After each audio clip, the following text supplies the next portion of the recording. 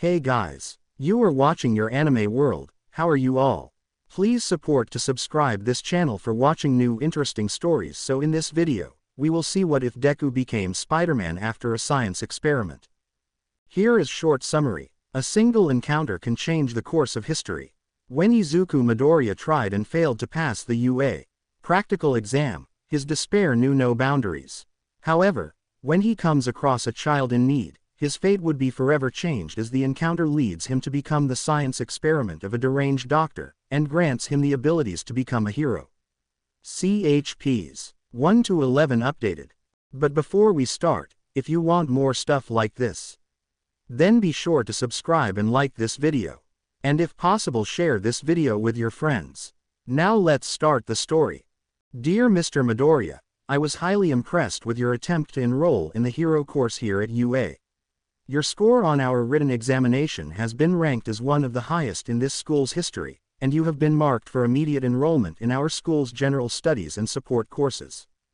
Concerning your attempts at the practical examination, however, while you did score a modest amount of combat points, I regret to inform you that you have failed to gain enough to qualify for UA's hero course.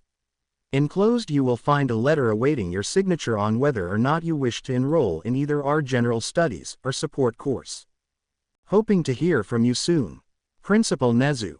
Izuku had read the letter dozens of times by now, and had the general studies and support course letters in front of him waiting to be signed. However, no matter how much he wanted to enroll in UA, he couldn't make himself sign the forms. He had wanted to prove himself worthy of being a hero so badly that he had spent the last year preparing his body for the test. He was much stronger now, and knew how to defend himself after taking a martial arts class, but even that hadn't helped him. I guess All Might was right, the boy sighed as he took the rejection letter between his hands and ripped it right down the middle before tearing it into smaller pieces and letting it drop into the wastebasket beside his desk. Grabbing a few of his inventions from his desk and stuffing them in his pocket, Izuku got up from his chair and walked out of his room where his mother was waiting worriedly. The woman took one look at her son's face and reached out to hug him. Oh, sweetheart, she brought him into her arms and started crying. I'm so sorry. She wept while Izuku patted her back absently. It's okay, the boy said mechanically. They said I can still get into the support course and general studies. His mother's mood changed almost immediately when she heard that. Oh, then isn't that better than being outright turned away? She smiled up at him in an attempt to cheer him up, and you would still be able to help heroes with your inventions. Like those little gadgets you like to tinker with all the time. The boy sighed before moving away from his mother. Yeah, Izuku said before moving away, and heading toward the door. He grabbed a light green jacket just as his mother called out to him. Izuku, sweetie, I know this isn't what you wanted, but, realistically, this is much better for you. She said, not knowing that she was breaking his heart into even smaller pieces. Hero work is dangerous even for those that have powerful quirks, but for you. After 10 years of hearing the same thing, something inside the boy snapped and it all came rushing out as he lost his temper. You think I don't know that? Izuku snapped, his mother's eyes widening in shock. Believe me, I do. He ground out while the woman just stood in a stupor. I've had to live with my dream being shattered at every turn by you, my teachers, and people I thought were my friends. Izuku, she whimpered in an attempt to calm him. But he was far from through with his rant. And don't think I don't know why Dad never comes home, or even calls us anymore, the boy growled. He's ashamed of me, and can't stand the sight of his quirkless son. He backed toward the door. Kachan was right, a swan dive off the balcony would be. Izuku Midoriya, his mother yelled, horrified by his words as he just turned away and walked out of the apartment with the door slamming right behind him. Her tears were spilling over as she sank to the floor and wept. Then her son's words started ringing in her ears. Kachan was right. Kachan was right. Katsuki. She rose up and reached for the phone, and dialed the Bakugo residence. Mitsuki. It's Inko. We need to have a talk, now. Meanwhile, Izuku had made it down the stairs and onto the street, and was walking slowly down the sidewalk, his eyes cast down while he had pulled a hood up over his head. He didn't want anyone from his school in the neighborhood recognizing him. It was no secret that he had tried for UA, and suffered for it. Not just mental but physical abuse by many of his classmates. And at the front of the abusers was his former childhood friend, Katsuki Bakugo, whom he often referred to as Kachan. The boy had been blessed with a powerful quirk, and had been praised by everyone, from their teachers to the parents of other students, saying that he was sure to be a wonderful hero. Of course, no one had dared to curb the lousy attitude that had come with all of that praise. He had grown prideful, and bull-headed. He viewed anyone around him as beneath him since no one had a stronger quirk than he did. And since Izuku didn't have a quirk at all, that meant that Katsuki turned from being his best friend to his worst possible enemy. With the world's population being a quirk-dominated percentage, with 80% of the people having a quirk, and 20% not having a quirk, those that were diagnosed as quirkless were now seen as the freaks of society. Which meant that the term racism had been thrown out the window, and had been replaced by geneticism. When it came down to it, even if a person's parents had quirks, that didn't guarantee that person would get one of their quirks, a mix of the two, or at all. It all relied on genetics. And that meant that the fault really didn't lay with Izuku. His father, Hisashi, as it turned out, had a long history of quirklessness in his family. His quirk wasn't even particularly strong, either. While he did love his father, he felt that the man was hoping that, when Izuku was born, his child would have a mixture of his and his mother's quirks. Pyrokinesis was rare, and even a weak version of it would be looked upon as remarkable. Flame quirks weren't rare, but they were never useless. But that had all come to a screeching halt when Izuku had been taken in for his quirk analysis and deemed quirkless, all because of an extra joint in his little toe. After that, things had gone from bad to worse. With his powerful explosion quirk, Katsuki had become the picture of a schoolyard bully on steroids in every sense of the word. And Izuku had taken it upon himself to stand up to him, which resulted in all his bullying had shifted to the quirkless boy that didn't know his place. He could still feel the heat from each explosion produced from Katsuki's palms, which were punctuated by cruel words raining down on him, such as insect, stepping stone, and possibly the worst of all, Deku. Deku was another way to read the kanji of Izuku's name, changing it to a word that meant worthless. And having suffered the Ashen Blonde's wrath for 10 years, Izuku how knowingly developed a low opinion of himself. Even after he had gotten into Aldera Middle School, things had gotten even worse than before. The teachers of the school didn't care for the fact that one of their students was quirkless, only that another of their students had an impressively powerful quirk, and that he was aiming for UA Academy. When it was found out that Izuku was also working his way toward the same school, Katsuki had hit the roof. There wasn't a day that went by that Izuku didn't come home with new wounds, bruises, scrapes, and scorch marks. If you're so desperate for a quirk, why not take a swan dive off the roof and wish for one in your next life? Katsuki had said not so long ago.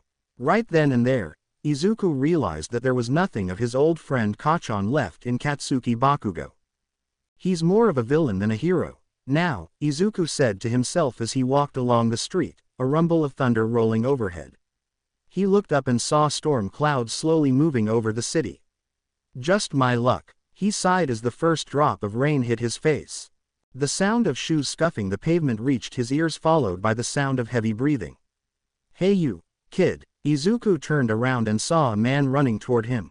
He skidded to a stop right next to him, completely out of breath. "Kid, you seen a lil girl?" he panted from behind a surgical mask while he held up a picture. "Looks like this." Izuku looked at the picture, seeing a skinny, pale, white-haired little girl with a tiny horn on the right side of her head. Izuku then looked at the man, along with the surgical mask over his face, and was wearing dark glasses as well as a thick overcoat and gloves. At his side, Izuku was certain he could see the shape of a gun holster tucked underneath the coat. He could also make out the smell of cigarette smoke and a faint hint of some kind of alcohol coming from the man. Izuku simply gave a shrug. "Sorry," he said, "you're the first person I've run into." He was glad that he didn't have to lie. He was horrible at it. And this person seemed like someone that he'd want nothing to do with. The man growled and shoved the picture back into his pocket. "Damn it," he then took off. "Boss is gonna kill me." He muttered under his breath as he ran and the rain began to fall, not bothered about letting Izuku hear him. Izuku then watched him as he rounded the corner of the street and checked his pockets, making sure he had a particular one of his inventions with him. As it happened, he did, so he brought it out and attached it to the inside of his right wrist and palm. It was meant to be a capture weapon he had designated the web shooter. As its name suggested, it shot strong, sticky ropes of a web-like substance that stuck to most anything and were nearly impossible to get off without spreading it, but it was also as strong as steel cables. After his encounter with the supposed gunman, he thought that it would be useful if he happened to run into any more trouble. And he was certainly in no mood to deal with thugs with guns. He covered the device with his sleeve and continued his walk, right before a tiny body came tumbling out of the alley and crashed into his legs. Back at the Midoriya household, the normally timid Izuku Midoriya was showing her fangs for once. "I've put up with that boy of yours for years, Mitsuki, and only because my baby wanted to see the good in him," she half shouted half sobbed into the phone, but after hearing that he practically tried to bait my Izuku into suicide is beyond any amount of reasoning or patience I can muster.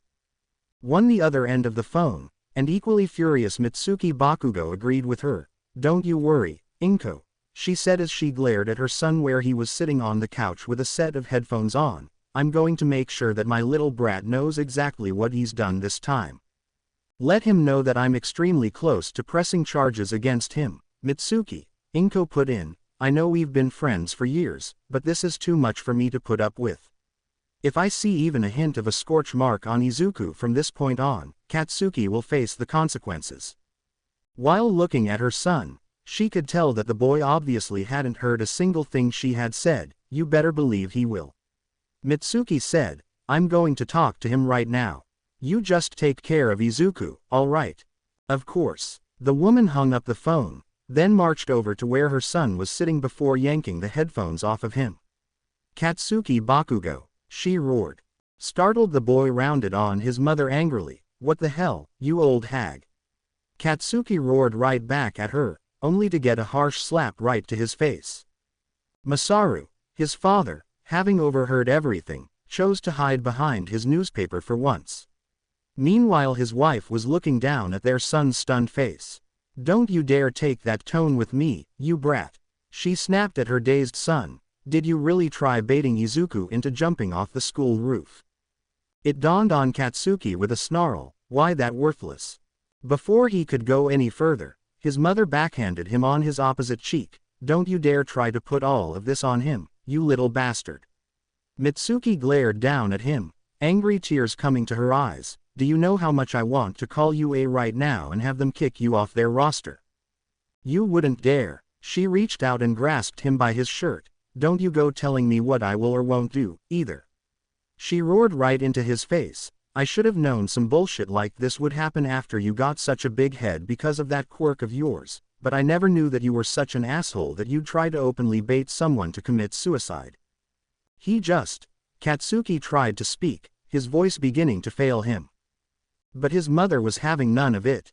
"No, not another word," she snapped before jabbing her finger into his chest. "I'm going to be calling the teachers at UA to let them know exactly what you've done, and so help me if they kick you out, then I say good for them," she shouted, leaning over him. "To think that I used to be proud of you," she sighed, her voice finally dropping in volume. "Now I can barely stand to look at you," she said as the boy looked away from her. "You know, you and Izuku always loved seeing All Might in action, and that made you both do your best to become just like him." She shook her head. "But you're acting like a villain." It wasn't a slap to the face, but it might as well have been. But his mother wasn't done as she grabbed the boy by the hair. "And get this straight, young man, if you go near Izuku to do anything more than to apologize, both his mother and I are prepared to have charges brought up against you, understand?" Quote. She released him. "If you see Izuku, the first thing out of your mouth had better be 'I'm sorry,' and you'd better mean it, Buster. Not a single singed hair, not a single piece of scorched clothing should be seen on that boy ever again. Do I make myself clear?" He looked away from her, his mouth drawn into a thin line. Mitsuki reached out and grasped him by the chin, forcing him to look at her. "Katsuki." He finally gave a small nod. "Yes, Mom." Mitsuki stood back with a nod. "Good," she said, and pointed toward the door. Now get out of here for a while. I need to cool down, and it'll be easier if you're not here. He nodded and started for the door, and take an umbrella. It's supposed to rain. He wordlessly snatched up an umbrella from beside the door and walked out. The woman groaned and went over to the couch with her husband, slumping into the seat. How? Mitsuki sighed, palming her face. How did I not see this sooner? You mean how did we not see it sooner? Masaru asked as he folded up his paper. Don't forget, parenting is usually a two-person job, and I haven't been keeping up my side of the work. Mitsuki looked at him with a half-smile. True, but you always told me that we needed to curb that attitude of his, she said, and I never listened. Look where that's gotten him, now. What if they really do kick him out for this?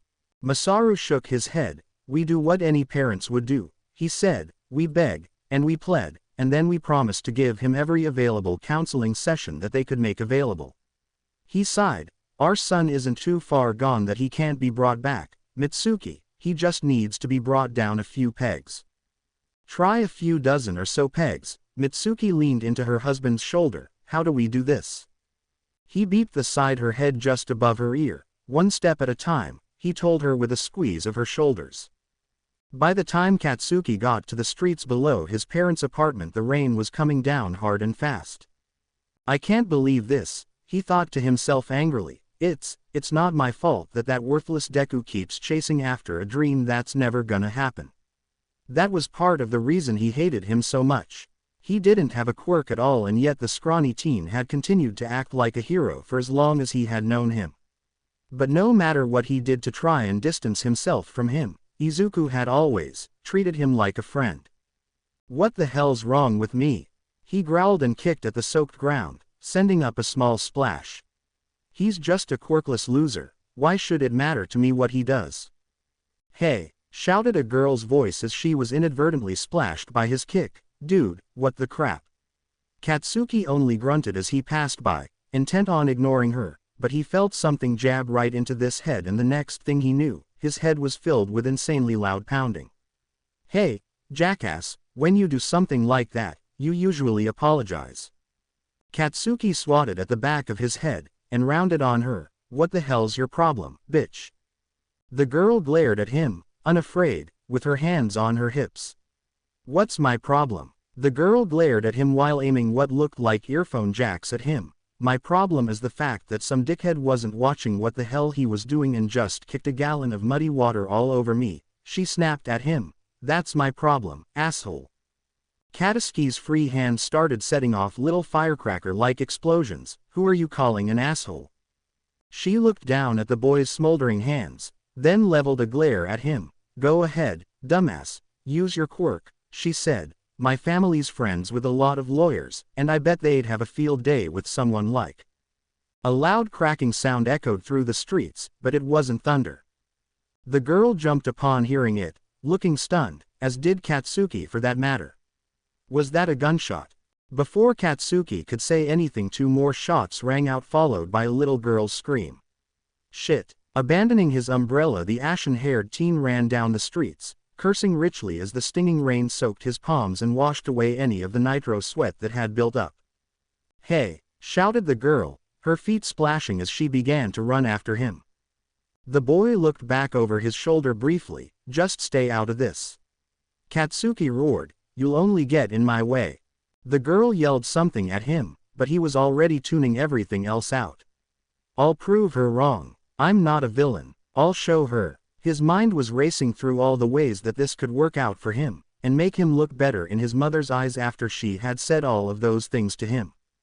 Another shot rang out as a figure stumbled out from an alley carrying a wrapped bundle in their arms. What the hell? The blonde slid to a halt, nearly colliding with the figure before he recognized a sopping wet mop of greenish-black hair. Deku. Izuku looked up at Katsuki's voice, his face paler than normal. Kachan. The look on his face couldn't have been more relieved. The use of the nickname caused a vein to pulse on the blonde's head. Don't call me that, idiot. He snapped as the teen stumbled toward him, panting heavily. And what's all that shooting about?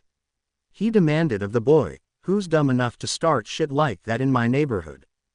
Wait up. The girl had caught up with him, and was holding his umbrella. She glared at him through her dripping wet bangs. Jerk. You could have waited for me. She snapped at him, her clothes sopping wet from the drenching he'd given her, and now from the rain as well. What if you needed help? Do you even have a phone? Katsuki rounded on her, and I told you to stay out of this. The girl, Izuku noticed, along with her quirk, had short, dark hair, and a fair complexion. And she was looking right at him with wide eyes. Hey, are you bleeding?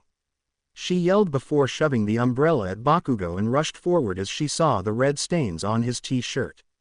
It was then that Katsuki noticed that one of Izuku's hands was clamped onto his left side, which was red with blood leaking through his fingers.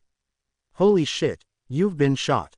He's what? The explosion teen shouted. Izuku brushed her hands away with a shaky grin. Please don't worry about me, he said before he pushed his bundled up jacket toward Katsuki. It's her we need to worry about. Katsuki frowned as he lifted a portion of the jacket and saw a pair of terrified little red eyes looking right back at him. To say that the explosive teen was shocked was an understatement. Okay, Deku, what the actual hell? He looked at the injured teen. What's with this kid, and who the shot you?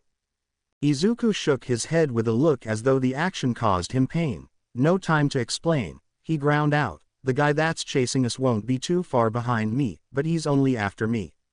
He said and thrust the girl into his arms. You take her, and get her to the police station. I'll lead the guy away. Then the three of them heard a small, terrified voice stutter out, and no. Both Katsuki and the girl looked down at the child he was now holding as she reached out a tiny bandaged hand to latch onto Izuku's soaked shirt. Please, don't go. He'll kill you, she pleaded with him, her eyes wide and watery. He always kills the people that are nice to me. I don't want you to die. Her tiny voice was laced with fear and desperation. Izuku just smiled as he reached up and patted her on the head. Don't you worry, he said, keeping his tone calm for the little girl. I'm not going to die. If there's one thing I'm actually good at, it's finding a way to get through anything. He winked at her, and then looked back at Katsuki. You want to be a hero so much, well here's your chance. His voice turned cold and serious. Get her out of here. Katsuki was about to argue, but the green-haired teen turned him around by his shoulders and gave him a shove. I said get out of here. He repeated more forcefully before looking to the girl. You had better go, too. And you should get to a hospital. The girl snapped as she handed Katsuki his umbrella. Look, I don't know what's going on. She looked down at his side where the blood was freely flowing between his fingers, but I'm not going to leave someone behind when they're hurt this bad. Katsuki looked between the two of them and growled. There's a clinic not far from here. She looked at him with raised eyebrows. It's small, but they should be able to patch him up enough to get him to a hospital. He pointed down the street toward the west. I'll take the kid to the police and see if I can send some help. He then glared at the wounded boy. You just try not to die on me, you damn nerd, or I'll kill you. Izuku gave a weak crooked smile. Got it, he said with a slow nod before he started off in the direction of the clinic both of them knew.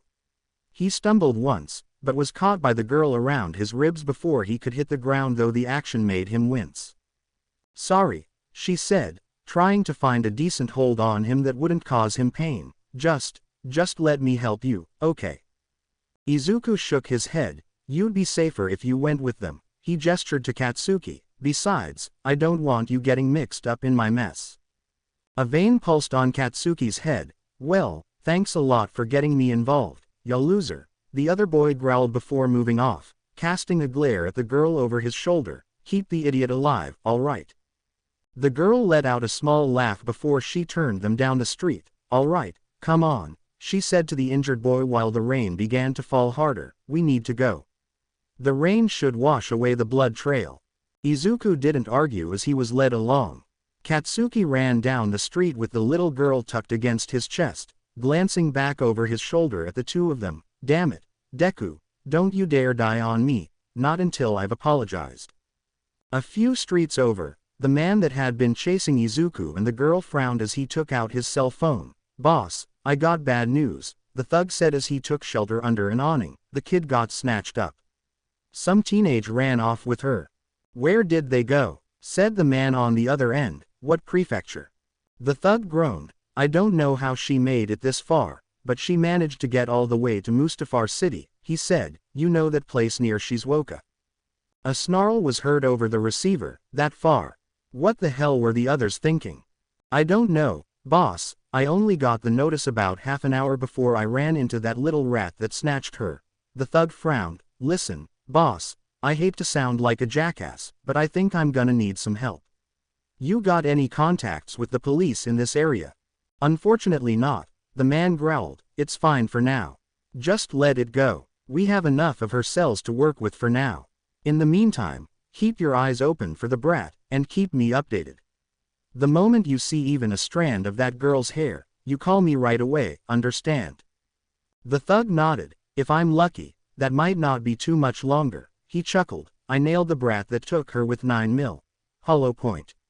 He chuckled. He should be bleeding out anytime. Good, the man said, at least you made the little bastard pay.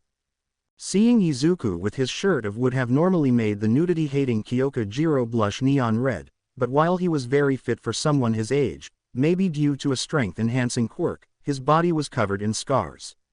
More scars than she thought possible for anyone outside of pro-hero work, or any other dangerous jobs, or military service.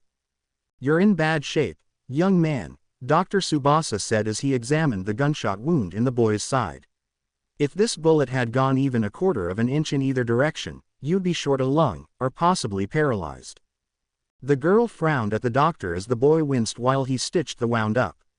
You seriously need to work on your bedside manner, Doc, she huffed. The guy just risked his life for a little girl, and you're telling him he was damned lucky to make it this far. Tsubasa looked at the girl through his strange-looking goggles. That's not what I meant at all, my dear, he said, as he dabbed the area with alcohol, making the boy hiss. I'm actually quite impressed that a boy his age could take such damage without a type of healing quirk. Kyoka smiled at the boy as his face twisted in a sort of half-smile at the praise. Well, whatever his quirk is, it must be doing something to help him if he's not bawling his eyes out right now. The boy looked ready to cry. Well. The doctor beat him to the punch. Oh, Izuku doesn't have a quirk at all, young lady, the doctor said, which caused the boy to flinch, which is why I'm so impressed. The girl looked at Izuku with a new light in her eyes, but, for Izuku, it wasn't the look of loathing or disgust he had come to expect because of his harsh treatment, it was a look of pure amazement. You don't have a quirk. Her voice rose in pitch, but I saw you at the UA entrance examens.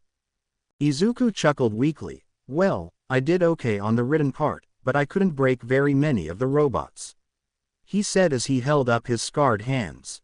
Still, though, that was a pretty ballsy thing to do, she said, impressed. HMPH. The doctor snorted as he went to one of the cabinets. Ballsy isn't the word I would use, just to let you know, he said, pausing as he pulled out a vial of green liquid.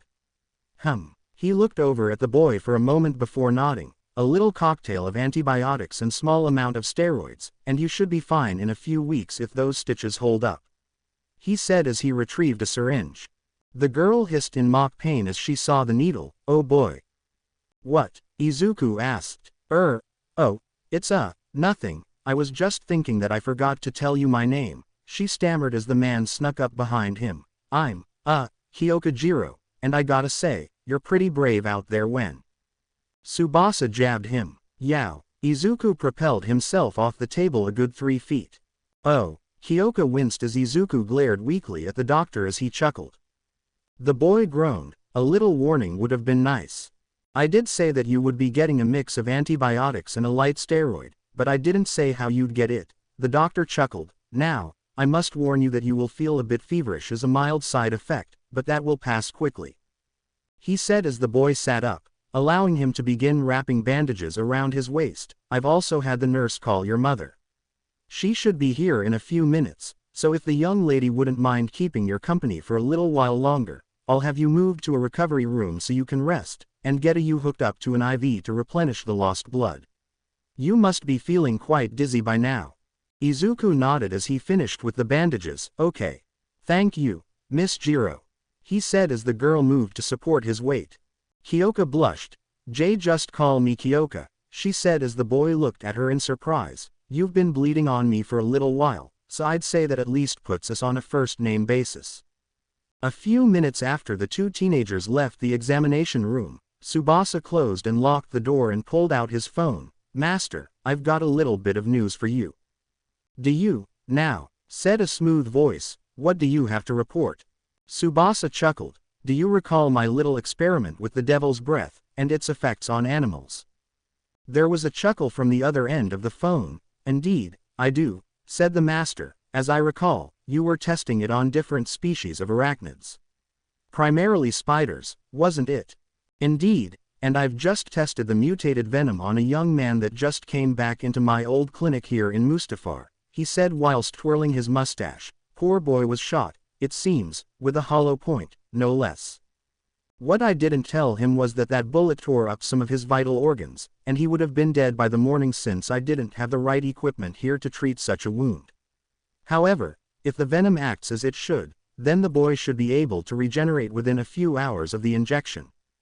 The master chuckled, still trying to make up for not finding the cell regeneration quirk in time. "Are we? Can you blame me, master? You are, technically, blind after all." Tsubasa sighed. "And it was I that failed to heal you in time." "What other side effects do you expect?" asked the master. Tsubasa hummed in thought for a moment. "If it's a negative reaction, then he won't last the night. The venom I used was from a mutated black widow I procured from overseas, after all. However, if the effects are positive, as I've said, he'll heal, and be right as rain by morning," he said, "though I don't know if there will be any other effects.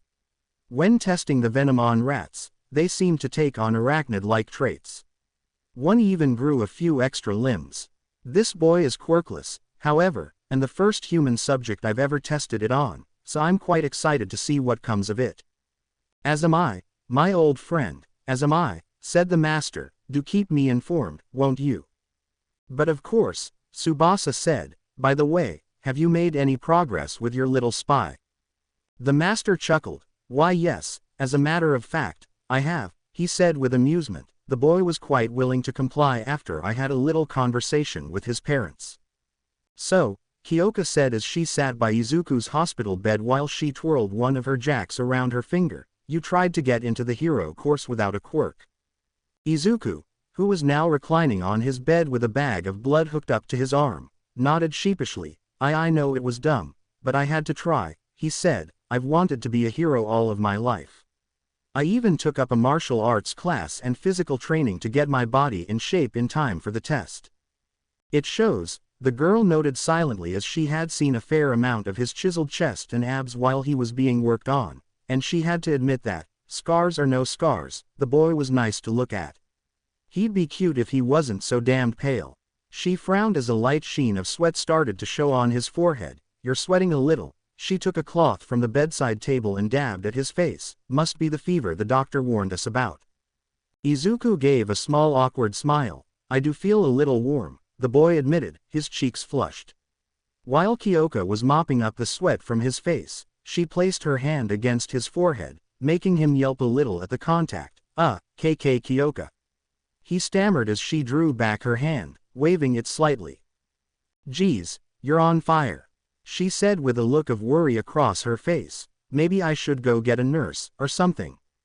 Izuku frowned. "Really, I feel fine," he lied, while in truth he felt like his insides were churning, and not just because of the bullet hole in his side. Even the simple touch of her cool hand had sent a near electrical shock wave over his skin, but he thought that the cause might have had something to do with the fact that an exceedingly pretty girl was caring for him. Kyoka shook her head. "You don't look it," the girl said stubbornly before she got to her feet. "Look, you just lay back and rest, and I'll see if a nurse can come in and check up on you, all right?" she said as she moved toward the door. "I wanted to call my folks to let them know where I am, anyway." Izuku nodded, feeling a little more than often not trusting his voice, as the girl exited the room and curled in on himself as he clutched at his stomach. His stomach heaved, emptying its contents as he leaned over the side of the bed while the heat began to spread from his forehead throughout his body, his heart pounding rapidly. What's happening to me?" He groaned again in pain, and rolled over, his body falling from the bed. The machinery that he was hooked up to suddenly started beeping loudly as the IVs and monitors came undone from his body. His groans then turned into pained wails just as Kyoka came bursting back into the room with a nurse right behind her. Toshinori Yagi had never felt like such a hypocrite in his entire life since becoming a hero. The hypocritical part of his career being that while he watched the entire portion of the UA entrance exam, he had seen a young man that he had once met on the street, begging for him to say that he could be a hero even though he lacked a quirk. Naturally, thinking of the boy's own safety, he had told him no, in no small amount of words, even going so far as to show him the grievous wound that had been inflicted upon himself not so long ago, which was now leading him down a speedy path to retirement. But that young man had aced the written exam, and tried so hard during the practical that it was damnably painful to watch as his quirkless fists battered, bruised and bled themselves all over the mechanical villains.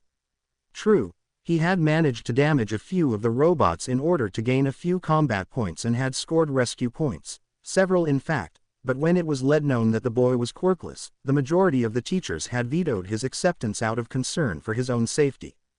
And so, Toshinori Yagi, the man known throughout the world as All Might, the greatest hero of all time, watched a quirkless version of himself crumble as his dreams of being a hero were utterly crushed.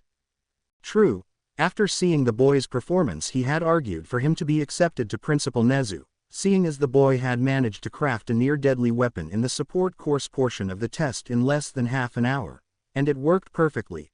Power Loader himself had stated that if he had been allowed to use it, it would have been powerful enough to put All Might on his back. But it was a lost cause. Even though he understood the man's argument, Nezu was adamant about the boy not being allowed into the hero course, no matter what Toshinori had promised, because, when it came down to the very heart of the matter, Izuku Midoriya's body simply would not hold up against the rigorous training that UA put its students through. Toshinori frowned at that. He himself had gone through absolute hell to gain his own power, and he was still going through it, all things considered. He would have been perfect, he thought to himself, if I had just seen that from the very start, then I could have helped him. His quirk, known as One for All, was a very special quirk compared to others. Special in the regard that it could be passed along to another, a successor of a sorts, to inherit the power of the previous wielder and make it stronger for the next inheritor. And I spurned the perfect successor. The man sighed to himself as he stood outside of the police station. He probably wouldn't speak to me now, no matter how much I tried to make it up to him. As he entered the building, he was met by his longtime friend, a detective by the name of Naomasa Tsukauchi. The man was standing next to an angry-looking young man with ashen blonde hair. When he saw the shrunken hero, he smiled. "Ah, Toshinori," he smiled, "glad you could make it so fast." "Of course," Toshinori said with a skeletal smile as he shook his friend's hand. "You sounded so urgent over the phone that I just had to rush right over," he said, and turned his attention to the young man, "and you seem to be in quite fine company." This young man was the top-scoring student on UA practical exam. The blonde gave the man a snarling look, "And just how the hell do you know that?" Rather than be put off by the boy's hostile attitude, Toshinori let out a chuckle. "I'm a bit of a talent scout for the school's recommendations," he said bashfully. "Along with yourself, the school seems to have quite the impressive crop this year."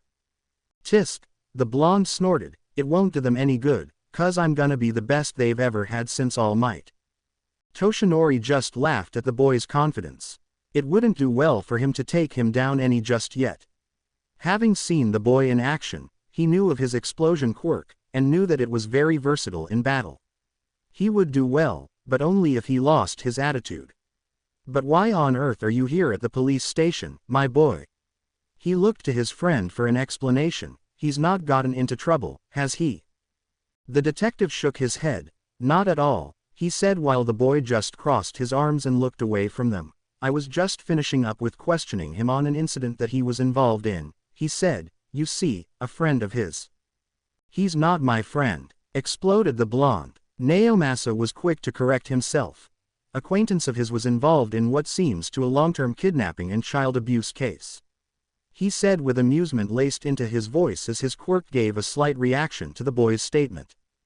Toshinori palmed his face and brought it down to his chin. "Dear Lord, anything but that," he said mostly to himself, though the blonde and the detective heard him quite well enough.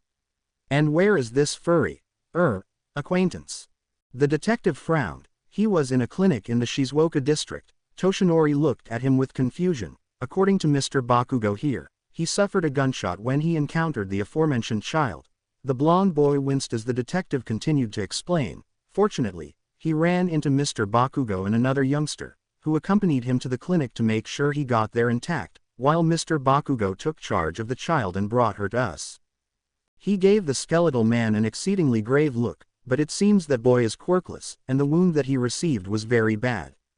He shook his head slowly. It was reported to the station about an hour ago that he was transferred to the local hospital because a severe fever developed soon after he was treated. He sighed, but with the sudden manner in which the fever developed, we're thinking that the wound turned septic, or that the bullet that he was shot with may have been laced with a type of poison. Toshinori's brow rose to beneath his hairline. Poison. He gaped at the man. Naomasa nodded slowly as he recalled reading the reports. The doctors found a very large amount of black widow venom in the boy's system, the face becoming graver by the second, and that would have been bad enough, but the doctors have reported that they've also found trace amounts of devil's breath in his system. The detective said, making both of them look at him in horror. Yeah, now you see why we thought that he'd been poisoned. Like hell he was. The boy snarled as he thought back to running into the boy before looking at the detective. He was weak from blood loss when I ran into him, but he wasn't acting like he'd been poisoned. Toshinori hummed in thought. That's something to think about, he muttered thoughtfully. Devil's breath is an extremely fast-acting virus. He began rubbing his chin as he thought about the situation and shook his head. No, if the bullet was coated with the virus, then he wouldn't have made as far as the clinic, no matter how close it was. Naomasa gave a sigh of defeat. Well, however it got into him, he's fortunate that his immune system seems to be fighting it off, he said. From what the doctors are saying, the boy, even though he's quirkless, is also pretty strong. Bakugo made a disgruntled noise next to him. The girl that was with him stated that he was only showing signs of a severe fever before she left to phone her parents and look for a nurse to check him over, but when she returned with the nurse, the boy had fallen out of bed, vomited all the floor and was drenched in sweat, which is the reason he was rushed to the hospital. His mother was supposedly able to meet them there after being notified. The girl is still with him, as far as I've been told. What about the child you mentioned? Toshinori asked, feeling that they had gotten off of the main topic. The poor little thing wasn't hurt, were they? The detective's face twisted into a look of pure rage. The child, a 6-year-old little girl, was. Well, she was unharmed, but that doesn't mean she isn't hurt. He ground out angrily. He reached up and pinched the bridge of his nose. That poor little girl, she's so introverted that she's terrified to let anyone but this young man near her. He made a small gesture toward Bakugo. Her arms and legs were wrapped in gauze, so I had Mr. Bakugo unwrap them to make sure that there were no injuries. He ground out through tightly clenched teeth. Both of her arms and legs were covered in scars, and they appeared surgical in nature, which meant that she wasn't just harmed, she was surgically tortured by her captors. The boy's hands started smoking as his palms released the nitro sweat that powered his quirk. That's not all there is. His voice was cold with fury. He's right, Naomasa said with a distinct tremble in his voice. She's psychologically damaged to the point that she believes that everything that's happened to her and her savior is her fault, and that the bad people will find him and kill him right in front of her as a punishment. If not for the young man in their presence, Toshinori would have shed his skeletal form and bulked up to his normal state of all might in anger. My God, he shook his head. Do we have any leads on who these people might be? Unfortunately, both the boy and Naomasa shook their heads. The little girl says her captors all wore masks that looked like bird faces. He gestured to his nose, tapping the side. I assume that what she's talking about is most likely a beak, so I can only assume that the masks that they were wearing may have been plague masks. Toshinori frowned in thought. I don't know of any active villain groups that don such masks, but I know someone who might know, he said with a deep sigh, though I am loath to call him. He and I did not part on amicable terms. He shook his head. Anyway, I think I would like to meet the young man that saved that little girl. Do you know his name, by chance? It's Izuku Midoriya, the blonde boy said. He's been my neighbor, and my classmate for as long as I can remember. The look on Toshinori's face was as if someone had just plunged a shard of ice right through his chest. Izuku, Midoriya, he thought with guilt heavily on his heart, I should have known. Izuku Midoriya had arrived at the hospital as fast as she was able without the use of a car, and was certain that the fees she paid for the cab would set her back quite a great deal with how she managed her bills. But that did nothing to stop her from getting to her son as quickly as possible. But by the time she arrived, it was to find her son in the throes of agony. The doctors and nurses were all doing their best to keep him from injuring himself further by strapping him to the hospital bed and sedating him, but whatever was afflicting him was causing so much pain that the sedatives were useless. Outside of the room where he was being kept, she saw the young girl that she was told had accompanied him, along with a couple whom she assumed were her parents. She was talking with them animatedly the entire time, giving Izuku little else to do but watch the nurses working over her thrashing son. So she sat down outside the room in a seat across from the girl and her family so she wouldn't disturb them, and started praying with all her might that her son would recover, and soon. Dear God, I give my only son who has been so badly hurt into your care. I ask that you give comfort to him to ease the suffering he has endured at my hands and those of others. She prayed silently, reach out your hand and save him from the pain that plagues him. Please let my son forgive me for the pain I have caused him over the years, so that I can be his mother again. Mrs. Midoriya, she looked up and saw the girl looking down at her with worry written across her features. Are you doing all right? Izuku nodded. I'm fine, thank you, dear, she said as the girl offered her a handkerchief. She took it and dabbed at her eyes, not even realizing that she had been crying. With her and her son, it was usually obvious as tears tended to flow from their eyes like water spouts. I was told that you helped my son when he was trying to get to the clinic. Thank you for that, too, she said as she smiled up at the girl. But she shook her head, the jacks on the ends of her earlobes tapping together. I really don't think I did anything special, she said with a hint of embarrassment. All I really did was keep him company. The worried mother smiled at her. And that is more special to me that you can imagine, she said to the girl as her parents stepped up behind her. My son has always had a low opinion of himself since he was pronounced quirkless, and he doesn't really have many friends for the same reason. So something as simple as keeping him company when he's hurt is more than enough to raise you up in my eyes. The girl's father grinned as he placed his hand on her shoulder. That's our little girl, he said. She comes off with a bad attitude, but she's got a heart of gold. The girl blushed deeply. Dad. She shoved her father away. Not cool. Izuku couldn't help but smile at their antics, wishing that her son and her husband could have had such a relationship. Just then one of the doctors exited the room, looking heavily disheveled as he adjusted his coat back onto his shoulders. He muttered, looking from Izuku to Mrs. Jiro. Could I ask which one of you ladies is Mrs. Izuku Midoriya? He asked with uncertainty. That's me. Izuku rose and stepped forward. Thank you, the man sighed as he adjusted his tie. Regarding your son, well, as you've most likely seen and heard, he gestured to the room where the nurses were still struggling to keep the boy restrained. Whatever he's been infected with has been causing him an extreme amount of pain. He shook his head in utterly bafflement, and I'm afraid we've expended the amount of sedatives we can safely give him. Kyoka looked into the room where Izuku was just barely holding himself together from screaming and thrashing about. Whatever you're giving him doesn't look it's doing much for him. The doctor nodded. The fever he's suffering from is burning through everything we've given him at an alarming rate. He sighed. All we've managed to do is keep his temperature just barely low enough to keep it from causing permanent damage.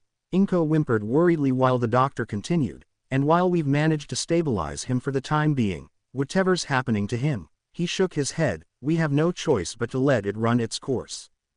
Kyoka's mother stepped forward and placed her hands on Izuku's shoulders. Don't you have any ideas about what's causing this? She asked on the worried mother's behalf. This is certainly more severe than the gunshot wound our daughter told us about.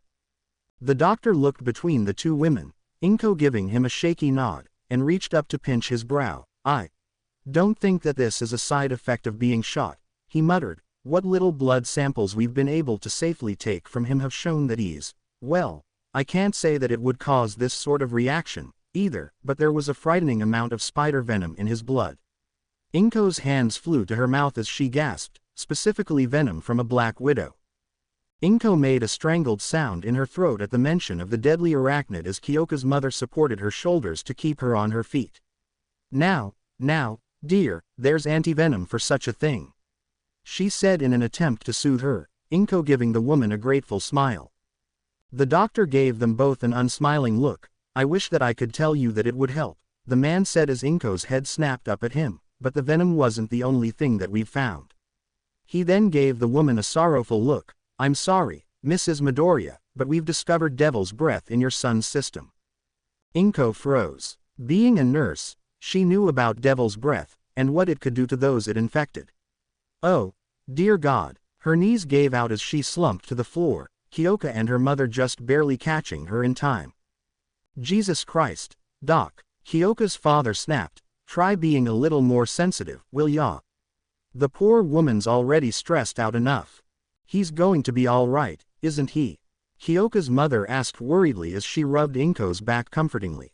The doctor sighed, seemingly baffled. In all honesty, amidst everything he's being put through, the boy should have expired long before now, he said while Inko made a strangled sound, which gained him more glares from the Jiro family. When he was shot, the bullet all but destroyed his liver, and then there's the added effects of the venom, which we believe is what's causing his suffering now, and the virus in his system.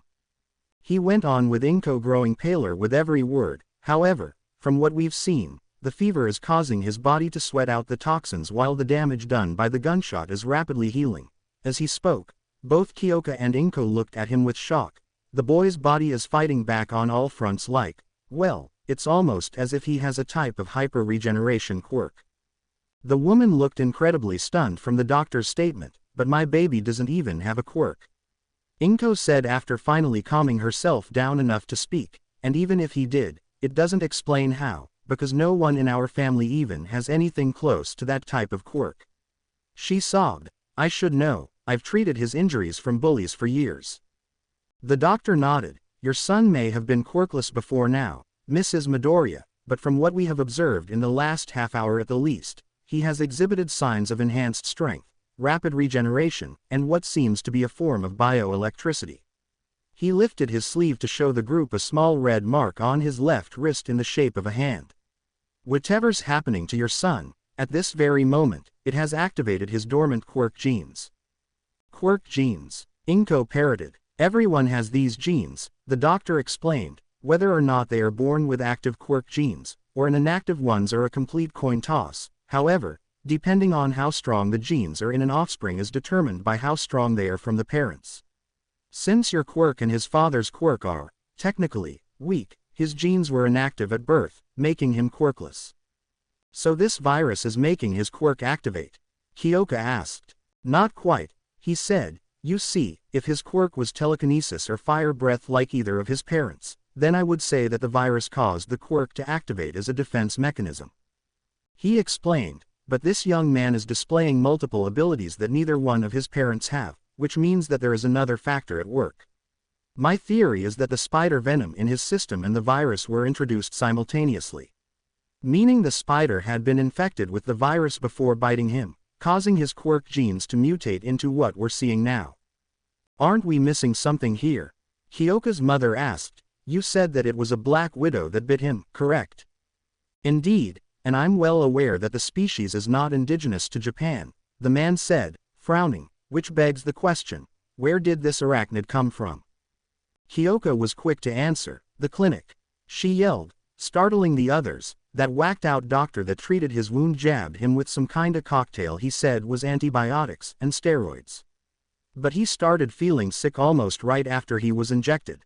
Why would he do something like poisoning the young man?" the doctor asked. "An experiment," Inko wondered out loud, growing paler by the second. "He used my son as a guinea pig."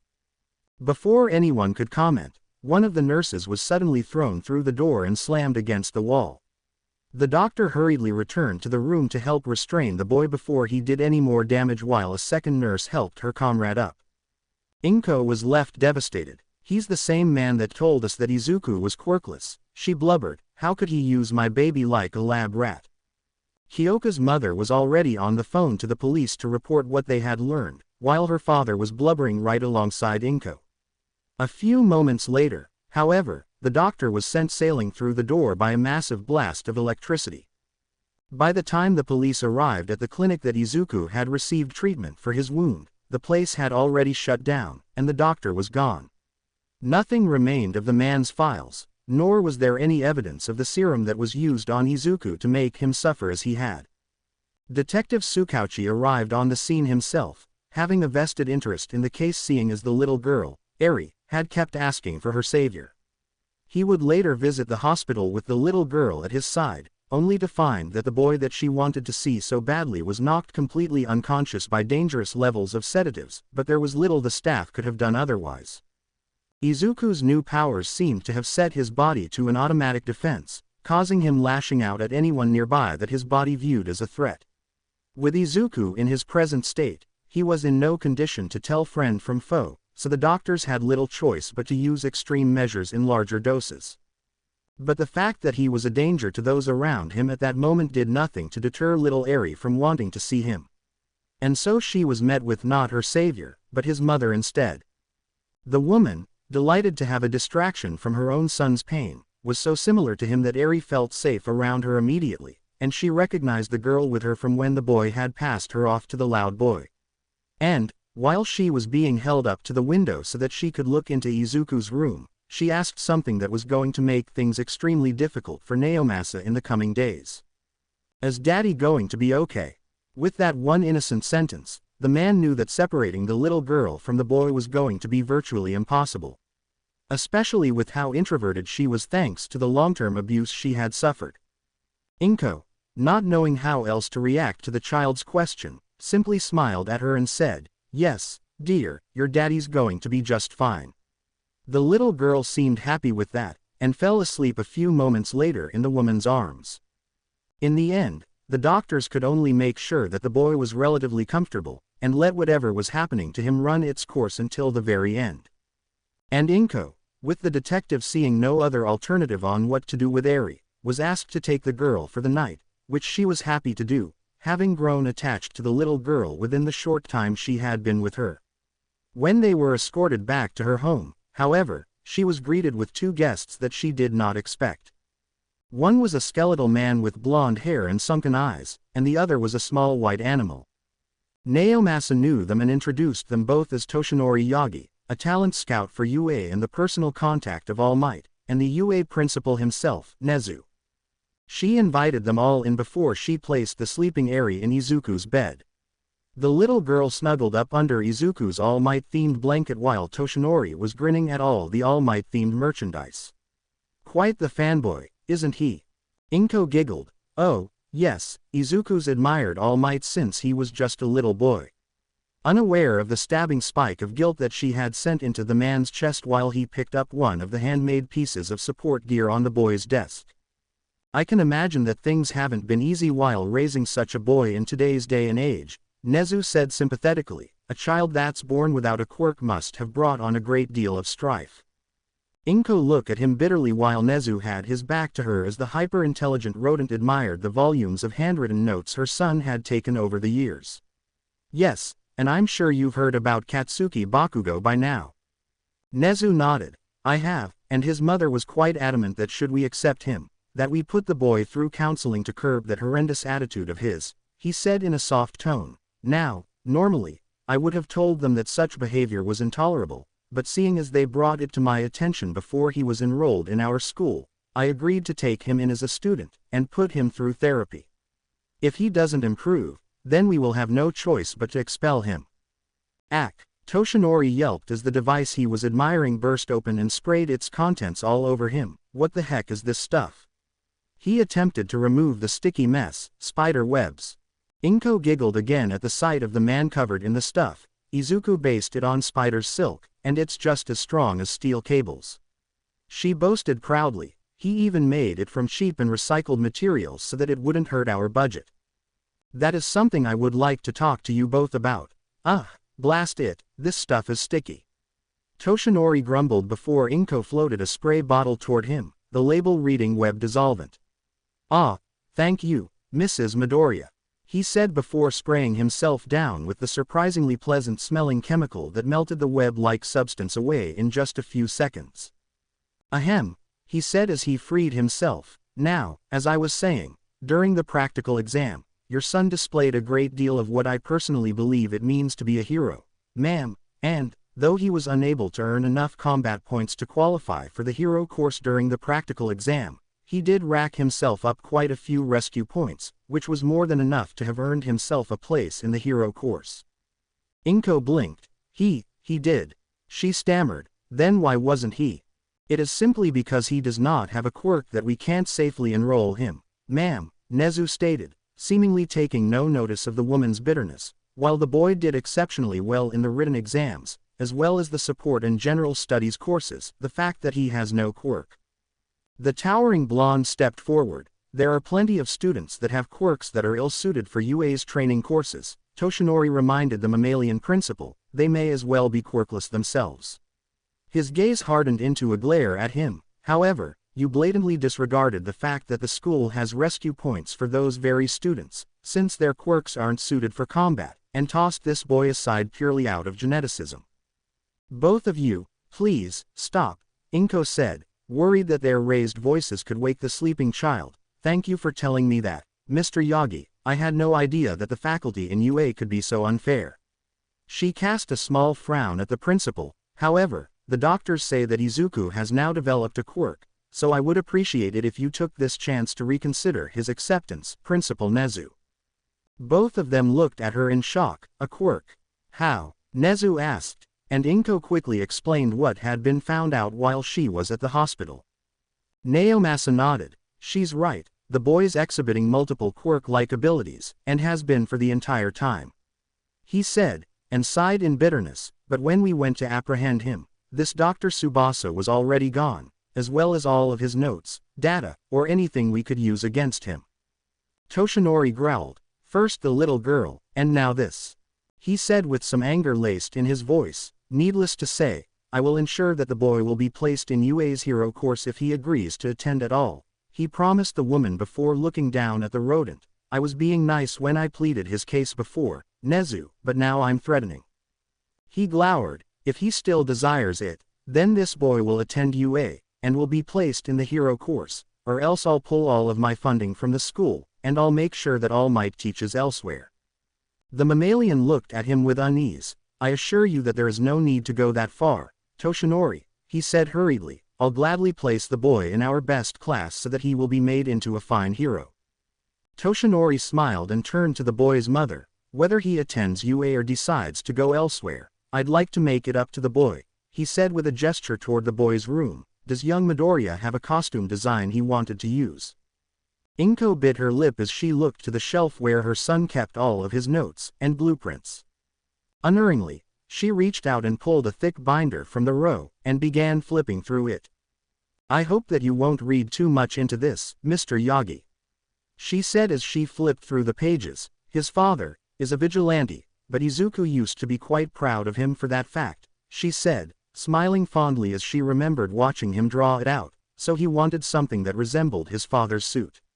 She handed him the binder, allowing him and Naomasa to have a look at the design on the page. Naomasa shared a look with the skeletal man, Toshinori smirking at him. His father, you said? Inko nodded rather proudly. Yes, I did. Naomasa was pinching his brow. The reason he doesn't come home isn't because he's ashamed of his quirkless son, is it? No, it's not. At least that is not what I believe. Inko said before giving both men a look of fear. I haven't spoken with him in so long, but I know that he's doing honest work, now. The detective just sighed. I'm not here to investigate a vigilante that's been silent for the last 10 years, he said, but I would like to ask you a few questions at a later time, provided you don't mind talking about him in general. She smiled. Not at all. She shook her head. Toshinori chuckled. I'll have to make a few changes and tweaks here and there to make sure it's not too obvious, but I think I can have our company make him an excellent hero suit. Izuku awoke to an urgent buzzing at the back of his head, and he blearily opened his eyes to see a familiar figure standing over him and taking blood from his arm, Dr. Tsubasa. The doctor nodded. That is the name that I have often used. Yes, the man said as he raised up and injected the blood sample into a specimen bottle. As I've said before, I am quite impressed with you, young man. Yes, indeed, he said, looking down at him. not only did you survive having your liver being practically blown to pieces, but the serum I injected you with gave you the gift that you've always wanted. I would suggest that you thank the spider if she were still alive." "Gift?" he asked a little more clearly. Tsubasa smiled at him with evident pride. "Yes, my boy, a very special gift," he explained. "While I'm not sure how far it will extend, you now have all of the abilities that most spiders have. Though, I highly doubt that you can spin webs of your own." He chuckled before placing the sample in his pocket and retreating from the room as Izuku began to drift back into unconsciousness. "I truly can't wait to see what you're capable of, my little spider boy." Izuku didn't know how long he had been out for, but he knew that it had been quite some time since he last moved. His joints were stiff, and his body felt heavier, as if he were being pressed down into the mattress. There was no buzzing at the back of his head this time, so he knew that something else was causing him to wake up. It was a soft sound, a voice, someone was singing. The sound was unlike anything he had ever heard in his life when he listened to music while working on his gadgets. No, this voice was husky, yet it was so heavenly that he thought that he was hearing the voice of an angel. Cracking his eyes open slowly, he looked over to his right where the voice was coming from, and saw the very girl that had helped him to the clinic sitting next to his bed singing a soft tune to a sleepy little girl sitting in her lap. He shifted his head a little closer so he could hear her better, but the movement must have caught her attention as she stopped singing a moment later and looked down at him with wide eyes. "Holy crap, you're awake." Izuku chuckled nervously as the little girl blinked sleepily in her arms. "Why yeah, I guess I am, huh?" Eri came wide awake at the sound of his voice and locked eyes with him. "Daddy." "Huh." Izuku blinked before the tiny girl launched herself at him, hugging him as tightly as her bony arms would allow. Daddy." Kyoka smiled at the sight of the little girl looking so happy, even when she wasn't smiling. "Yup," she giggled as she moved from her seat to sit on the edge of the bed. "It's what she's been calling you ever since they brought her over to see you," she said as the boy raised up in bed so he could cradle the girl in his lap. Izuku laughed a little nervously. "That's going to take some getting used to," he said as the girl snuggled against him. He looked over at the girl. How long have you been here?" The girl sighed. "Today." She shrugged. "Not long. An hour at most," she said with a small blush on her cheeks. "But, you've been out cold for a solid week." "Week," Izuku said in a high squeak. "I've been here for a week." Eri sniffled. "You wouldn't wake up," she said. "We came every day, but you wouldn't wake up." Momentarily forgetting what she had called him a minute ago, Izuku smiled down at the little girl and patted her hair. "I'm sorry I made you worry about me, sweetie," he said, "but I told you that I wouldn't die, didn't I?" Eri nodded her head shyly. "You see, I kept my promise." Kyoka smiled at the pair of them. "You know you had a lot of us pretty darned worried about you, right?" she said with her hands on her hips. "That Bakugo guy comes by every other day, and your mom comes by every evening to see if you've woken up." She reached into her blazer pocket and pulled out her phone. "Speaking of that, I should probably send her a text to let her know you're up." He watched as the girl used the long jack-like lobes to type and send the message. "So, what did the doctors say was wrong with me?" Izuku asked as he held onto Eri. "And what about her? Have the police found out anything about her?" Kyoka shook her head. "No. As far as I've been told by your mom, all they've been able to find is that Eri technically doesn't exist." She counted off on her fingers. No birth certificate, no medical records, and no information on who her parents might be. She frowned. "Your mom and I have been taking care of her for the last week, so she's been in pretty good hands." Izuku sighed. "That's at least some good news." "Yeah, but you're the one that's got everyone's attention," she went on. "That Dr. Tsubasa guy gave you something that wasn't antibiotics or steroids. It was some kind of spider venom laced with devil's breath." Izuku looked at her in shock. "But I should be dead, then, shouldn't I?" Kyoka shrugged. "Well, I'm not complaining about you not being dead," she said with a small laugh. "Besides that, from what I heard, you've got yourself a quirk, now." Izuku blinked, remembering something like a dream about the doctor standing over him and telling him he had a spider's abilities. He sat up in bed and placed Eri down before he got to his feet. not the slightest bit dizzy, or even lightheaded. Hey, don't push yourself. Kyoka trailed off as the teen suddenly jumped up onto the ceiling, and stuck there like a spider crawling across the tiles. Okay. Izuku could do nothing but grin at her from his position on the ceiling. The possibilities of his new quirk were running through his head like a bullet train. I can't wait to analyze this, he thought, thinking of how much he could fill up in one of his notebooks. In the week that Izuku had been unconscious, the good doctor had had a great deal of time to analyze the blood sample he had taken from the boy. The master had been quite pleased with the results of his research as well. How is our newest subject doing? The master asked over the static of a monitor in the man's lab. The doctor chuckled as he turned his attention away from his project. He's doing quite well, if I do say so myself, master, he said, introducing the mutated blood to the Nomu's base form has given me quite the impressive little soldier to set loose. He smiled and turned back to the creature standing in front of him. The creature itself was easily 7 feet tall, with dark shaggy gray hair all over its body.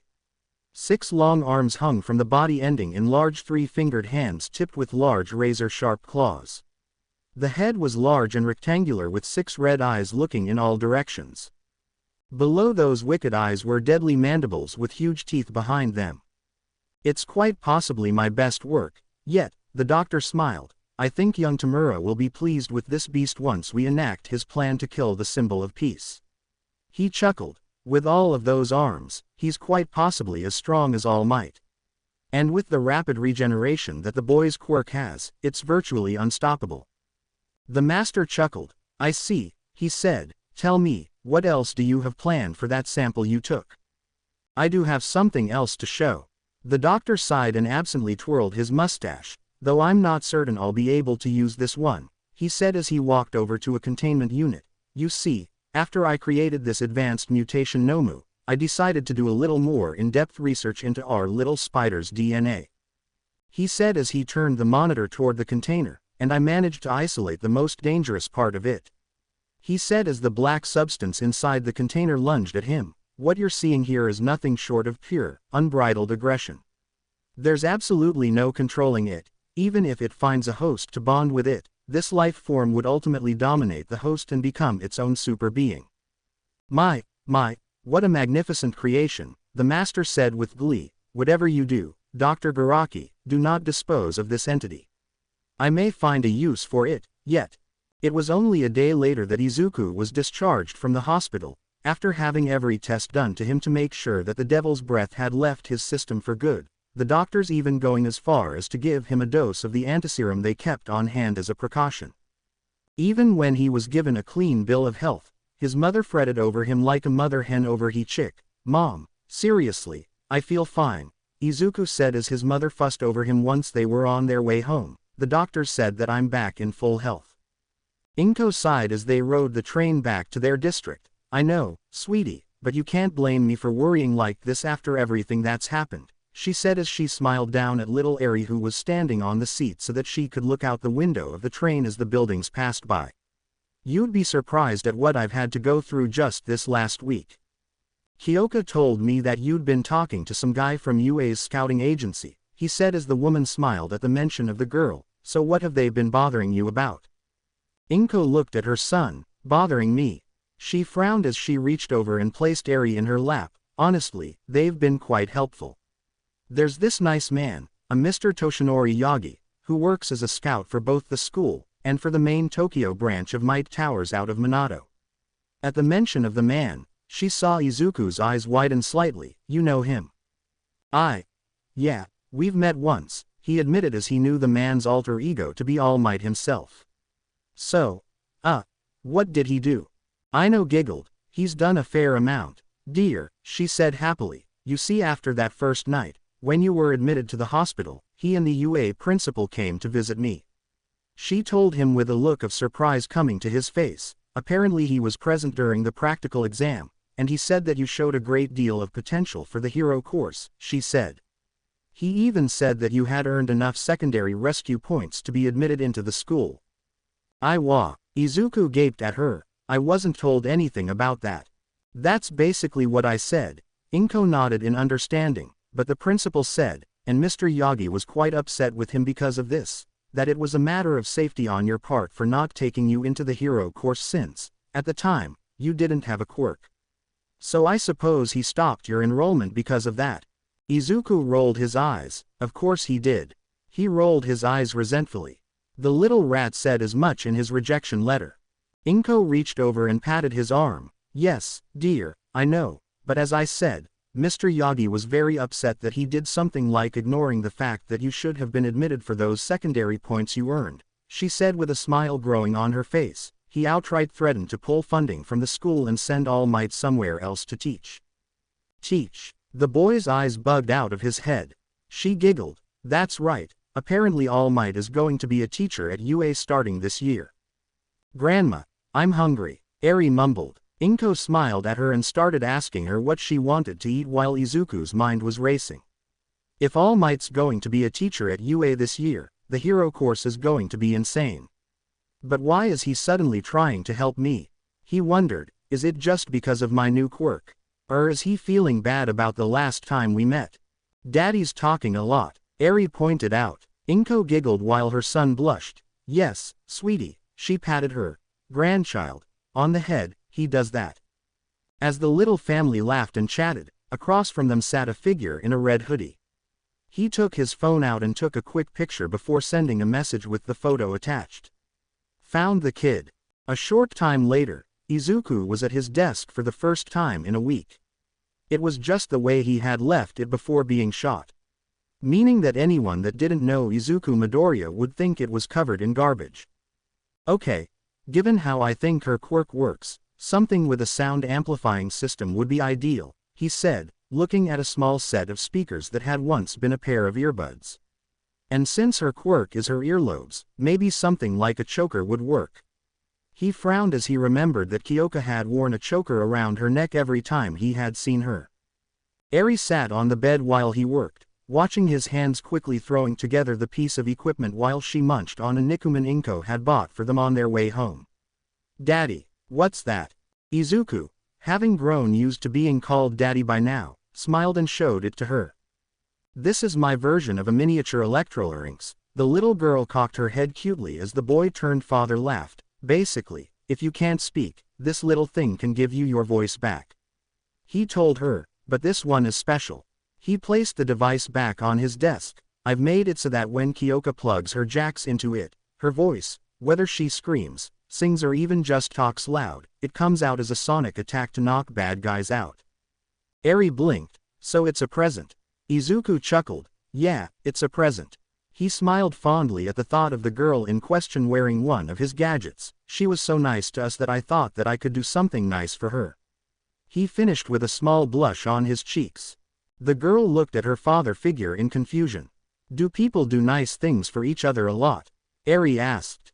Izuku shook his head. No, not all the time, he said with some regret, but some do, like me. Eri nodded. Daddy's really nice.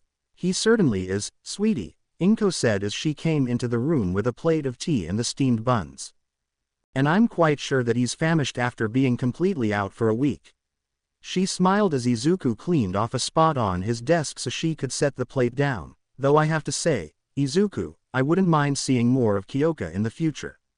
She said with a small laugh. She's so sweet and she's been a joy to have around since I started taking care of Eri.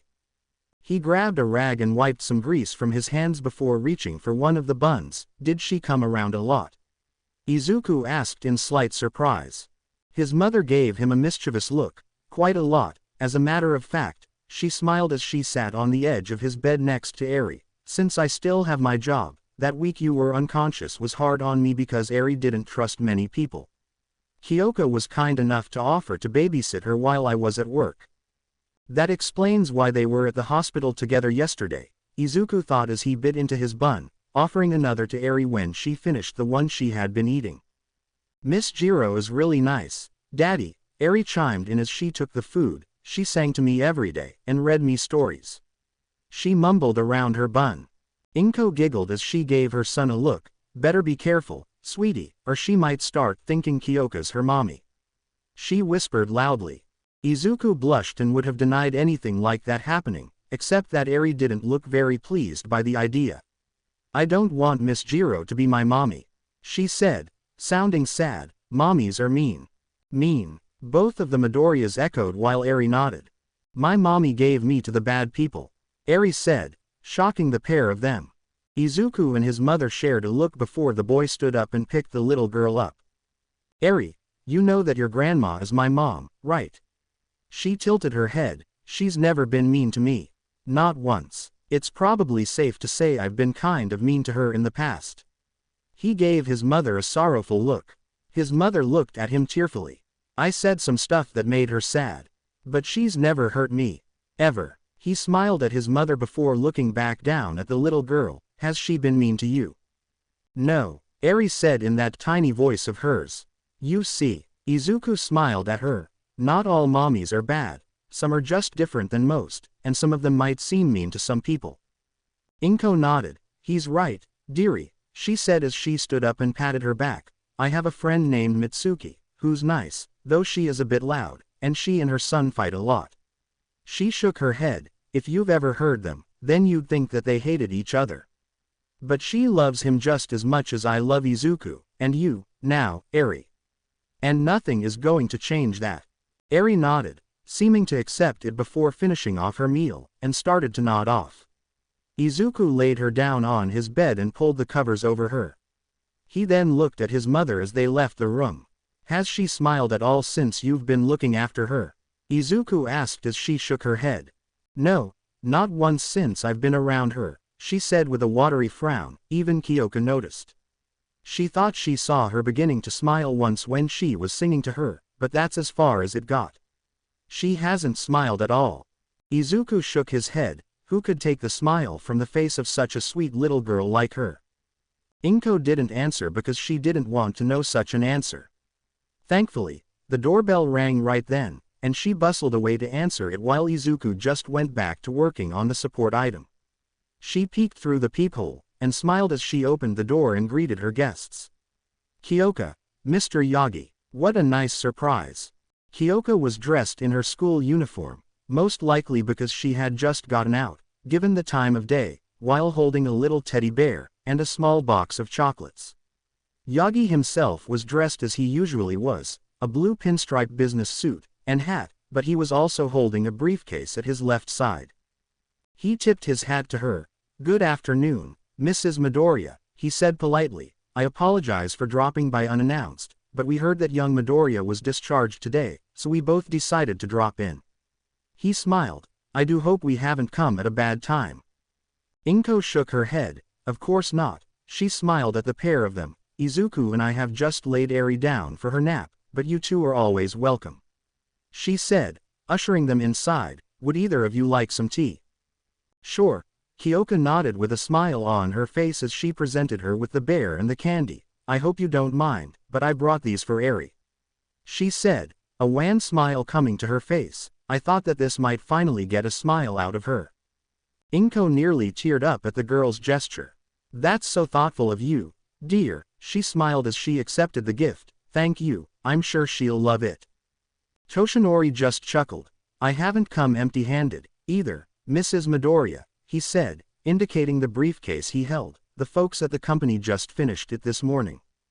He held up the case. "I've made sure that the suit is bullet and stab-proof, as well as fire-resistant," he said as Inko's eyes widened as she realized that the case contained the hero costume Yagi had promised for her son. "The only thing that we couldn't do was insulate it to prevent electrical damage on account of young Midoriya's bioelectrical powers."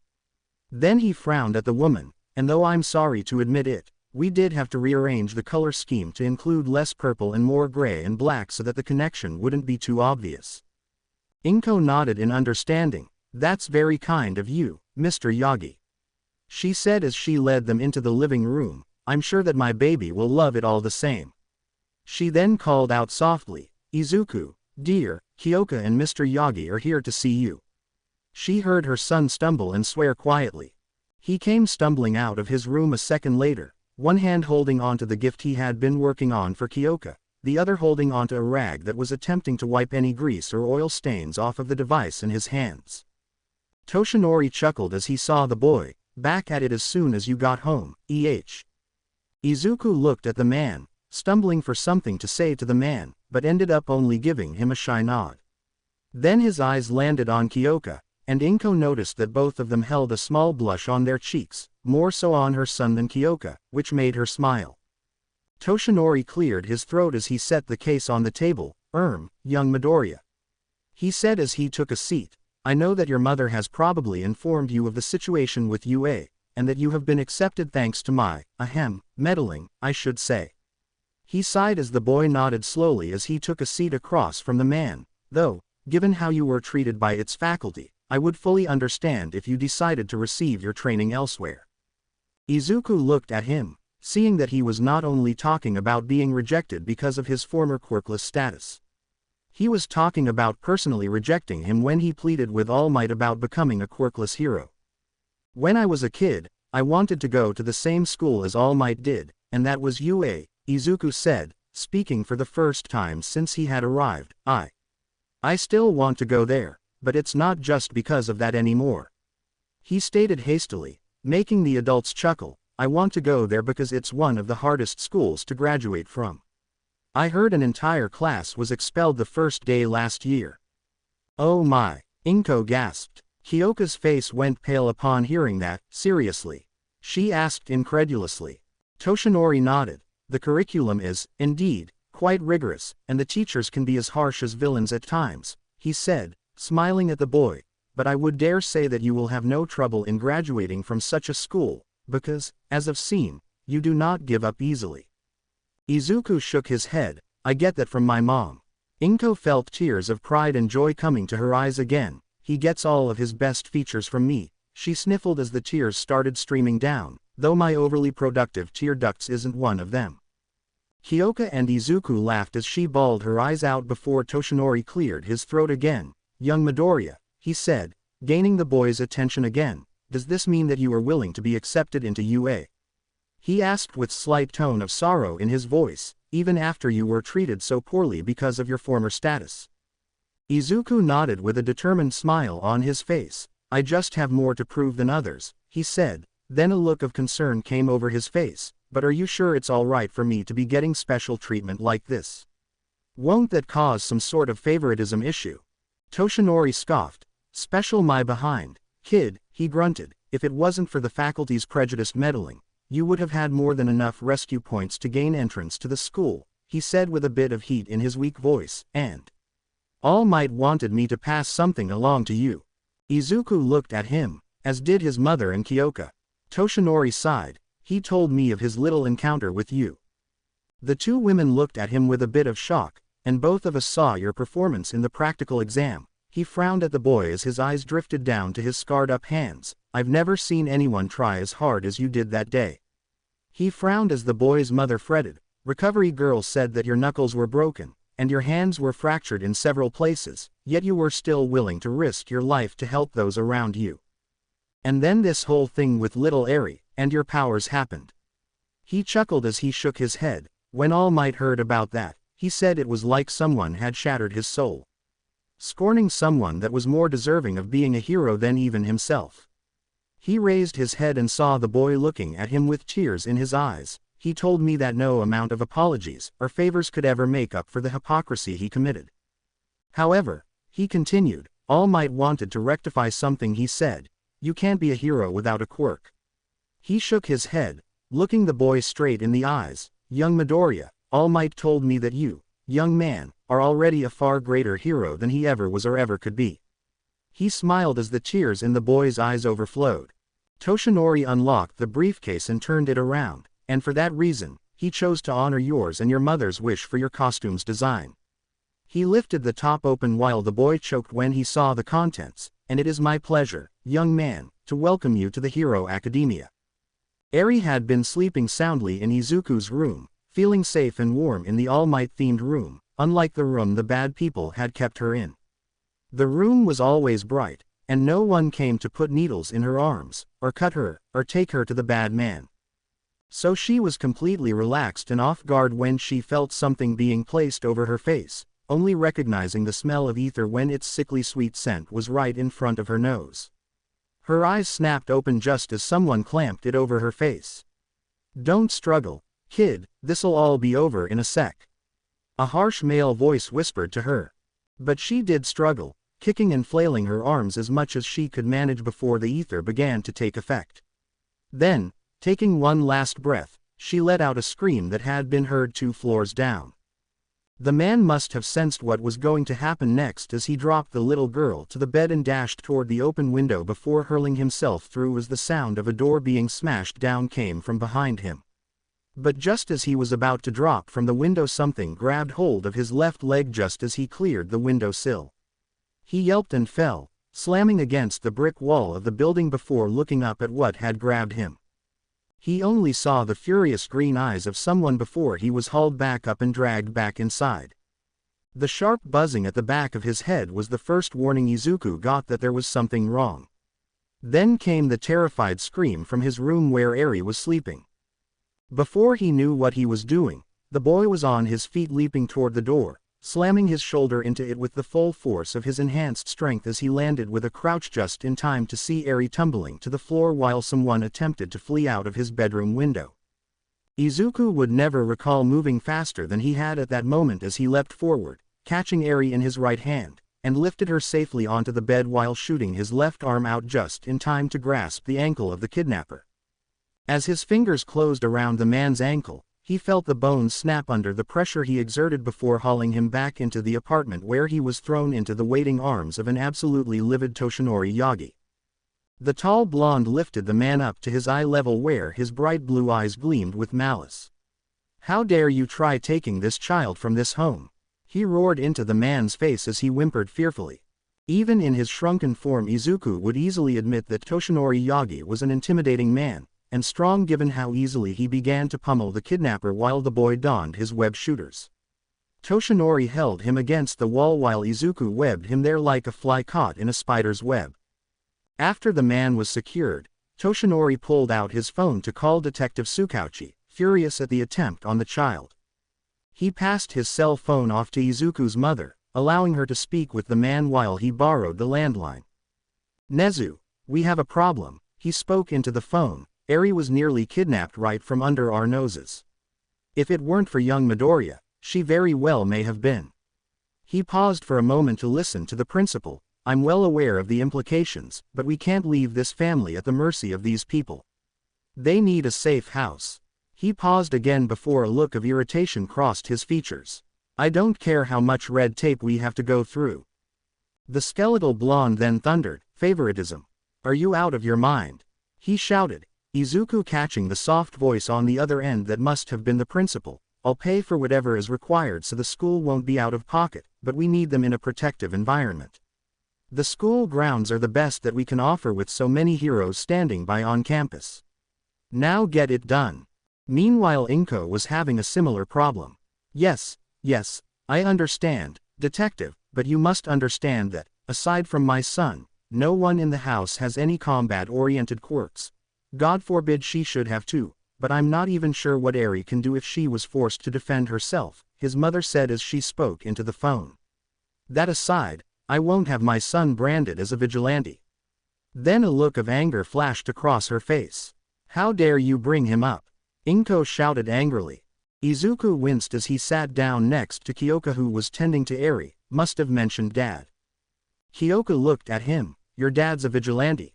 she asked with Eri snuggled up in her lap, the little girl still knocked out from the ether, taking notice that her little horn had grown significantly during the attempt. The boy frowned a little. "Yeah, I used to think it was cool until a few years ago," he said. He turned to thieving. "Geez, I'm sorry to hear that," Kyoka said in a hushed tone. How bad is he?" He took a deep breath to calm himself before speaking. "Ever heard of the Prowler?" Izuku asked. Kyoka's eyes went as wide as saucers. "Holy crap, your dad is the Prowler," she hissed while the boy hung his head. "Hey, that's nothing to be ashamed of," she said comfortingly. "A lot of people think he's awesome." Izuku shrugged. "I used to think so, too, but it's been so long since I've seen him that I wouldn't even know what he looked like now."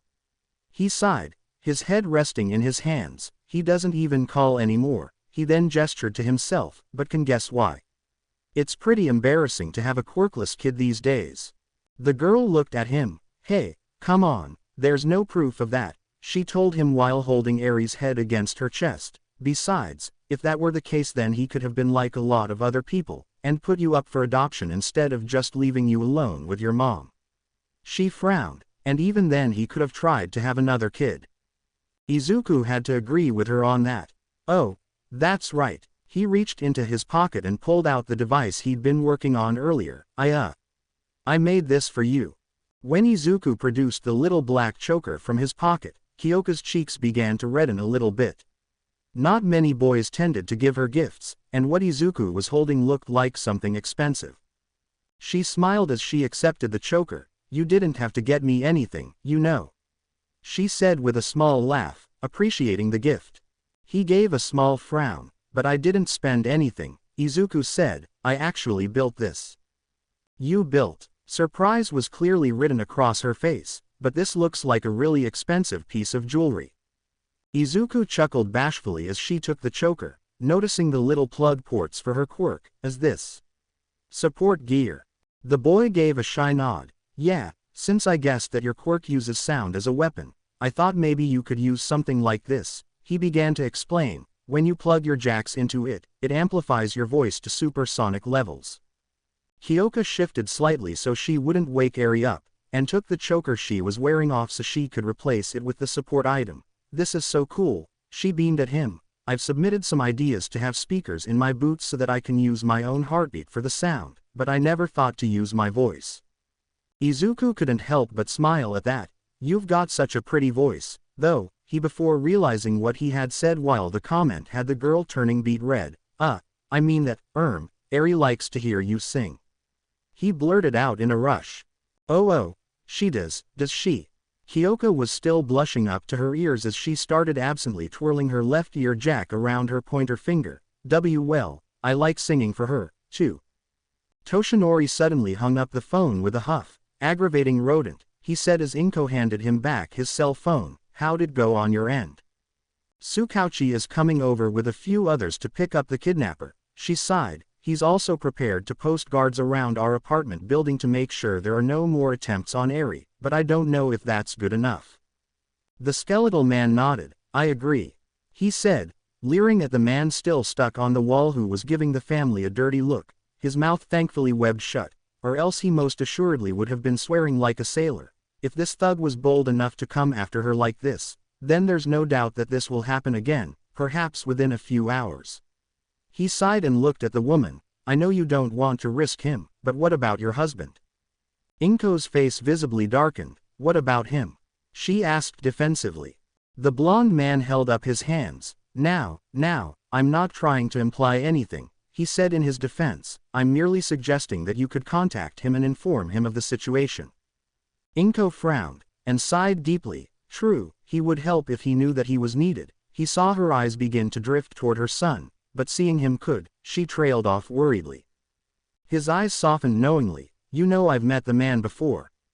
Toshinori said, shocking her. I asked him why he was a vigilante. He frowned. His answer was similar to what Izuku went through with UA. He explained while the woman smiled. His quirk was deemed too weak to be a hero, even though he displayed great potential. The woman shook her head. I already know all of that, she said, gesturing to the couch where the children were talking. It's him and Izuku I'm worried about. She let out a quiet sigh. Hisashi's absence left its mark on our son. Toshinori smiled. Do you believe he feels ashamed of the boy? Inko slowly shook her head. I certainly don't, though I know my husband does have other reasons for staying away from us, she told the man. But Izuku believes that his father turning to thievery was because of him being quirkless at the time, she said sadly, but I know Hisashi still loves us. Toshinori thought for a moment. If you decide to contact him, he smiled, let him know that the charges against him were dropped. Inko's eyes widened, and tell him that if he decides to come back, I'll pull some strings with UA and have him hired as a groundskeeper to guard the school. You can do that? Inko asked. Toshinori nodded. Technically, he's working as a mercenary, and as I said, the charges against him have been dropped. He just doesn't know it yet, he said. Nowadays, I hear he does under-the-table hero work, and some bounty hunting for the pro-hero companies. Inko nodded. That's true, but, she trailed off with another look toward her son. He had already been through so much that she didn't know what was right anymore for him. But she had also never asked why Hisashi had stopped calling her. Toshinori reached out and patted her on the shoulder. "Think it over as much as you like, Mrs. Midoriya," he said, then turned to the children. "Young Midoriya, now might be a good time to try your new costume on," he told the boy. "You may need the protection it offers before the night's over." The police arrived less than 20 minutes later with Tsukauchi leading the charge. The would-be kidnapper was taken down from the wall and carted off to the precinct to be interrogated, and the Midoriya family was made ready to be taken from their home and into protective custody. As the little family and Kyoka were ushered into Toshinori's car with the police escorting them, a figure peeked out from the corner of the building. "Damn it," the man frowned, and pulled out a phone. "Mr. Rappa. Bad news. My guy failed," he said. "The kid and the family taking care of her are heading for the UA school from what I've heard, and they've got a full police escort," he said. He. Sounds like I get to have some fun," Rappa said from the other end. "The kid's still the priority, right?" The man nodded. "Yup, boss says roughing her up a little's fine, but don't kill her, alright?" he reminded him. "No worries," Rappa said with an excited tone. "You'll take care of your guy, right?" "We'll take care of everything on our end," the kidnapper's partner sighed as he hung up. "Too bad. I kinda feel sorry for these poor folks." Kyoka placed her phone in her blazer's pocket as she finished speaking with her parents. "My mom and dad are gonna meet us at the school," she informed the Midoriya family, Inko looking at the girl worriedly, while Izuku was on high alert. True to his word, Toshinori had made Izuku's costume from high-grade material that was completely bullet and stab-proof while also looking like whoever wore it meant business. "The clothes really do make the hero," she thought as she felt her cheeks heating up a little since the serious look on the boy's face was giving her slight chills, even with the dire situation. She also tried not to think about how the suit seemed to mold itself around him, making his muscles more pronounced. The worried mother sighed. "I'm going to have to apologize to them for putting you all through so much trouble," Inko said as she clutched Eri in her lap, "but I want my family safe as soon as possible." Kyoka just waved it off. "No, don't worry, Mrs. M," she said, casting her gaze out the window. "My dad would have done the same thing," she assured the woman, knowing her dad would have freaked out way worse than Inko had when the whole thing went down. "Young Midoriya, can you tell if there's anyone tailing us?" Toshinori asked from the front. Izuku just shook his head. "No, and that's what has me worried," he said. His spider sense, as he was beginning to call it, had been faintly buzzing at the back of his head as soon as they had left the apartment, but not strong enough that he thought that they were in immediate danger. Just that they were being watched somehow. Toshinori nodded in agreement, feeling the same nagging sense that they were running headlong into a trap. "Daddy," Eri looked over at the green, purple, black-clad hero in training. "Are the bad people gonna get us?" "No," 4 voices told her all at once. Izuku sat down in his seat and took the little girl from his mother, holding her close to his chest. "No one is going to take you from us, Eri. I promise you that," he said, careful of the sharp claws on his glove's fingertips. "And even if they did, you know I would come get you right away, don't you?" Please don't," the little girl said, looking up at him with fearful eyes. If it's really them, then they'll." Izuku reached up and tapped her on the tip of her horn. "Eri, you're my daughter, which means you're a part of my family, now," he told the little girl, "and nothing in this world would keep me away from you if you were ever in trouble. Understand?" Eri nodded her head before she reached around hugged him as tightly as her little arms could manage. He returned the hug gently. "That's my girl," he said and reached for his belt, removing a small disc-like device the size of an American dime. "And just to make sure that I can always find you, no matter where you are, I'll give you this," he said as he placed it in her little hands. "Hold it tight, don't let anyone take it from you, and I'll always be able to find you, no matter what." Eri nodded and placed the tracer in her hair like a barrette. No one would take notice of a child's hair accessory. She then sat between Izuku and Inko clutching the little teddy bear that Kyoka had brought for her. The chocolates were in Inko's purse for later, but Kyoka had already given her a few and was delighted when she saw how the girl's eyes lit up when she tasted the sweet treats. Everyone loves chocolate, Kyoka had thought when she saw the pleased look on the girl's face. Still no smile, though. But seeing the little girl now, nestled in between her new family, Kyoka could almost see the barest hint of a smile forming on her face. This is probably the first time she's felt any sort of affection. She thought to herself, a feeling of envy bubbling up in her chest as she wished, fleetingly, that she could be part of the little girl's life. A brief image of herself sitting next to Eri as she was sandwiched between herself and Izuku suddenly flashed through her head. Whoa, whoa, whoa, hold the phone. She shook her head. I can't be attracted to him. I barely know the guy. And who am I to want to mother this kid?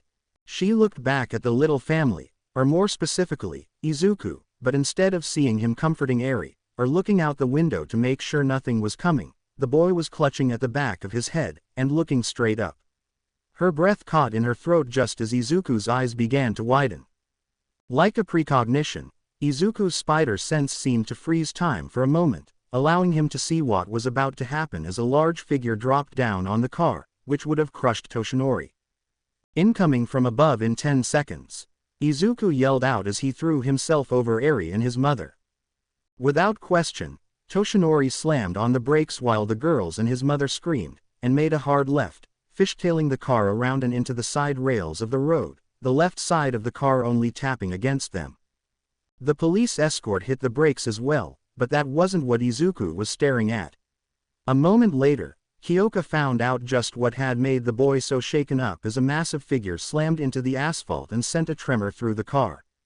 This man, whoever he was almost as big as All Might. The man also wore metal gauntlets on his arms, as well as what looked like a plague mask. The sound of Eri whimpering at the very sight of that mask told the two teens all that they needed to know. Is everyone all right? Toshinori asked just as the villain moved toward the car with explosive speed. He grasped the passenger door where Izuku was sitting, his large hands digging into the frame. The boy was donning his mask, pulling what looked like a round grenade with his thumb on a primer as the door crumpled. The door was then ripped away just as Izuku threw his weapon while the giant glared down at them. Give me that girl, and no one gets. Hey! The man roared as the grenade exploded into a mass of web-like substance all over him. Why, you little son of a bit? Language, Izuku quipped while shooting a glob of webbing right at his mouth, shutting him up and forcing him to drop the door. And if you think you're taking Eri, then you've got another thing coming. He shouted as he jumped out of the ruined car. Izuku, wait! Inko yelled as she pulled Eri away from the door. The villain was ripping himself free easily enough, but she knew that Izuku was not going to just sit around and do nothing. But before the boy could do anything, Toshinori jumped out and grasped his shoulder. What are you doing? Izuku snapped. Making sure that you don't ruin your chances at UA. The man said, I, Toshinori Yagi, personal assistant to All Might for Might Towers, give you, Izuku Midoriya, permission to engage this villain. Understanding dawned on his features as the man released him. Izuku crouched down, feeling an electrical surge into his legs. Just as the villain ripped the webs off of himself, Izuku launched himself at the man with explosive force, leaving green arcs of electricity in his wake. The car bounced off of the ground for a brief moment from the shockwave produced by the boy as he jumped, surprising even Toshinori. All right, everyone out, the man ordered. He can't focus on the fight if he's worried about protecting us in this busted heap.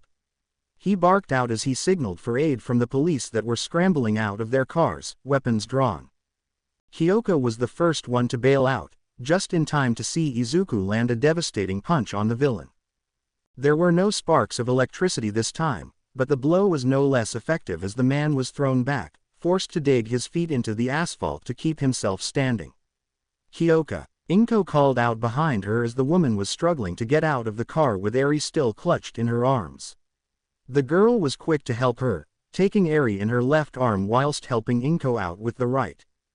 Toshinori waved down one of the officers. That's Kendo Rappa. He's classed as a B-rank villain. He then called out to Izuku, young Midoriya, watch out for his quirk. It's focused on his shoulders. The boy gave no indication that he heard the man, keeping his eyes on the man as he started rotating his shoulders while the police were beginning to surround the dueling pair. Tsukauchi. Tell your men to hold their fire. He called out to the detective before turning his attention back to the fight. Don't panic. He yelled out his instructions. All of his power is in forward strength, but he can't keep it up for long. Keep your distance, and tire him out. Izuku, instead of panicking, was very calm as the villain began to chuckle, and advanced toward him. Kendo Rappa, a B-rank villain known for his beepity and bloodlust from underground fighting rings, he rattled off in his head. His quirk is registered as Strongarm, which allows him to rotate his shoulders at extreme speeds, allowing him to pummel his opponents with near-endless punches, but it's said that he can't keep it going for more than a few seconds, so. The villain grinned at the boy. Hee hee, kid, I'll admit that you got a lot of spunk, Rappa said as he lumbered forward, wiping his lips of a small amount of blood, but you ain't got nothing on my boss. Izuku kept his low stance. Give me a little time, and I'll lay him out right next to you after I'm done, the boy said. You might be bigger than me, but I promise that I won't go down easy. Rappa just grinned and put up his fists. Now that's what I like to hear. He roared and lunged at the boy, fist cocked back for a powerful blow. Better give me a good fight after that line, kid.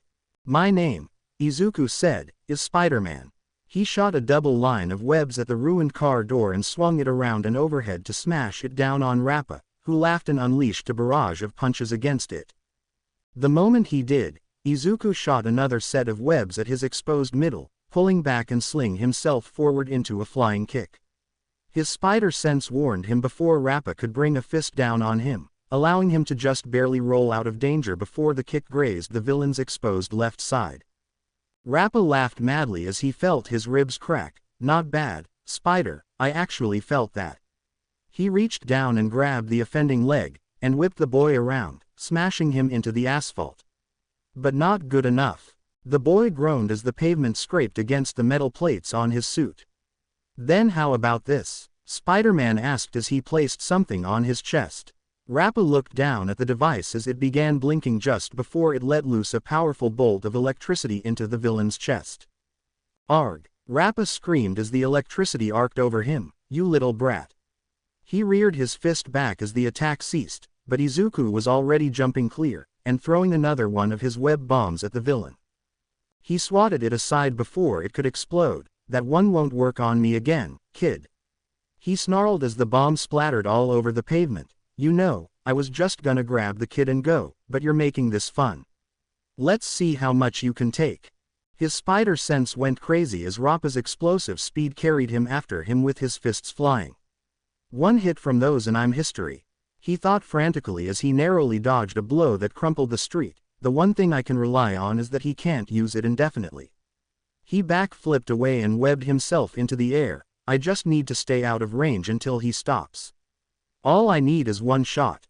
Using the web shooter to swing himself around had been a fleeting idea. Now he wished he had followed up on it as he awkwardly swung into the side of a building. Rappa was already leaping into the air after him. Is that all you've got? He swatted the boy off the side of the building and sent him crashing down onto the streets below, a fancy way to turn tail and run. The villain landed and stalked toward the boy as he staggered to his feet. Guess I was wrong. About you, Lil Spider. Izuku shook his head. Nah, just wanted to give the police a fair chance. He said before he leapt out of the way. Rappa looked after the boy in confusion as he webbed himself up onto the side of a building. Apparently he'd forgotten all about the police gathered around him.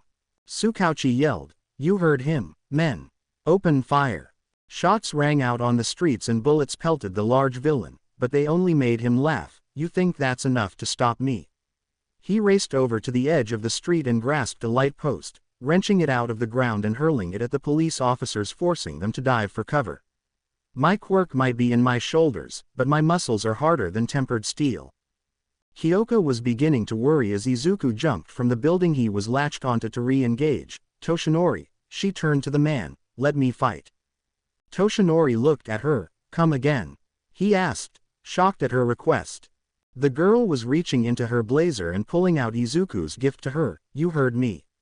She shouted as she snapped the choker on and plugged her jacks into the device, the skin of her neck trembling slightly for a moment before the device settled. Toshinori beeped in a breath through his teeth as Rappa landed a hard punch on the boy, and crushed him into the concrete. All right, go. Kyoka turned on her heel, and rushed into the fight.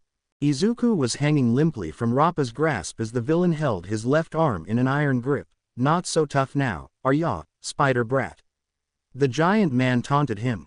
She heard him choking, causing her to beep in a breath, and then she let out the longest, loudest belt she could manage. The sound that came from her mouth wasn't what she was expecting as the high-pitched keen reverberated in front of her, shattering windows, ripping up concrete and asphalt, and sending Rappa to his knees and into an agonized frenzy as he dropped the boy so he could cover his ears. Izuku was barely keeping himself in check from the sonic attack himself, but he had to do something about Rappa before Kyoka was forced to stop. The energy I had felt in my legs. He began forcing it up through his body and into his arms, specifically his right fist. It was now sparking wildly with green electricity. He leapt at the villain and drove the supercharged fist right into his face, releasing a shockwave of electrical energy as Rappa was propelled away from him, crashing into and through a building across the street. Kyoka stopped her scream, and rushed to his side as the boy hit his knees. Izuku. She slid to a halt and dropped to her knees. I'm so sorry.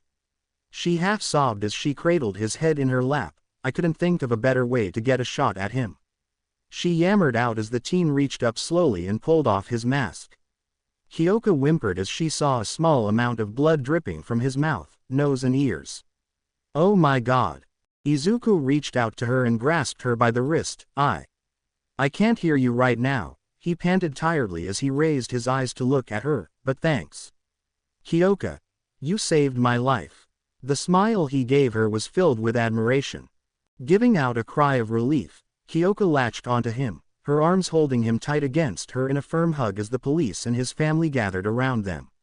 Tsukauchi was barking out orders to restrain the villain while she faintly heard Toshinori talking to someone loudly about setting up the nurse's office.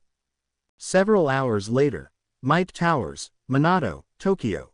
Paperwork was the bane of any pro-hero, even those at the Might Towers agency, and Toshinori was now up to his neck in his own personal hell. The main branch of the police offices in the Shizuoka area wanted a full incident report in triplicate. The UA faculty was going to have a field day with him on account of allowing 2 unlicensed teenagers to make use of their quirks, as well as dangerous articles of support gear. They were viewing the remote mine Izuku used as dangerous, and he now had to fill out an employment contract for a known vigilante mercenary. That being said, the man sighed as he sat back with a satisfied smile on his gaunt face. It's all going to be worth it. After the battle, Rappa had been taken away as fast as Tsukauchi could arrange a transport to Tartarus, while Izuku and Kyoka were congratulated by the police for a job well done. And while he hadn't revealed himself as All Might, Toshinori Yagi, as a member of a well-known hero agency, felt he had made the right choice when he had authorized the 2 teenagers to act as professionals given the absence of any available pros. After arriving at the school and having both children ushered to the nurse's office to have Recovery Girl treat them, Izuku's hearing recovered nicely under the nurse's care. Once he could hear her, Kyoka couldn't express enough how impressed she was with the sonic choker he had crafted. As such, the girl hadn't stopped thanking Izuku for his gift until they eventually reached UA, all the while Izuku was blushing madly with both Eri and his mother hugging the stuffing out of the poor kid. Toshinori would have thought the whole thing hilarious if he hadn't been so disgusted with himself for not joining in on the fight instead of leaving it all to the children. Inko had been beside herself the entire time until Izuku had knocked the villain out, and Eri was terrified that her daddy would die at Rappa's hands. But he had once again proved everyone wrong. And he used a skill that no one really knew he had. Toshinori chuckled to himself as he signed another form to be sent out. Come to think of it, we don't really know just how strong young Midoriya actually is, yet. He chuckled again. This is going to be an excellent year. Maybe I won't see the rise of a new symbol of peace, but 2 of them. Rappa's attack on the Midoriya family's police escort had caused quite the stir in the media world as someone, neither Detective Tsukauchi or Toshinori knew who or how it was done, had managed to get footage of the villain facing a supposedly new hero. Headlines in the morning's paper read, "Shocking debut, Arachnid hero stops B-rank villain." Last night, in the middle of an unnamed family's police escort, the wanted criminal, Kendo, the rapper, Rappa, attacked him with the intent of kidnapping. However, it would seem that a new hero was also present during the escort. Though the battle was beat, the hero, self-proclaimed as Spider-Man, was able to ultimately defeat the murderous villain, allowing the police to take the dangerous villain into custody. Much to Izuku's annoyance, the article mentioned nothing of Kyoka's involvement in the attack. "She saves my life, and all the media can talk about is how I took this guy down," he thought as he picked up another paper, noticing that one article did use her little assault on the villain. The media was having a blast of success with Izuku and Kyoka's debuts. Teenage heartthrob assists new pro. Late last night, during a dangerous villain attack, a new hero was assisted by a young girl with a quirk that allowed her to make use of her voice in the form of a sonic attack. While the villain had the hero on the ropes, this brave, beautiful young woman showed incredible bravery, leaping into action and stunning the villain with a scream that caused much damage to the surrounding area, and disoriented the villain long enough for the hero to bring him down for good. Izuku had to smile and even blush as that article had a full picture of Kyoka hugging him after the battle was done. "Oh, she's not gonna like that." Fortunately for him, the camera did not show his face. Of course, those were just the good reviews they had gotten. The bad ones came from the Japanese branch of the Daily Bugle. One such headline pinned Izuku straight through the chest. This article showed a full-color shot of Izuku in his spider suit with a shot of the Prowler right next to it, which pointed out the similarities in his costume and his father's. New hero takes after infamous vigilante. Though heroes come in all shapes, sizes and colors these days, they are still licensed heroes. However, it would seem that our latest hero has chosen a very questionable mentor if his costume is any indication. Yes, we are talking about the infamous thief, the Prowler. This menace to the heroic society has been at large for the past 11 years with no sign of slowing down in his one-man act of vandalism, beat, and all-around menacing society as a whole. Izuku put the paper down on his new desk with a sigh. "I wonder if Dad's seen any of this?" he asked himself as he looked around his spacious new bedroom. The safe house that UA had put up for them was actually a 2-story townhouse. Picture a 2-story version of the dorms that was more than big enough to host a family of 10. Apparently, Toshinori Yagi, aka All Might, carried a lot of weight behind him, even in his civilian form. They had also been supplied with various pieces of furniture, a fully equipped and stocked kitchen, courtesy of Lunch Rush, rooms aplenty for sleeping and storage. Needless to say, his mother had never felt more pampered. Of course, now that they were under the protection of UA, her job had been terminated for her own safety, which meant that now she only had her husband's funds to rely on. The little family had taken rooms on the second floor, making sure that Eri's room was right between them in case the little girl got scared and wanted to crawl into bed with one of them at some point. She had slept with Izuku the night before, still frightened after the encounter with Rappa.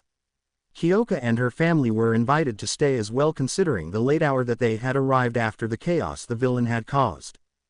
Kyotoku, Kyoka's father, when he had heard what had happened, was furious with the police, demanding to know why there hadn't been any pro-heroes around to aid in the escort. Izuku had wondered that himself, and, as Toshinori had tiredly explained, given the abruptness of the situation, none of the local pros were available to assist. Kyotoku had not been the only one to think that the answer was a load of bull. Even Toshinori himself was finding it hard to believe that the police hadn't called in a few pros to help. Naomasa had repeated, and stressed that none were available. When Toshinori translated that into none of them thought the escort was important enough, both families were disgusted. UA had plenty of pros working for them, yet none of them had been on scene to help. Izuku wanted to defend them by saying that there was too much distance between them and the school at the time, because he knew that the pros working at UA were some of the better ones out there. He sat back with a sigh, smiling as he realized that part of his dreams of being a hero was finally coming true. There were still a few months left before UA's first-year classes began, and he had been excused from school quite easily. The principal of his old school had easily given him a pass, and allowed him to graduate, partly due to the fact that he was as big a geneticist as most other people that scorned those that were diagnosed as quirkless. And since the man didn't know that Izuku was no longer diagnosed as such, he let the boy go quite easily, Izuku suspecting that he viewed the boy as a stain on his records. However, once that was all done, Toshinori had put Alderaan Middle School under investigation, the suspicions being that the teaching staff were teaching the students beliefs of the Meta Liberation Army. The man was ruthless, Izuku could not deny it, and it brought a smile to his face. All Might was making a massive effort in order to make amends to the boy for his actions towards him, and they were paying off. Izuku turned from his desk, and looked at his new hero costume. I can't believe he used the design I had in mind, he thought as he took in the purple, green and black suit. His father's suit had more purple on it, and was less streamlined, but the boy couldn't find anything he disliked about it. Then he looked down at the gadgets he had basically made the garbage he had managed to scrounge up from Dagoba Beach, and sighed. They were bulky, and while they worked, they looked awful next to his suit. I wonder if they'll let me into the support course room to fix them. With that in mind, he grabbed up his notebook with all of his designs, and headed downstairs. His mother was down in the kitchen with Eri sitting at the table eating a plate of apple slices when he came down. He greeted his mother with a beep on her cheek while he beeped Eri's forehead. Did Kyoka and her family already leave? He asked, not seeing their house guests. His mother shook her head. No, they just haven't gotten up yet. She smiled and set a plate of omuris down for him as the boy sat down and dug in. We're actually up quite early, dear, she said as she pointed at the clock on the wall which read just past 6. And Mika said that little Kyoka is not a morning person, so I figured that, with all of the nonsense that happened last night, I'd let them sleep a little while. Izuku nodded, understanding completely. It wasn't every day that fledgling heroes got into a fight with a high-ranking villain. Did the police find anything out of Rappa? He asked as he ate, but his mother just shook her head. So he's not talking. Inko sighed. Dear, I know that this isn't something you'll want to hear, she said, her son looking at her curiously. Rappa escaped while he was on his way to Tartarus this morning, only just a few hours ago. Izuku choked. Wahk what? Inko nodded. It hasn't been publicized yet, but apparently he was broken out of confinement while en route to the facility. She said, looking at the boy more intently, Izuku, I know that you want to be a hero, but last night scared me out of more than a few years of my life. Seeing you fight with that monster was worse than watching you getting bullied by Bakugo. She shook her head with tears coming to her eyes. I don't know if I could take it if that monster came after us again. Izuku shook his head and smiled. Mom, I get it, he said as he reached for an empty glass and a pitcher of orange juice on the table. I got lucky last night. If it hadn't been for Kyoka, then I don't know if I'd be here right now, he said, looking over at little Eri as he filled his glass, but I have obligations now. Eri's safety, and becoming a hero that can protect her. Inko gave a sad smile. I know that, baby, but, hearing about it on the news and actually seeing it are two different things. She said, and, the way you fought, while I think you did well, but your father would have called it sloppy. Izuku paused with the glass half raised to his lips, but nodded in understanding. I know. I need to be better, he said, downing the juice and finishing his meal. He then rose and took his plate to the sink to rinse it. I'm planning on heading over to the school to check out the support course room. Maybe they can help me upgrade some of my tech. Eri perked up. Can I come, too? She asked, not wanting to be separated from the boy. Izuku smiled at her. You sure can, Eri, he said as she jumped down from her chair and ran right up to him, jumping into his arms. He looked over at his mother. Will you be all right, or should I go? She smiled at the two of them. Some fresh air, and a walk without the threat of kidnapping would do her some good. Izuku nodded and lifted Eri up onto his shoulders while tucking his notebook under one arm before leaving her alone. Don't forget your costume, sweetie, Inko called out. Once she heard the door close, Inko sighed and pulled out her phone, smiling a little at how many missed calls she had from hubby. She decided to call back. The phone only rang once before it was picked up. Inko. Hello, dear, Inko said in greeting. I take it you've seen this morning's papers. There was a heavy sigh on the other end. I did, and I have to ask. What the hell, Inko? He asked. Izuku has a quirk now. When did that happen? Inko sighed. It's a bit of a story, she said before explaining to her husband the events that led up to the news headlines. She could actually hear the man pinching his brow. Dear God in heaven, he groaned. Inko, I'm so sorry you had to go through all of this alone. Inko smiled at that. It's not like you're free to walk around these days, Hisashi, she said. Besides, he has your tenacity. What he must think of me. Hisashi Midoriya sighed over the phone. Inko, what do you think of me? Inko gulped and bit her lip. There was a time when I thought that you were doing what you're doing to make him proud of you, she said with a deep sigh of her own, and then the theft happened, and I don't know what to think.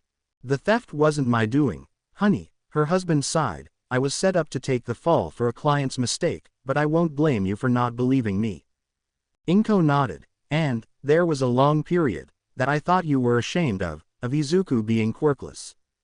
The line was quiet for the longest time as she heard his breathing stop completely.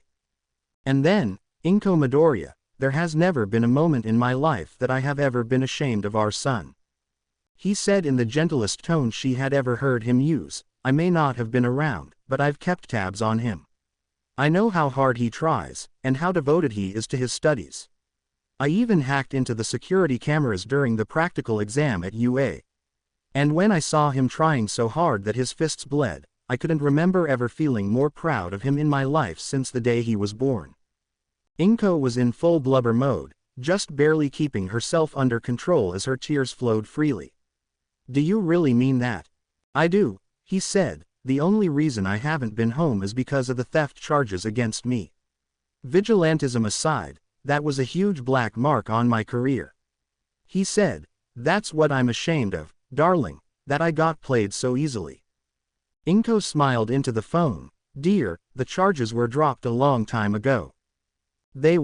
Come home, Inko pleaded. There's a man here willing to hire you on as a guard for UA's campus. You can do honest, low-danger work, and you can see your son. She said, please, Hisashi. We need you. I need you. There was another long pause as her husband seemed to think it over, and let out a staticky sigh. You tell this guy, whoever he is, that I'll take the job, Hisashi said. I'll be there in a few hours. Inko frowned. Oh, we're not at the apartment anymore, she told him. We had to leave after. I know, sweetheart, he said. Don't worry. I'll find you. The line went dead then and Inko felt her heart swelling up with happiness. Maybe things aren't as bad as I think.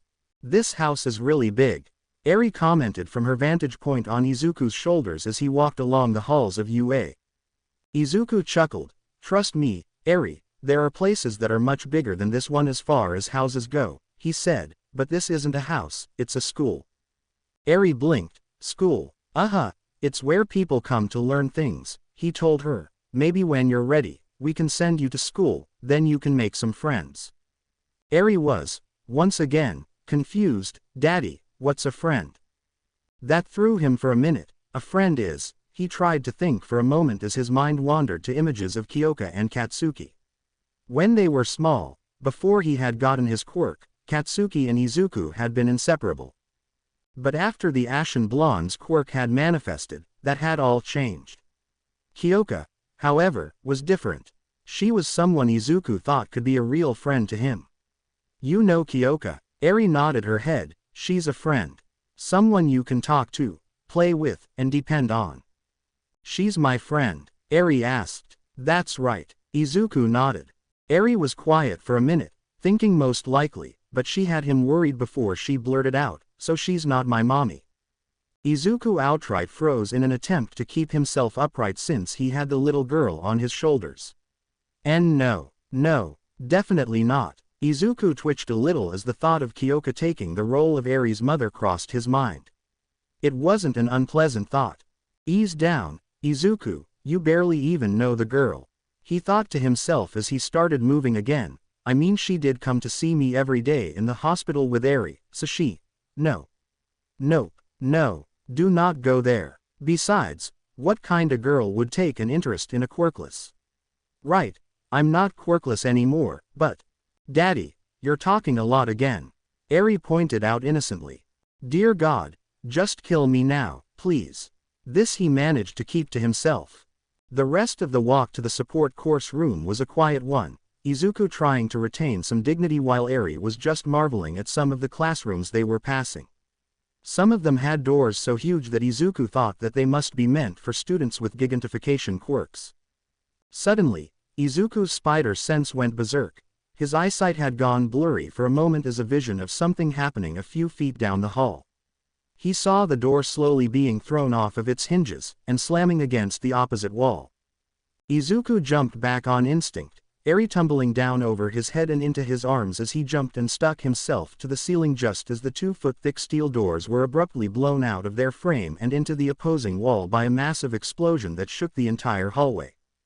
A person staggered out of the room. Ow, ow, ow, man, I didn't think the opposing forces would be that strong, said a girl's voice, hoarse from the smoke.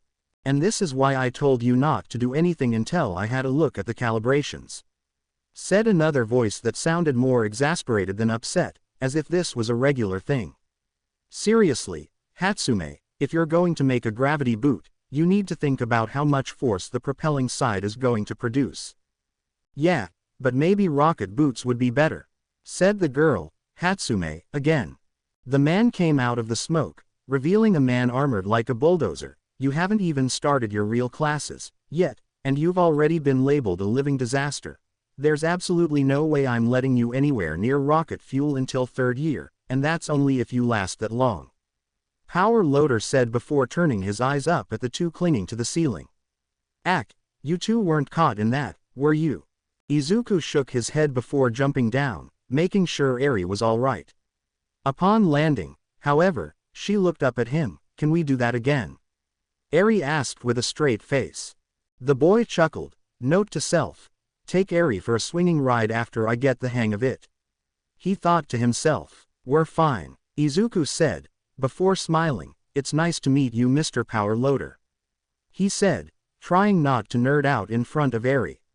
He thought that it was bad enough that he muttered in front of her without adding fuel to the fire. You must be that kid that old Toshinori was harping to Nezu about. The man grinned behind his mask. Hee, gotta say, I'm impressed that he caved in so easily, he said as the smoke cleared away, and revealed a girl with pink hair and goggles over crosshair-like pupils. I watched you during the practical. You're one tough kid. Izuku blushed. Daddy's really strong, Eri piped up. Powerloader looked at the little girl and then back at Izuku. Ain't you a little young to be a dad? He asked. And what about her mom? I don't have a mommy, Eri said. The pink-haired girl's eyes went wide. Whoa, no. Don't look at me. Hatsume waved her hands and shook her head rapidly. I make my own babies. Izuku chuckled. It's a recent thing, he said before reaching for his notes, but I was wondering if you could help me improve some of the tech I've been using. For a minute, Hatsume appeared to teleport. Did you say improve? She yelled, reaching for the book. Let me see. Let me see. Eri shrunk into his shoulder. She acts like my old mommy, she said. She yells a lot.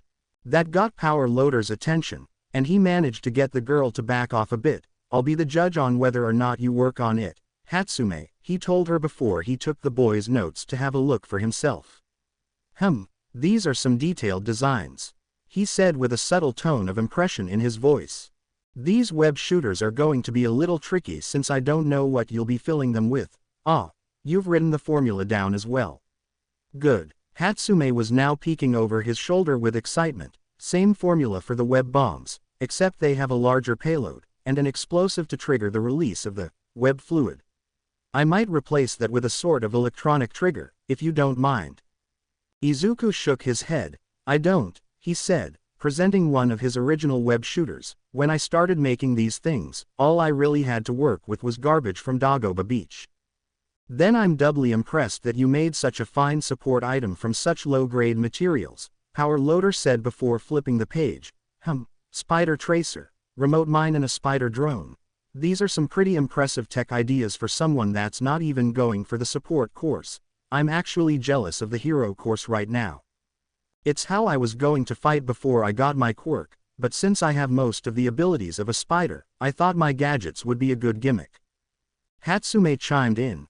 spider-like powers, and spider-themed gadgets, she said, creepy, but I like it. Izuku felt like someone had just stabbed him in the back, creepy. His face fell while Power Loader swatted the girl. Violent, Hatsume complained, what did I do? Clearing his throat, the pro hero said, I've already got the specs on your costume, so I'll make the items to match, and I'll try to make the wrist-mounted web shooters a bit less bulky so you can use them better. Also, I'd like to try to make these web cartridges a bit stronger so they can hold more. Is that okay? Izuku handed him the case holding his costume. Please, feel free to make any improvements you think will be necessary. Izuku told him, then sheepishly asked, also, could I get your autograph? He pulled out one of his many notebooks. Ever the fanboy, are we seriously going to let this kid enroll here? Asked Shota Aizawa, the teacher for Class 1A. A class that had been expelled the previous year because none of the students had taken being heroes serious enough for the underground heroes standards. Principal Nezu sighed as the two of them watched the security feed from the support course room, both of them focused on the student in question. Yes, we are, and I want to hear nothing more on the subject as I've explained it to you several times already. Oh, our big, flashy dolt of a hero threatens to pull funding, and you cave in faster than the Cubs in a championship game. The man sighed, do we really need his money that badly? Nezu shook his head, no, but this boy does show potential. I know you've seen it, too, or else you wouldn't be this adamant about putting him in Class 1B. He said, you're afraid that this year's crop will not meet your criteria, and you will be forced to expel them again. The little white mammal said, our courses to become heroes are among the most trying in all of Japan, if not the world. However, you are the reason we are hailed as the most difficult school to apply for since only a few hero classes are accepted. And this boy has impressed you. I'll admit that he has guts taking on mechanical D-rank villains the way he did, but having him in my class isn't what's bothering me, Aizawa said, it's the way All Might's been acting. Just because you want him to teach here, he has you by the tail, and you're basically kowtowing to him on everything. The scruffy man growled, Nezu knowing of his dislike for flashy, glory-hunting heroes. Did you know that he's even talking about bringing in a vigilante as an additional guard for the campus? Yes, I've spoken with him about that as well, Nezu said, sighing as he poured himself a cup of tea. It's true, I don't care one bit for it, but this time I think I can agree with it. The little girl with the Midoriya family has suffered greatly due to her captors, and they have even attempted to recapture her, so taking them in for protection, and hiring this man are the least of what I'm willing to put up with for their safety. Aizawa sighed, rubbing his eyes, about the kid. What's the old lady say about her? She hasn't seen her, yet. He said, they've only just arrived, after all, and the child is extremely timid from what I've been told, so it won't do to rush things when we won't see results. The man sighed, I can't argue with you on that. He said and rose up from the couch he was sitting on. All right, I'm going to go read through the list of students that are coming my way. Speaking of students, why do you always send the recommendations to my class? It's so that I can know for certain that they are worth the effort. Nezu said, I heard that there was one student in the recommendations that actually turned it down after a small confrontation with the young man he gave up his spot to. He then smiled, also, for your information, I don't send all of them to you. There were 4 that accepted the invitation, and I've only given you 2 of them. The other 2 are in Vlad King's Class 1B. The man gave him a look. Yes, but you've given me one of the most troublesome ones. He frowned as he looked down at one of the names on the list. Shoto Todoroki, Aizawa said, kid's got a rare dual-type quirk that mixes his father's and his mother's quirks perfectly. He shook his head. He's obviously a product of a quirk marriage, and it's left its mark on him, in more ways than one. There was one more, but that young man was the one that gave Mr. Todoroki his spot and opted out for Shiketsu High, and I think he'll do well there. Nezu sighed, a shame, really, that was one student that I had taken an interest in myself. Outside the gates of the school, a taxicab stopped, and out stepped a tall, well-built man with a duffel bag slung over his shoulder. His hair was a mess of green, black curls, and he had a light dusting of faded freckles across his nose. Thanks, he said as he paid the driver. The driver thanked in turn, and looked at the man. You know, I think I've seen you somewhere before, the old man said, ain't you a pro? The man just smiled and shook his head, nah, just a guy that does odd jobs here and there, said Hisashi Midoriya as he turned and walked toward the school. The ringing of the phone was what snapped the masked man back out of his own thoughts. He frowned as he reached for it. What do you have for me? He asked, his tone demanding good news. The voice on the other end of the phone let out a sigh. Nothing good, boss, the man sighed. You probably already saw this morning's paper, right? The masked man looked down at the offending piece of paper in front of him. I've just gotten through reading it, he said. The men I sent to break Rap out of prison before he was put in Tartarus said that he's not happy about how that fight ended. I'd imagine not, the man sighed. I was taken off guard, myself. Before I disciplined my subordinate, he told me that the kid who took the girl and fought Rappa was the same one that I shot. He growled, and another thing he heard is that this kid's old man is that sneak thief, the Prowler. He heard that much before the cops showed up. The masked man furrowed his brow. The Prowler, huh? He frowned, having heard of the mercenary and his violent tendencies, then shook his head. Doesn't matter. Where did they take the girl? The one place we can't go, boss, the man sighed. They took the kid, the girl, and the kid's mom to UA high school. The masked man's grip on the phone tightened. You cannot be serious. Boss, come on, you know I don't do jokes, the man grumbled, and I sure as hell wouldn't joke about the source of the product. The man growled, don't you have anyone that has enough of a spine to sneak into the place? He demanded, it's a school for s sake. The man on the other end sighed again. Boss, ya gotta understand, most of my boys are quirkless and are terrified of people that have them.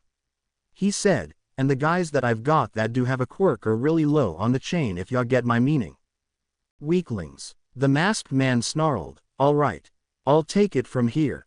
You and your men just keep things going on the trigger shipments. Understood. He sighed, let me know if my men and I can do anything on our end. Without another word, the masked man hung up the phone. Damn it. He sat back in his chair. UA. Of all the places she could be taken. He slammed his fist down on his desk, glaring at the picture on the newspaper. And this kid, Spider-Man, he just messed with the wrong people. He placed his fingers against the paper, and watched it shred itself.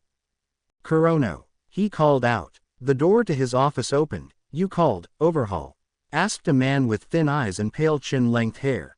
Overhaul nodded. Aries been put into UA's custody, he said, watching as the man's eyes twitch. I want her back, Kurono. That school is a fortress, Overhaul, Kurono said with a frown. Even we don't have the forces to take them on. He said calmly, they've got defenses that most military bases don't have. And they have some of the strongest heroes as mere teachers. I've even heard rumors that All Might was going to start teaching there this year. He scowled at the man. I don't care who they have teaching those brats, Overhaul said. We don't have near enough of Ares cells to take the drug to the next stage. Kurono shook his head. I know that, but we can't just waltz into UA and take her back. Not with All Might in their corner, he said with a thoughtful expression. Rappa said that the kids he fought were strong, and one of them was well trained, almost as good as a pro, but now that they're at UA, we won't be able to touch them. He said, and Ares not likely to be let out of their sight until we're taken into custody. That little girl's now our worst enemy, Overhaul, and you know it. Kurono said with finality. Overhaul growled, of course I know that, he sneered, but we need her back as soon as possible. He looked down at his hands, one of them beginning to break out in hives. We're so close to perfecting the drug that I can almost taste it. Kurono thought for a moment, there might be another way. He said, gaining Overhaul's attention, but it'll be dangerous. The guy I'm thinking about is friends with someone that's about as dangerous as All Might is, and he's more than willing to kill. I don't care what he's willing to do, just so long as he can get my asset back. Overhaul said, leveling a foreboding stare at the man. Do what you have to, Kurono, but bring me the girl, and kill that little brat that took her from me. Kyoka and her family awoke not long after Izuku had left for the support course room, the teenager herself having not slept all that well given the circumstances. She was greeted, Of course, by a smiling Izuku Midoriya as the woman was cooking up breakfast for the family. Morning, Mrs. M. Kyoka yawned, as Izuku not up, yet. The woman chuckled as she set a plate of food in front of her. He left a little while ago to see about improving his gadgets with the help of the support course, she said. He took Eri with him, too. We both thought the walk around the school would do her some good. The girl nodded as she heard her parents starting to move around. Sounds safe enough, she sighed, looking at the woman as she cooked. Hey, sorry for not asking sooner, but, are you okay after last night?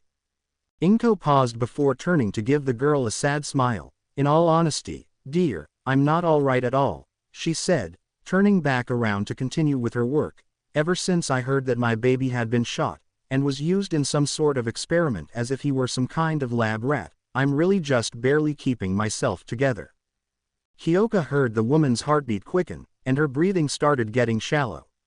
The girl was quick to rise from the table to make her way to the woman's side, and hug her.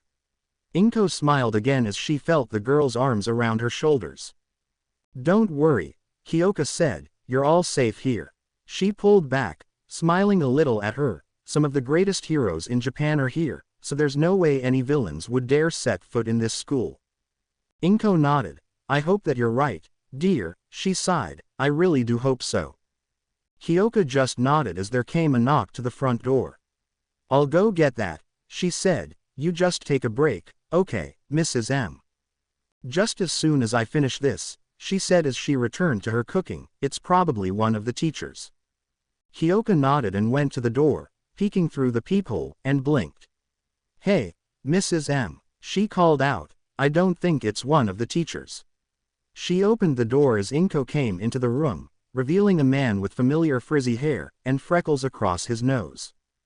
Izuku gasped as the man raised his hand in greeting. Honey. I'm home. Hisashi Midoriya smiled at his wife before she rushed forward. Kyoka jumped out of the way just in time as the petite woman grabbed her husband in a bone-crushing hug that the man returned right away. Good to see you again, too, Izuku.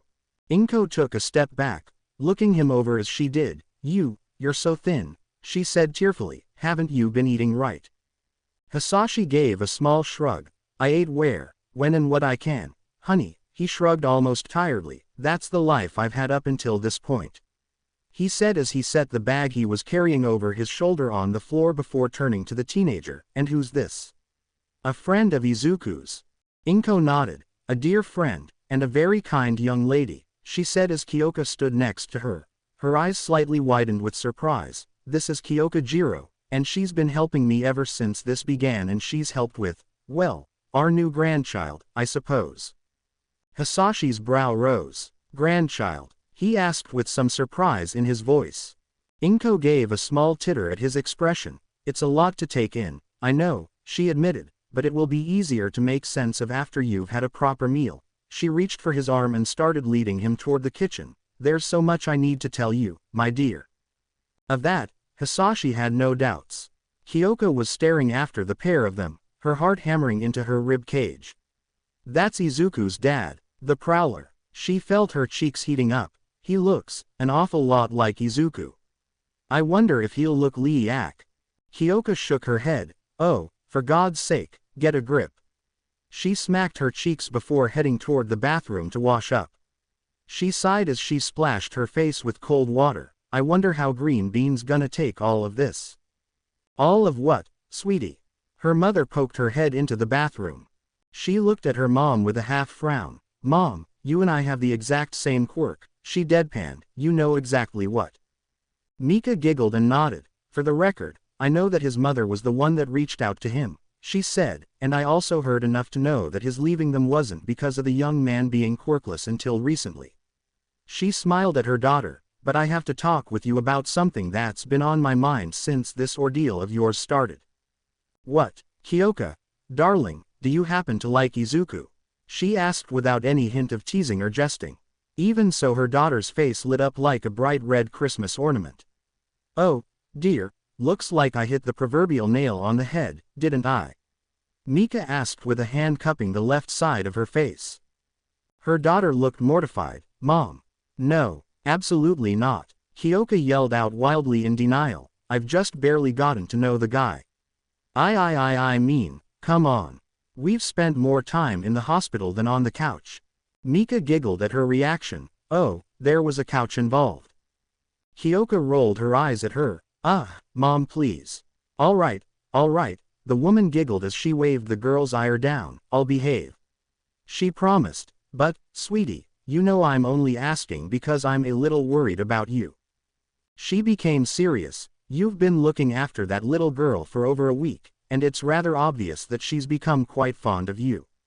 She said, noticing the small smile on her daughter's face at the mention of Eri. It's also pretty clear that she's adopted that Izuku as a father figure, and he's taken to it, quite well I might add, for someone his age. She said with a hint of approval. But this is a delicate situation, she continued. I don't want you to get dragged into a problem, or a relationship that you don't want. She looked at her mother with confusion written on her face. What are you talking about, Mom? Hyoka placed her hands on her hips. Her mother thought for a moment on how to word it. Well, what would you do if that sweet little cherub started calling you her mother? Mika asked with a hint of amusement while her daughter went pale in the face before her cheeks lit up again. Now, do you understand what I'm talking about? Hyoka looked down and started hugging herself while her jacks started wiggling nervously. Mom, seriously, it's nothing like that. She mumbled, though she herself was only half believing it. Her mother caught it easily and sighed. Darling, not to put doubt in your heart, but if you don't even believe your own words, then why say anything at all? She asked as the girl bit her lip. Mika then smiled at her daughter, and stepped up to hug the girl tightly. I won't say I'm against you potentially dating that boy, but I will say that you need to weigh your options, and find out if he's going to be a good match for you, or if he's someone that you can potentially spend your life with. Hyoka began hugging her back.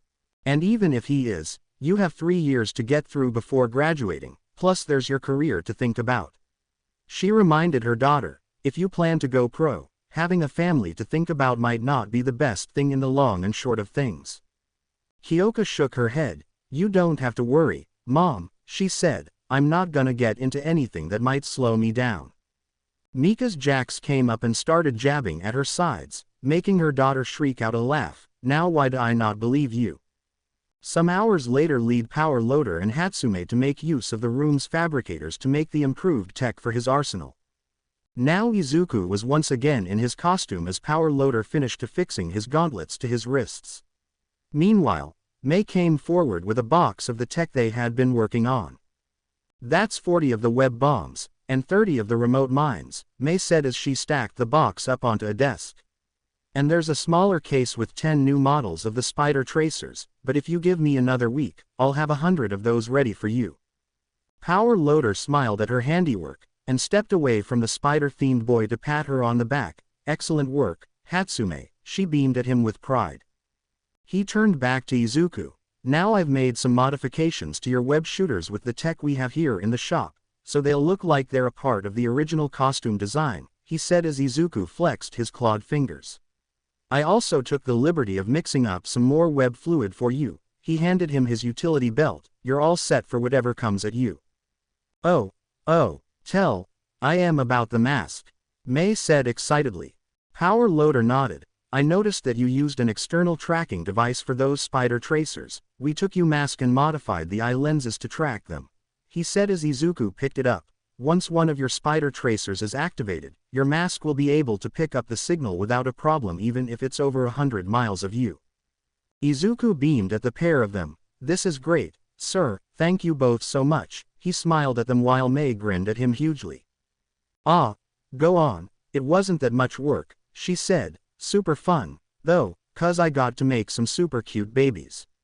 She then sidled up next to him and, whether she knew it or not, pressed her beeps against his left arm. So, hey, if you need anything else done, then you'll come to me, right? Izuku went beet red at the touch. Oh my god, she's so close. Power Loader chuckled and took pity on him. Mei, what have we discussed about personal space? He asked while moving the girl away from him. Anyway, you're welcome to come back anytime you need a top off. Like Mei said, these were fun to make. What about my drones? Izuku asked, noticing that they weren't with the equipment. Mei frowned. Those'll take a little more time to make. Sorry to say, she said, we don't really have the parts for those kind of babies, yet.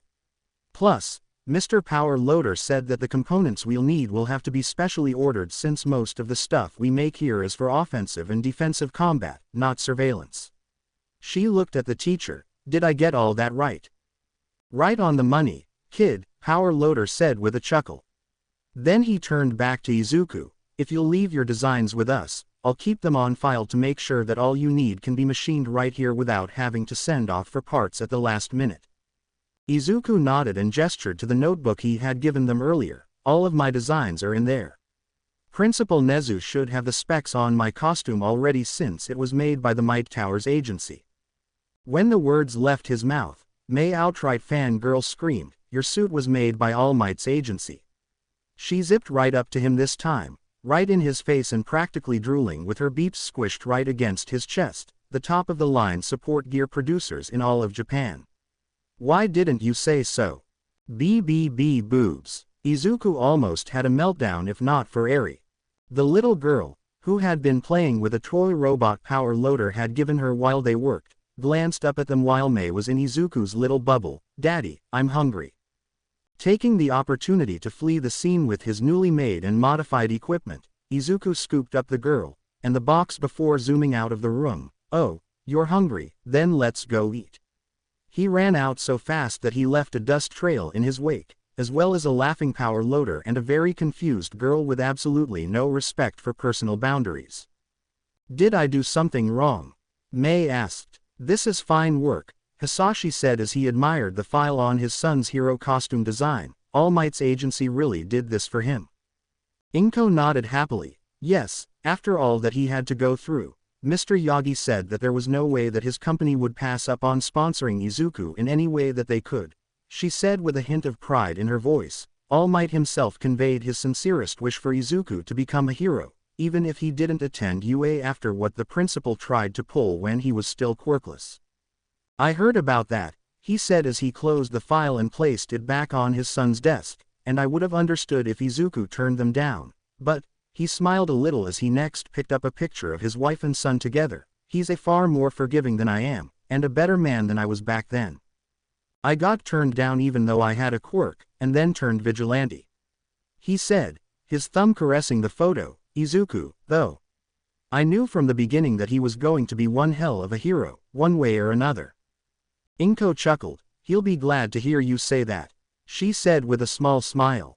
At this Hisashi winced. Inko, I know that you think we can go back to the way things were, but, he shook his head, Izuku and we can't do that. He looked at his wife sadly. I wasn't a father to him. But dear, I'm sure he'll. Inko started, but Hisashi shook his head. We're basically strangers, now, honey, he said, you know that. I haven't even spoken to him since I left. He sighed. He's more likely to try to punch my lights out if we saw each other now. Before she could answer, the front door flew open. Mom, I'm back. The unmistakable voice of her son shouted. Kyoka, who had been sitting in the living room going over the classes they were supposed to take, greeted them. Hey, you two, she smiled at them. Did you get what you needed from the support course room? And then some. Izuku smiled as he set the box he was carrying down on the coffee table. Is there anything for lunch? Eri's hungry. Kyoka smiled. Mom's in the kitchen right now, she said, waving at Eri as the boy set her down on the couch next to her. Your mom? She had a visitor while you two were out, so she's been a little. A visitor? Izuku blinked as she trailed off. Was it Auntie Mitsuki? Yeah, I'm gonna say no, she said as Inko came out of his room. You see, then came the boy's father, causing Izuku to freeze right on the spot. Kyoka beeped in a breath through her teeth. Bad enough that Izuku was wearing his costume, but it looked like he had recently armed himself, too. Hisashi, for his part, was partially hiding behind his wife while rubbing the back of his bashfully. Hiya, slug, oof. You son of a bitch. In the time it took to blink, Izuku launched himself at the man, his right hand drawn back, and slammed a powerful right straight into the man's face. Hisashi was thrown backwards into Izuku's room with a loud crash while Izuku stuck himself to the ceiling for a moment to avoid crashing into his mother, and webbed himself after the man. Inko yelped and chased after them as the resulting commotion evolved into a full-on riot with Hisashi on the receiving end of his son's wrath while all manner of All Might memorabilia was flying around the room. Kyoka and Eri were watching from the back of the couch, the little girl looking bemused while Kyoka held in a snicker, "Daddy's scary." That did it for Kyoka as she started laughing her head off just as her father came down. "What's all the racket down here?"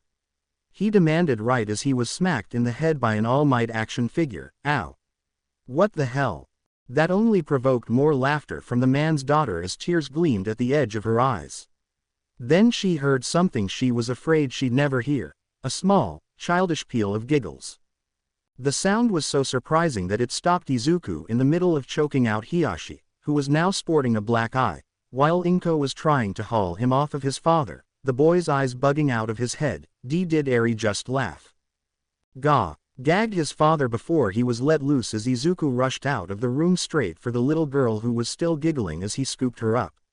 Inko helped her husband sit up as he rubbed his throat. "Man, what a grip," he said and looked at his wife. "See?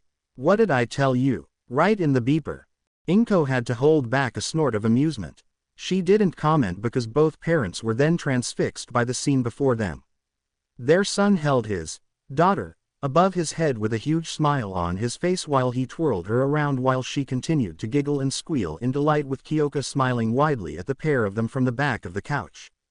They weren't the only ones watching, however, as Mika had come out of the kitchen to see what all of the commotion was about only to see the scene of a happy little family. A scene that seemed to include her own daughter if the look on the girl's face was of any evidence. Her husband was still trying to figure out what was going on and who had thrown the toy at him. Shota Aizawa was reviewing the footage of the practical exam of UA's entrance exam. More specifically, the footage that concerned Izuku Midoriya. The footage showed the boy running through training ground beta, using his bare fists to fight the villain bots, with little to no effect. He noticed how hard he was punching the robots, hard enough to break his bones. He was fighting that desperately. He had even managed to damage some of the robots, and even score a few points from the machines. Then he watched him help some of the other students during the exam. Some of them he provided first aid to, while others he shielded. Not bad, he thought as he continued to watch the footage. During the last moment of the exam, he saw the boy once again do something heroic when he helped a girl trapped underneath a large hunk of concrete while the zero-pointer robot was approaching. While he knew that the staff would prevent any serious injuries, the potential students thought that they were in a life-or-death struggle against the machine, so it was something to see a quirkless individual rushing headlong into danger in such a way when so many with powerful quirk just stood by and did nothing. He was no faster, or stronger for a boy his age without a quirk, even though he could tell that the boy had studied a form of martial arts from the way he moved, but now that the homeroom teacher of Class 1A saw him again, he did feel impressed. And now he has a quirk. The man thought, maybe this one's worth teaching after all. Dorms. Kyotoku asked, "You want to put my little girl in a dorm?" "Indeed," Nezu said as he and Toshinori sat across from the two families some hours later. "While it is true that the Midoriya family is technically staying here for witness protection, your daughter is slightly involved as well, given that her photo was taken during her fight with that awful villain," he said, "though I am loath to say it, but not only did she break the law by using her quirk to harm another, but as her photo has been made public, she may also be a target for those that still want to do the Midoriyas or Eri harm." "Rog, I knew it," the blonde man roared suddenly, glaring at Izuku, "You punk. This is all your fault. I oughta." His tirade was brought down by both Mika and Kyoka jabbing him with their jacks. Mika smiled apologetically, "Forgive him. He likes to act tough in front of others, but he's really just a big softy," she said while she settled her husband back down. "Now, I assume that these dorms will also be offered to the other students as well." "But of course," Nezu nodded happily, "the safety of our students is our topmost priority in this school." He smiled at the parents, "And I have been dreaming of turning my campus into a university-style school ground for quite some time, and this, shall we say, mishap, has given me the perfect opportunity." And while he says that she broke the law, Toshinori glared at the mammal. I, as a hero agent, was on site, and was well within my right to authorize both young Midoriya and young Jiro to defend not only themselves, and each other, but also myself, the boy's mother, and sweet little Eri as well. He said before reaching into his suit, which reminds me, young Midoriya, he produced a rather thick envelope. While he did manage to escape custody, it was during a prisoner transfer from the precinct to Tartarus, meaning it was a police slip-up. He said, this is the reward that Rappa had on his bounty notice. A sum of $10,000. Izuku paled. I can't accept that. Kyoka leaned over and smiled at him. Go on and take it, she urged him, you earned it. Actually, part of it is yours, young lady. He produced a second envelope. The total bounty was 20,000. Sweet. Kyoka had no trouble accepting the money. Thanks, Mr. Yagi. Toshinori chuckled and waved off her thanks as Izuku grudgingly accepted his own. Think nothing of it, my dear. He said, besides, I felt that your efforts shouldn't go unrewarded. Especially since Rappa is classified as a B-rank villain. The dorms will also provide the children a chance to further their bonds with their classmates and future partners in the field. Nezu went on. None of the students will need to fear being harmed by villains with so many heroes teaching here, especially since All Might has decided to settle here. Toshinori glared at the rodent. On your word that the Midoriya family will be treated well. Yes, of course, Nezu said. Izuku frowned. Well, what about Kyoka's parents? I'm sorry, Nezu asked. If Kyoka's identity is known to the villains that attacked us, then won't her family be targets, too? He reasoned. I mean, they came to my house just to take Eri from me, and if they think they can get to Eri through me, Kyoka, or our parents then. Whoa, he's right. Hisashi pinched his brow. That's villainy 101 right there. Always be prepared to take hostages if frontal tactics fail. Kyoka sat back and looked at her parents, then back at the principal. Well, I don't mind staying in the dorms, but why not have another house like this built for my folks, if that's okay? She offered her cash over to the rodent. I don't know if this will cover the cost, but... No. Nezu said hastily. I can't allow that. Midoriya is right, your family should be offered our protection as well. He said, and it will cost next to nothing to build another home like this one. Cementos will have it done within a day, and we'll have it fully furnished as. Just a moment, Mika said, while we have our own furniture, we haven't even agreed to this, yet. I've got no problem with it, Kyotoku said with a shrug. Besides, honey, they're right. I can't even stand the thought of some 2-bit thug trying to kidnap you, or my baby girl. Mika looked at her husband in hesitation, but ultimately saw the reasoning in the argument. Can you have someone help moving our things when the time comes? She asked the principal. Nothing would make me happier than to help, he said. 2 months later, true to his word, Nezu had another home built for the Jiro family in under a day, allowing the family to move relatively quickly.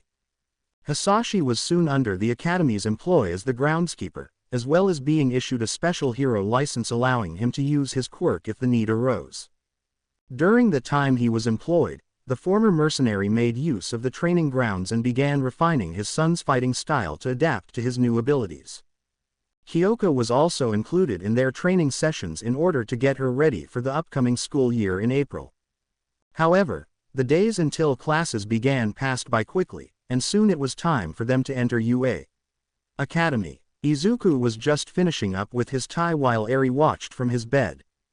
Can't I come? Eri asked sweetly from the edge of Izuku's bed while he got himself ready. Izuku chuckled. Sorry, sweetie, but you have to stay here with Grandma and Grandpa, he said, and Auntie and Uncle Jiro will be over in a little while to help with your lessons, remember? Boo, the girl pouted. He finished with his tie, and turned around. Now don't worry, he knelt down in front of her, I won't be gone for long. After school's out, I'll come running back just to see you, okay? Her little eyes trembled, and the little girl reached out and hugged his neck. Promise? I promise, he hugged her back, and you know I'd never break a promise to you, right? The girl nodded against his neck. Have a good day, Daddy. Izuku chuckled and rose up with Eri in his arms. Don't you worry about that, he told her as he entered the living room where his parents were waiting. I'm gonna do my best today. He told her, so you have to do your best for me and be a good little girl while I'm gone, okay? Eri nodded slowly, okay. Izuku smiled. In the time that she had been with him, Eri had come out of her shell quite a bit. Not anywhere near to what a normal child of her age would be, but she was beginning to get more comfortable with others around like his dad, and the Jiro family. The two families had become close after becoming neighbors. Inko was delighted to have another woman to talk to aside from Mitsuki whenever she was able to visit. And Mika loved chatting with Inko about their children. Once Izuku was down in the living room, he passed Eri to his mother while his father offered him his book bag. I made sure everything is packed, he said, and I turned in your costume yesterday, so it should be waiting for you, fully armed.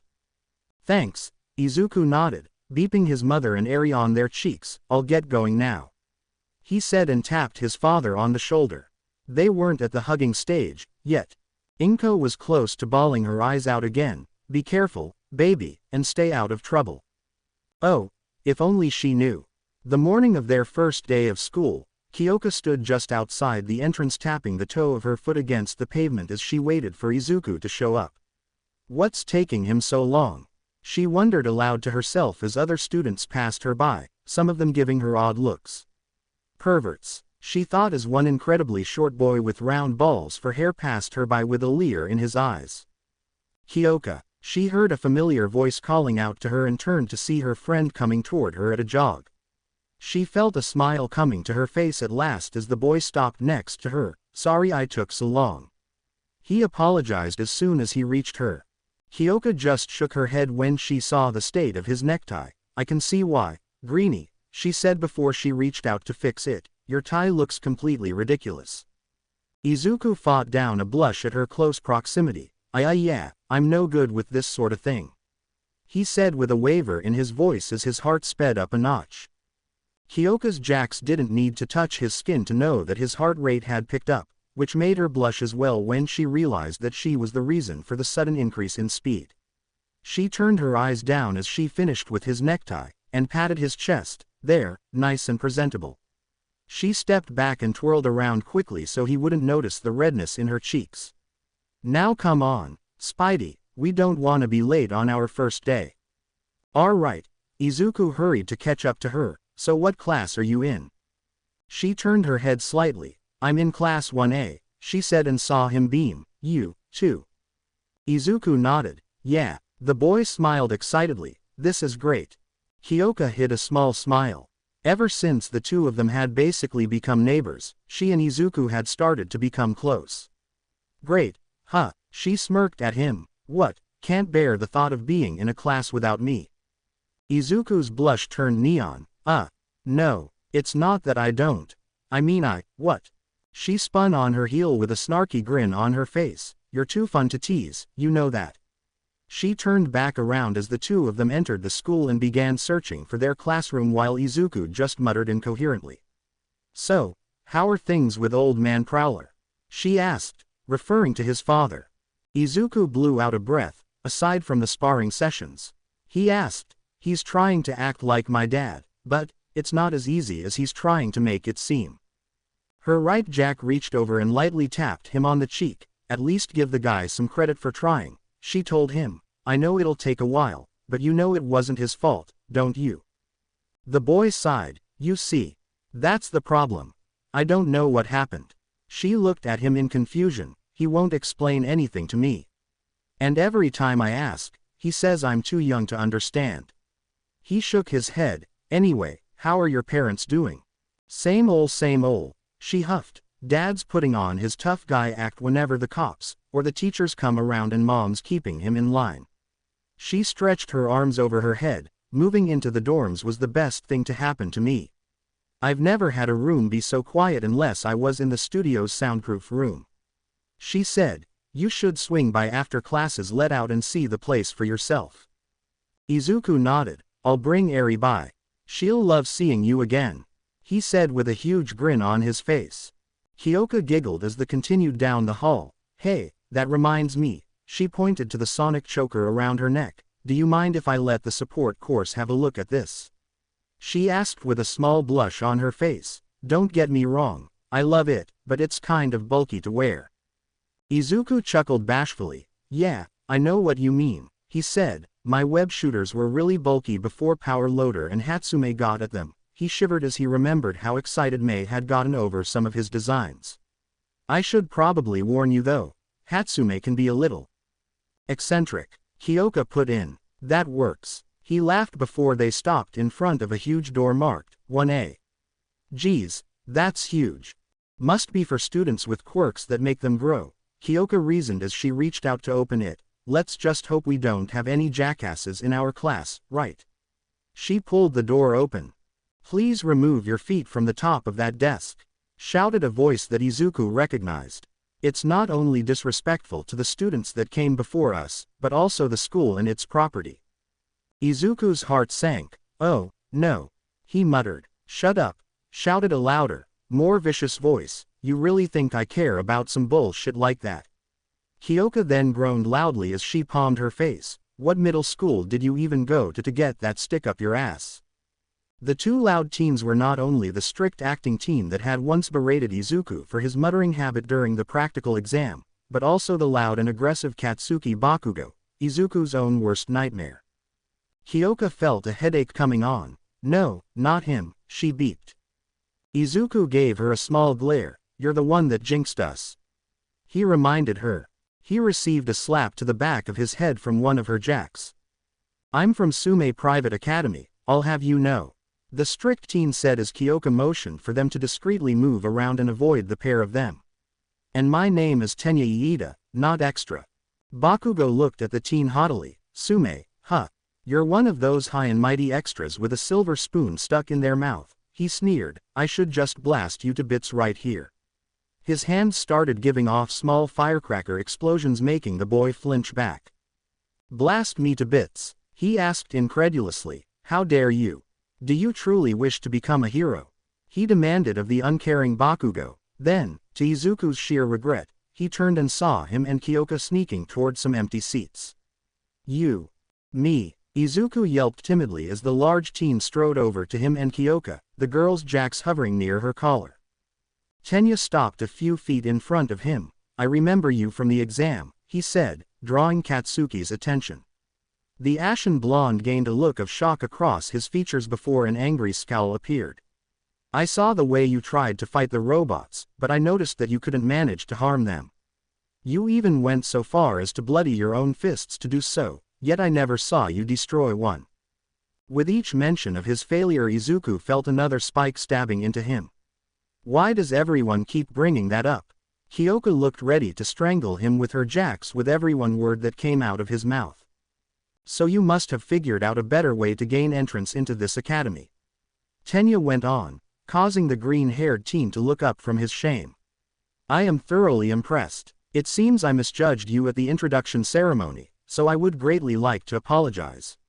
He offered a bow. Please forgive my harsh words from earlier.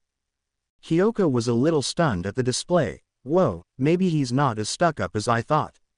She thought as her friend started getting flustered in his usual way, making her smile. Get real, Bakugo sneered, he doesn't even have a quirk. He rose and stomped over to the teen, leaning down toward his ear. Look, ya nerd, I'm already on thin ice thanks to you. Izuku paled. I was gonna apologize for it all, but seeing you here. He growled. You just stay the hell out of my way, or else, got it? Izuku gave a small nod as Katsuki backed off. Right before he was whacked right in the head with the strongest jab that Kyoka could manage. Ow.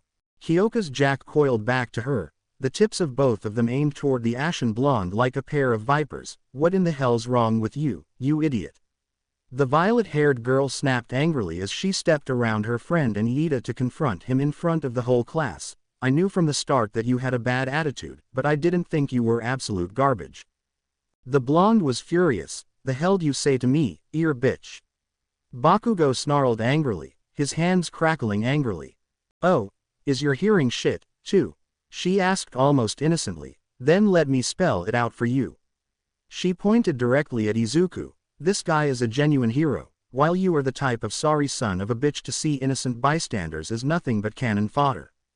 She snapped and got right in the explosive blonde's face. He saved the life of a little girl, while you just keep dragging him through the mud, even after he took a bullet for the kid. That's more than you'd ever do, I bet. He scoffed. Damned right. 'Cause I'm not some quirkless chump that's scared of bullets. Bakugo snapped angrily. Well, obviously he wasn't either. She snapped right back, fearless in the face of what could easily be a dangerous situation, and he's not quirkless anymore, you idiot. What? His attention was right back on Izuku. What the is she talking about, Deku? Before the flustered teen could answer, another student arrived and recognized the verdette. Hey, it's you. Both Izuku and Kyoka turned and saw a girl with a brown bob cut, and a perpetual blush on her cheeks. You're the one that saved me. Izuku yelped as his face flamed. Kyoka snorted. Oh, man, you're hopeless. She laughed at his flustered face, though she did feel a small spike of jealousy in her chest. I was so hoping that you'd get in, the new arrival said as she placed her hands together, careful not to touch her pinky fingers together. You were trying so hard, and then you swooped in and saved me from being crushed by that giant robot. Kyoka gained a look of surprise. Whoa, Green Bean, you seriously went up against that thing? She asked, remembering when the same robot had appeared in her area of the practical exam. She smirked and poked him with her jacks teasingly. You got more balls than I thought, Spider-Man. Spider-Man, said a boy with sharp teeth and spiky red hair. Ah, man, guy's already got a cool hero name, said another boy with bright blonde hair with black patches in it that looked like lightning bolts. One boy that looked like his left side was covered in ice looked at him for a brief moment before ignoring him, while a girl with a ponytail looked at him curiously. A set of floating clothes giggled after a pink-skinned girl with horns whispered something to her. Then, if you've come here to make friends, said a tired-sounding voice, then I suggest that you get the hell out right now. Izuku turned and freaked out when he saw what looked like a giant yellow caterpillar lying on the ground. This is the hero course. A hand popped out holding a juice pouch. What the heck? Izuku internally screamed. There's someone in there. The rest of the students thought collectively. The caterpillar drained the pouch, and unzipped what was actually a sleeping bag, and rose up. It took approximately 8 seconds for all of you to quiet down, the man said as he revealed himself to be a tall, scruffy-looking man with shoulder-length black hair, dark circles under his red-rimmed eyes. Around his neck was a pair of yellow goggles. In the world of professional heroes, time is more precious than the air you breathe, he told the class, meaning that none of you are very rational. Kyoka gave Izuku a questioning look. Okay, who is this guy? Izuku shook his head. I don't know, he said. All of the staff here are supposed to be pro heroes, but even I don't recognize this guy. He hissed right back. The man looked directly at Izuku, making the spider quirk user flinch. Who am I? He repeated their question. I'm your homeroom teacher, Shota Aizawa. Homeroom teacher. Most of the class shouted at once in shock and confusion that this scruffy-looking man could be a teacher. That's right, Aizawa said, never taking his eyes from the boy. Now, all of you get into your gym clothes, he said, and head out onto the grounds. Be quick about it, too. The Midoriya household was a popular residence that morning after Izuku had left. The first to come calling were Kyoka's parents. Being under witness protection meant that they wouldn't be able to leave the campus grounds without an escort, so socializing was a bit of a problem. Luckily for both families, they had each other. The two mothers were sharing a pot of tea while speaking of their children, while the two fathers were sharing a pack of sodas, Hisashi trying to figure out how to connect with his son. It's so nice to have someone like you to talk to, Inko, Mika gushed happily. You wouldn't believe how few people I get to meet that actually have children the same age as Kyoka. It's so amazingly frustrating. Inko laughed. Oh, I know exactly what you mean, Mika, she said in agreement. What with Izuku being formerly quirkless, not many of his classmates wanted to be friends with him, and those that interacted with him were absolutely horrid on the best of days. She said as she recalled how badly beaten her son would be when he came home at times. That is so terrible, Kyoka's mother sighed, and to think that Izuku's such a darling young man. Quirk or no, he'd make someone a wonderful husband someday. Hyotoku frowned at his wife while he and Hisashi sat back watching a baseball game, and there she goes, already playing matchmaker. He said, sighing, damn it, I'm not ready for my baby to have a boyfriend, yet. Hisashi snorted, at least your kid acknowledges you. He said, Izuku's still getting used to me being around him. Hyotoku shrugged, gotta look at it from his perspective, he said, kid spent the biggest part of his life without you in it. You and your wife might have kept in touch, but beyond that. He shook his head and took a swig of his soda. Have you tried explaining what happened to make you stay away for so long? Hisashi blanched. It's complicated. That's life, the rocker said. Still, ya gotta show the kid ya care. Hyotoku sighed. If he knows why ya had to go to ground, then he might begin to open up a little more. Hear what I'm sayin'? Hisashi frowned. He's right, you know. Mika put in, halting her conversation with Inko. From what I've seen, Izuku's a good boy, but to see him treating you in such a way means that he's hurting quite badly, and the only way to stop that is to start giving the boy what he needs. I agree, dear, Inko sighed. I know that it's a sensitive subject, but Izuku is quite an understanding young man. Hisashi sighed, but was saved from answering when there came a knock on the front door. I got it. He rose and went to the door. Ah, chicken, Hyotoku said loudly before he was silenced by his wife's jacks. Ow, what was that for? She glared at him. Don't you give me that tone, darling, Mika huffed. You know exactly what that was for. Hisashi chuckled as he reached for the door and opened it. Mr. Yagi. The man smiled as the blonde man appeared. Good to see you. He reached out to shake his hand before he invited him in. To what do we owe the pleasure? Glad to see you're all doing well, the man said in greeting as he was led into the living room. I actually came by to talk about one of your son's designs. Inko looked at him curiously as she poured a cup of tea for him from the pot she and Mika had been sharing. Oh. Is it something dangerous? Toshinori shook his head and thanked her for the tea. Oh no, not at all. He said before taking a grateful sip, it's quite the opposite actually. He reached inside his jacket and pulled out a copy of a page from one of their son's notebooks. Now, I'm certain that you all know that the police forces throughout the world use a type of quirk-suppressing set of handcuffs. He handed over the piece of paper to the boy's parents, but Izuku's come up with a superior design that he calls the power cuff. Both Inko and Hisashi were looking over the design, though while Inko was at a loss, Hisashi looked impressed. It's a simple band that is slapped across the wrist, locking itself into place with a powerful magnetic force, and renders the wearer's quirk useless. The boy's father gave an appreciative whistle. This is amazing, he said quietly. If I had something like this in New York, then. Toshinori chuckled. Trust me, my friend, that device is going to be quite something when it hits the open market, he said, which is why I thought I should come to you, as his parents, to have a contract drawn up so that he can patent it. I know that the police will benefit from it greatly. It's compact and made from lightweight material, so it wouldn't be too difficult for a person to carry several of them in their pocket. Hisashi frowned and handed the design back to his wife. Let my wife decide. Toshinori gave him a confused look. As much as I appreciate your inclusion of me in this, I'm afraid I've been out of Izuku's life for far too long to go about making a decision on his behalf like this without his say-so. The blonde man nodded. Understandable, and I'll be letting young Midoriya read the contract himself, of course, before he signs it. He said, he's quite mature for his young age, and has quite the good head on his shoulders. What with taking such good care of young Eri, and all. He said before he noticed that said child was missing. Speaking of the little angel, where is she? Taking a nap, Inko said with a slightly sad smile. She's warmed up to all of us, but not to the same level that she has with Izuku and Kyoka. Toshinori chuckled. Daddy's little girl, He smiled. Just as well, as much as we've tried, the girl is still such an enigma. He sighed sadly. That little lady is the inspiration behind this little invention, if you can believe it. The parents all gave him confused and apprehensive looks. I see you haven't heard.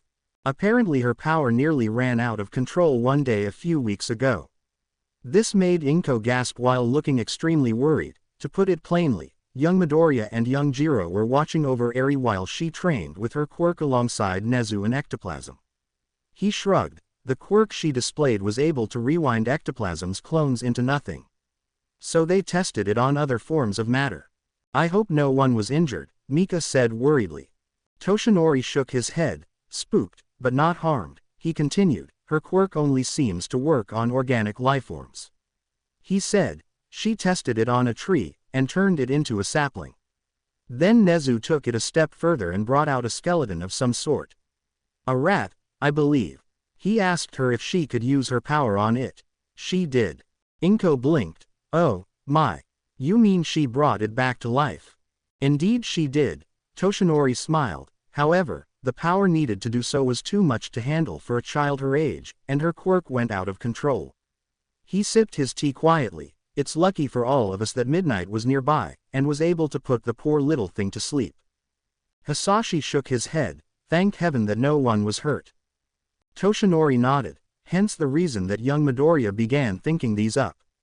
He said, for those that are made for public use, there's to be a setting on them that allows the wearer to raise or lower the power output on their quirk, making it more manageable for those with difficult quirks like young Eri. Inko smiled at her son's thoughtfulness. If you would draw up a contract for him to read over, then I'm sure that this invention will be a great success. You took too long. Aizawa droned as the students filed out onto the field in their gym clothes. What did I say about time being precious? He frowned as the class lined up in front of him. No matter, he sighed as he took a soft ball with a small black screen across part of it. Now then, we're going to go through what I like to call a quirk apprehension test. Quirk apprehension test. Izuku and Kyoka thought similarly as the rest of the class muttered. What about the entrance ceremony? The brown-haired girl, Ochako Uraraka, asked, or guidance sessions. Aizawa looked at her. If you want to stay in this school to become a hero, then you don't have time for something so pointless and irrational, he said. This is UA, where you wake up in the morning and hit the ground running, or else you fall behind and get kicked to the curb. Kicked to the... Tenya stammered. What do you mean, sir? He demanded as a feeling of absolute dread began to fall over Izuku's shoulders when he remembered something about one of UA's teachers. One of them had expelled an entire class the previous year. A very slow and disturbing grin began to form on Aizawa's face. What I mean is that UA is known very well for the faculty's freestyle form of education, he said, and my form of education is this. If you lack potential, then you not only fail my class, but you are no longer a student of UA.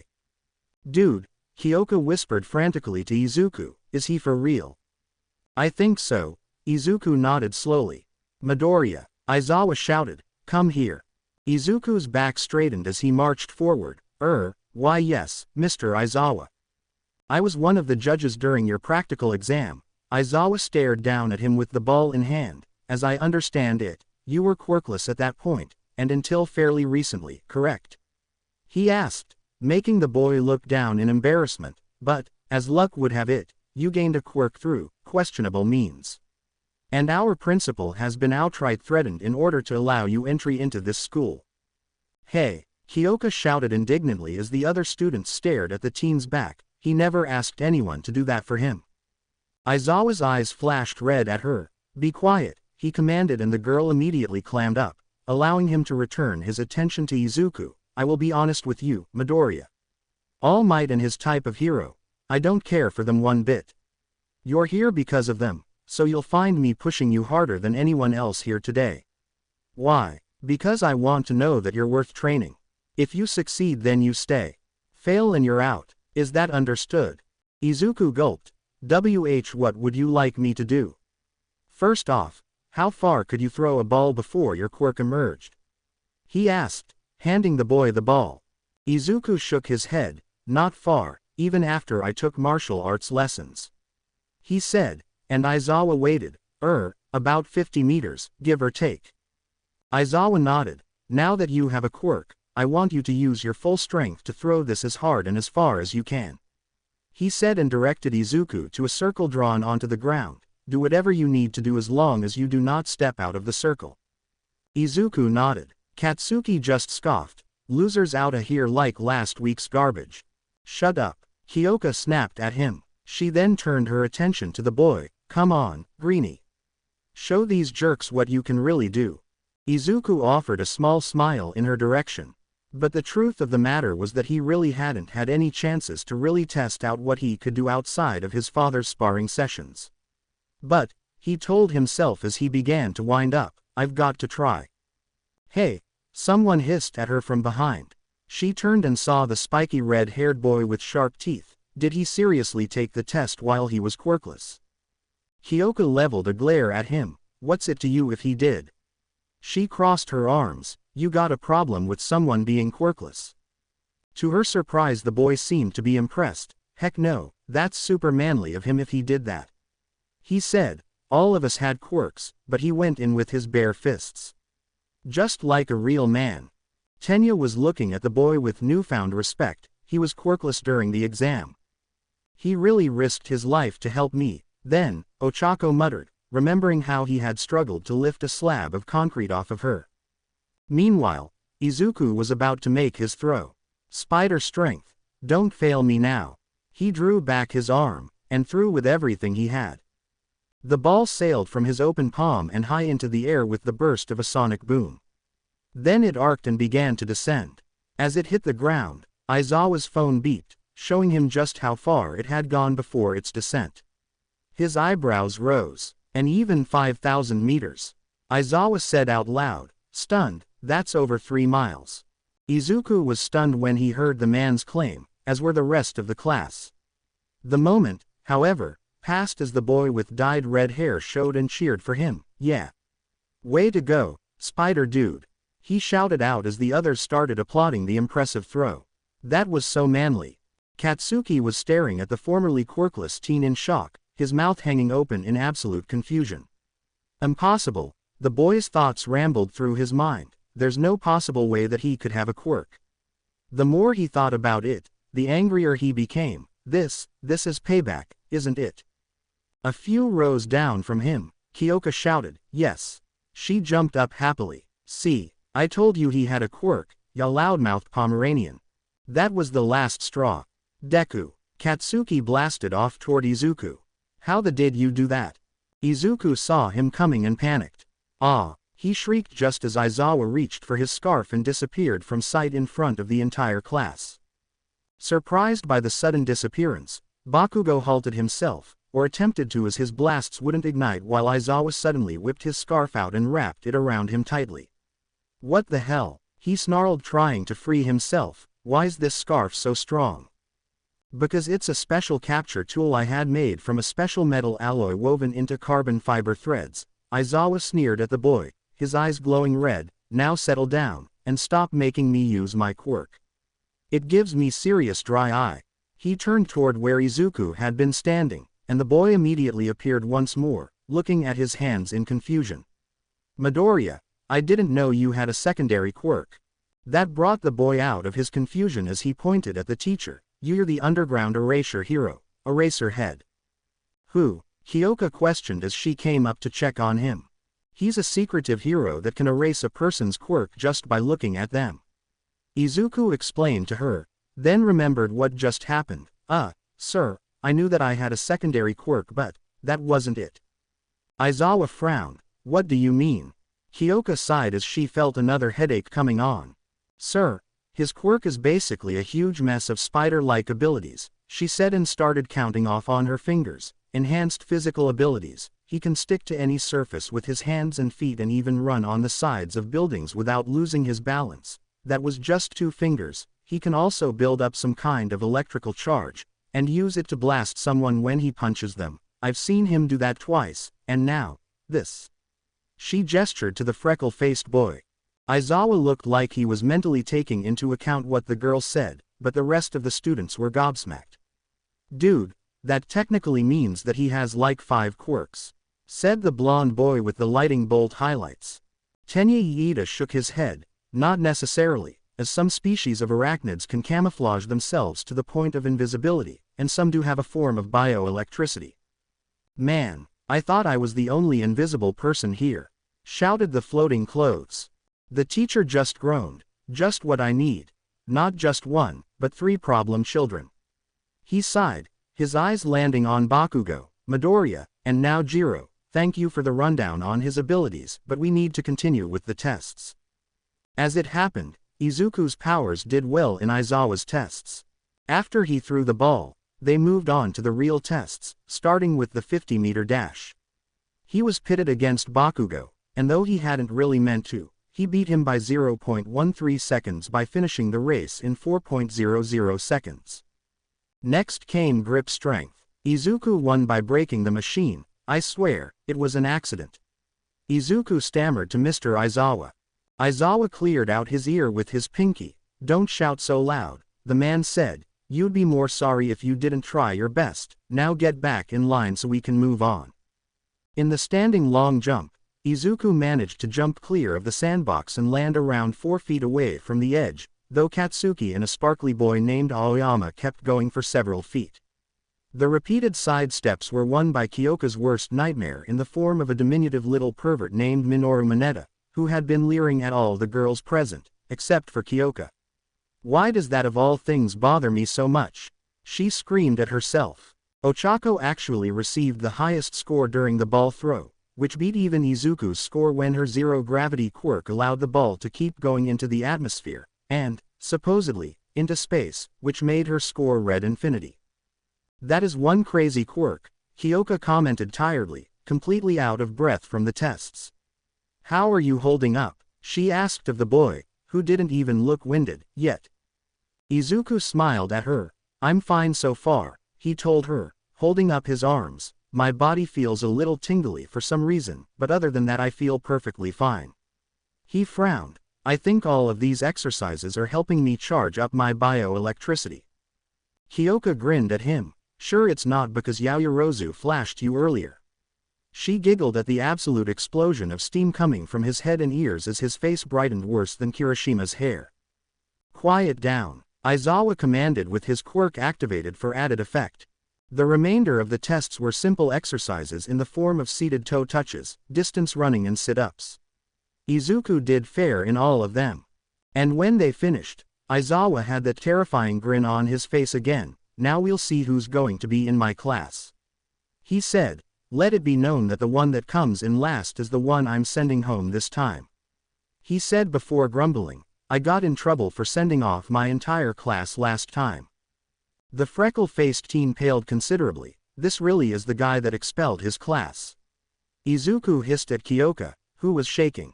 The result came up on the board, and the girl reached over to grab Izuku's hand before squeezing her eyes shut. I can't look. 1. Izuku Midoriya. 2. Shoto Todoroki. 3. Momo Yaoyorozu. 4. Katsuki Bakugo. 5. Tenya Iida. 6. Fumikage Tokiyami. 7. Mezzo Shoji. 8. Mashirao Ojiro. 9. Eijiro Kirishima. 10. Mina Ishido. 11. Ochako Uraraka. 12. Koji Kodai. 13. Rikido Sato. 14. Tsuyu Asui. 15. Kyoka Jiro. 16. Yuga Aoyama. 17. Honta Siro. 18. Denki Kaminari. 19. Toru Hagakuri. 20. Minoru Mineta. What? 2 voices shouted. I lost to that loser. Bakugo roared angrily. I'm last. Mineta shrieked, his head bleeding. Aizawa glared at both of them, quieting them down before directing his gaze at the smaller boy. That's right, he said as he stalked forward, you're dead last. The man said, but don't worry, I don't think you completely lack potential, so you'll be put into the general studies course, and, if you're lucky, you'll get another shot at the hero course during the sports festival. His eyes glowed, however, until that time comes, pack your things and get out. Izuku sighed in relief as he gave Kyoka's hand a small squeeze. You did it, Kyoka. The girl peeked out from behind her lids, then smiled and hugged him. You came in first. She squealed happily. I knew you'd be incredible. Aizawa nodded. That's all. He said, class dismissed. You'll have the rest of the day to get acquainted with each other, and your dorms if you haven't already. He said as he took out a yellow slip from his pocket, and handed it to Mineta. Mineta, you're to see the principal at once. No excuses. Let him know I'll be along momentarily. The short boy nodded dejectedly and slowly walked toward the locker room. Midoriya, I want to talk to you. Kyoka frowned at the man with her hands on her hips. What? Not done dragging him through the mud? She asked. Aizawa gave the girl a look. The fact that I'm overlooking your rude behavior toward a faculty member should speak volumes, Jiro. She crossed her arms, her jacks floating around her head threateningly. It would speak volumes if you knew just how hard Izuku worked to get this far, she muttered snarkily. He frowned at her while the boy hurried up to him to avoid any further confrontation. Look, Midoriya, I'm not going to apologize for singling you out. The boy looked at his feet, used to such treatment from his former teachers. However, I will say this. The boy perked up. While I watched you during the practical exam, I noticed that you rescued a great many students at the risk to yourself. You even risked being injured by the zero-pointer. Izuku shrugged. I couldn't just stand by and do nothing, sir. I know, the man nodded, which is why I wanted to accept you into the hero course, even when you were quirkless. Izuku's eyes widened. You have what it takes to be a good, maybe even a great hero. He explained, and you showed this school that its examinations are flawed. He gave the young man a small grin. The boy I just removed from the class will be replaced by another like yourself. He couldn't score very many combat points at all because he has a weak body, and a quirk ill-suited for combat.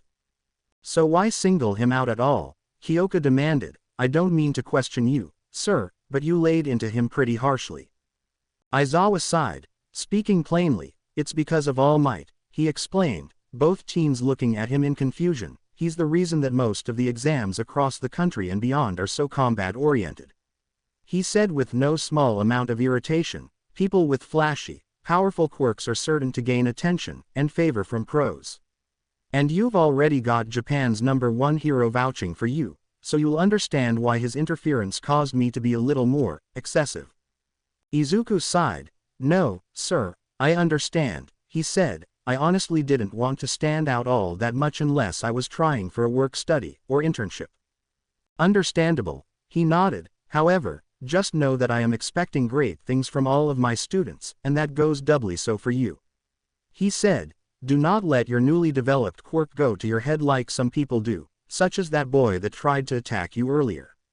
He advised with a frown, people with powerful and flashy quirks tend to become arrogant and petty, and I don't want to see that happen to you. Also, you appear to have more than a few surprises up your sleeve if that invisibility power of yours was unknown to you until now. He continued as the boy looked down at his hands, both of which began to fade in and out of visibility. Well, like Iida said, some spiders can camouflage themselves to the point of near invisibility, so I guess that's part of my quirk, too. Izuku reasoned. Aizawa smiled that wide smile again. Well, you're going to have to do it again, and soon. He told him, tomorrow is going to be outright combat training against other students. Izuku and Kyoka looked at him in surprise as he warned them, so you're going to need every advantage you can get. So don't hold anything back from now on. He turned and headed back toward the school, this the UA Hero Academia, kid, where we go beyond our normal capabilities. That's what Plus Ultra means. So, Kyoka muttered as she and Izuku walked back toward their homes. Some first day, huh? Izuku nodded tiredly. You can say that again. The Verdette sighed. Not only did we get put in the same class as Kachan, but our teacher is terrifying. He shivered. I don't think my heart can take another day like this one. The perplexed snorted. Like Aizawa said, this is UA, she said, where you hit the ground running, or get left behind in the dust. She thought about the short stack of a kid that had been kicked out of the class just a few minutes ago. We need to keep our guard up. Just like we would if we were back on the streets, the Verdette boy groaned. I think I'd almost rather face those people that are after Eri.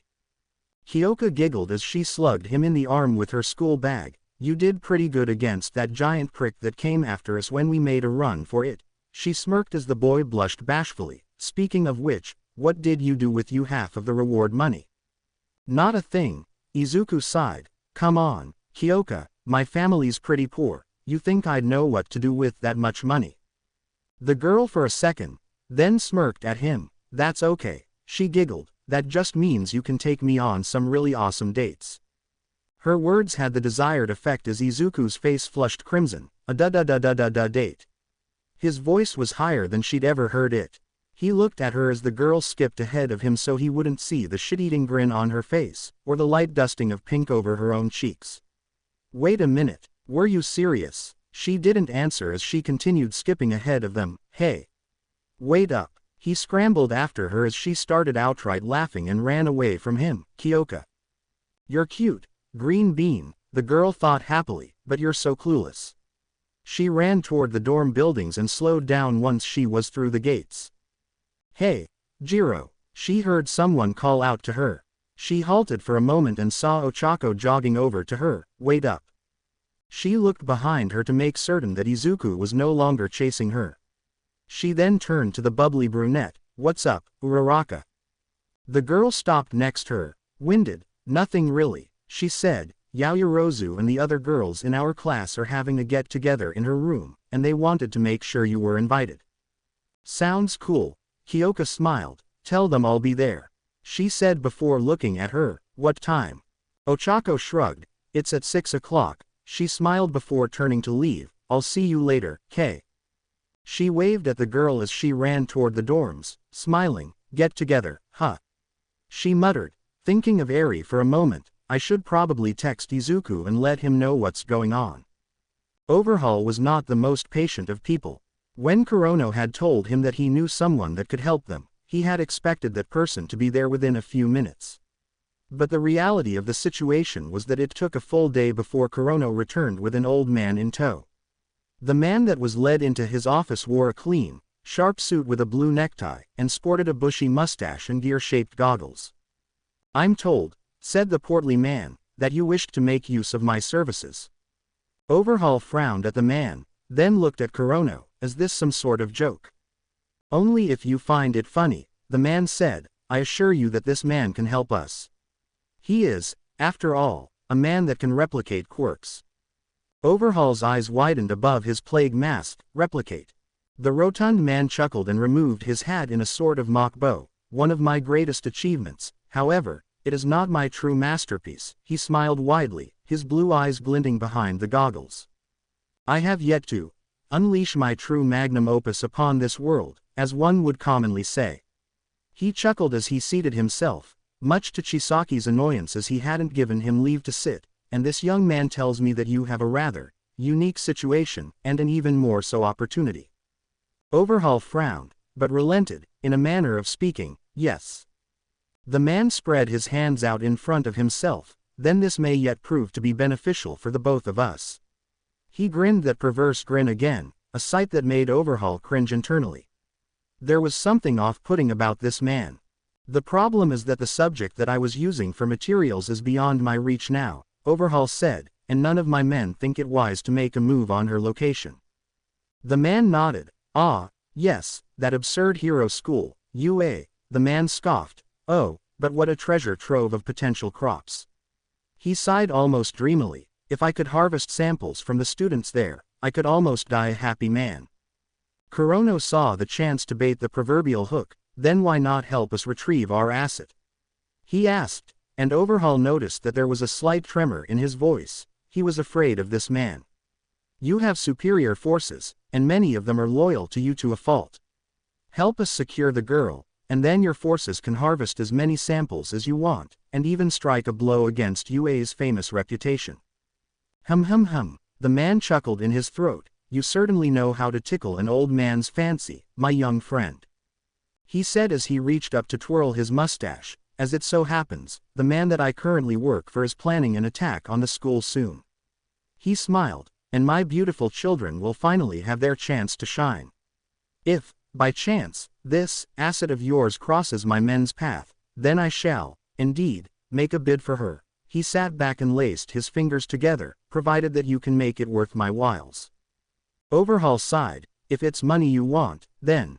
Money is not what I desire, the old man interrupted. Overhaul gripped his hands together in silent anger. He hated being interrupted. You already know what exotic delights can sat my palate. Quirks. Powerful and unique quirks. He pointed a finger at the younger man. Yours.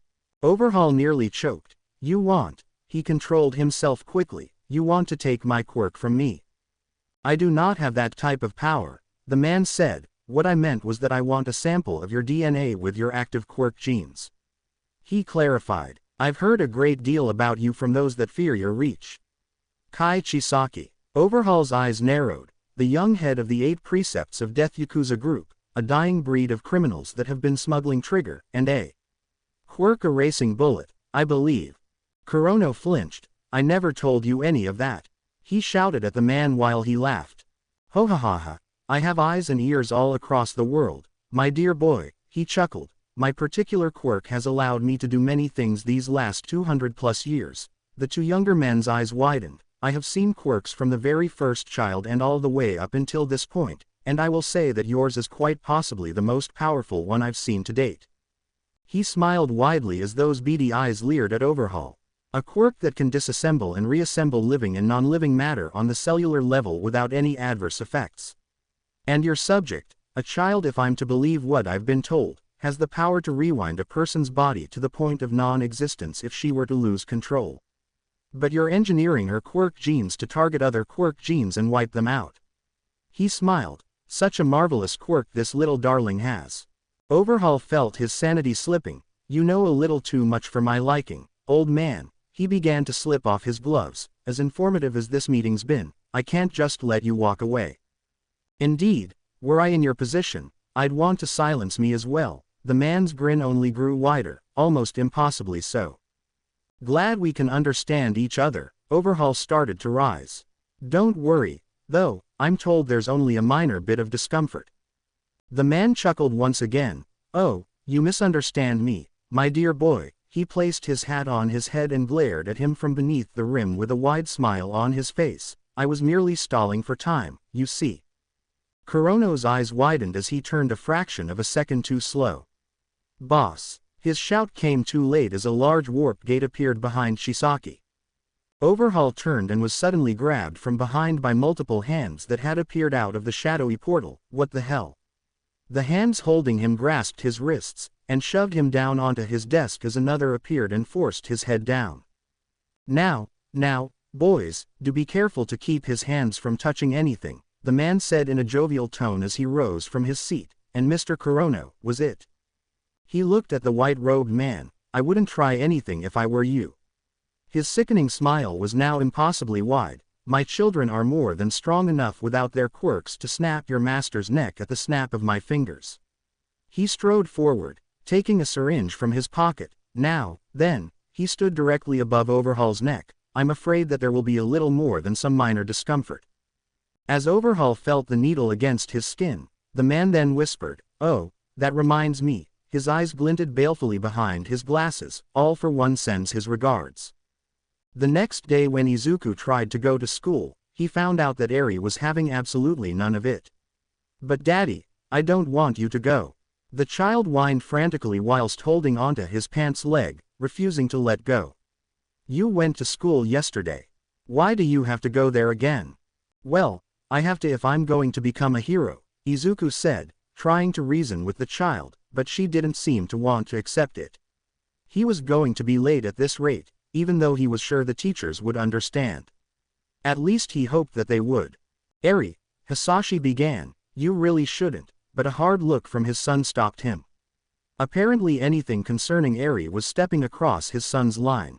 Inko decided to step in. What he means, dear, is that going to school is very important to young people, she said. You know the lessons I've been giving you every day.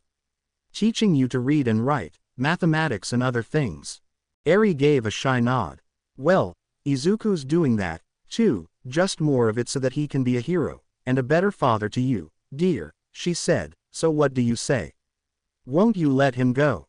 Eri's lip trembled, and Izuku noticed that her little horn began to glow faintly. But I get scared when Daddy's not with me, she said in that tiny little voice of hers that completely broke through Izuku's walls. Taking a deep breath, he leaned over and picked the little girl up in his arms. You can come with me, he said with a smile, then tapped her on the nose, attempting to sound stern. But just for today, all right? Eri's eyes brightened. Really? Yes, really, Izuku said, laughing at the sudden change in her mood, but it's gonna be scary. We have combat training today. As Eri smiled happily, he noticed her horn's glow had dimmed down to nothing again, though its size had increased slightly. I hope May gets that prototype ready soon, he said, afraid that the little girl's power would run out of control again. Inko fidgeted nervously. Are you sure that's a good idea, sweetie? She asked, more concerned for her grandchild. Won't the fighting scare her? Both she and Hisashi knew that the more stressed the child became, the more energy she built up in her horn. Izuku sighed while giving her a slow nod. Probably, but Kyoko will be there in case things go badly, he told her, Eri's face lighting up again at the mention of her second favorite person. She knows how to keep her calm. I need to go on patrol, Hisashi said as he grabbed up his bag containing his costume. As he made for the door, he leaned down to his son's ear. For what it's worth, you're doing a better job than I ever could. That's because I'm here for her. Izuku snapped quietly, and I always will be. Hisashi nodded. Good. He opened the door, and was met with a boisterous pink-haired mechanic. Whoa, perfect timing, May said loudly as she was about to knock. Looking Hisashi up and down, she frowned a little. You know, you've grown since the last time I saw you, and that was only yesterday. Hisashi was at a loss.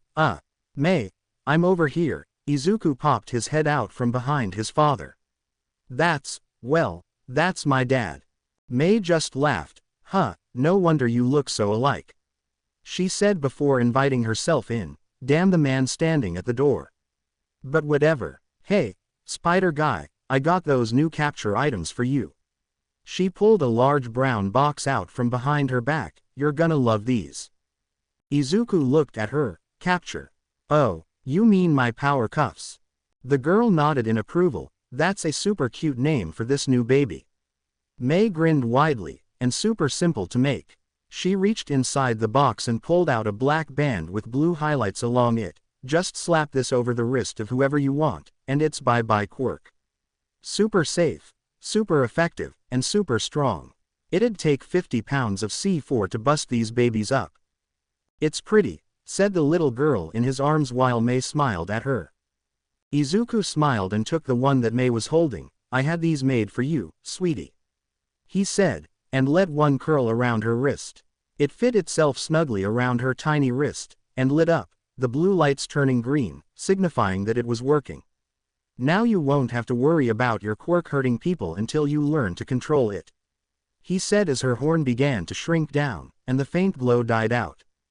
The best part is that these babies use thermal batteries, May piped up. You never have to charge them.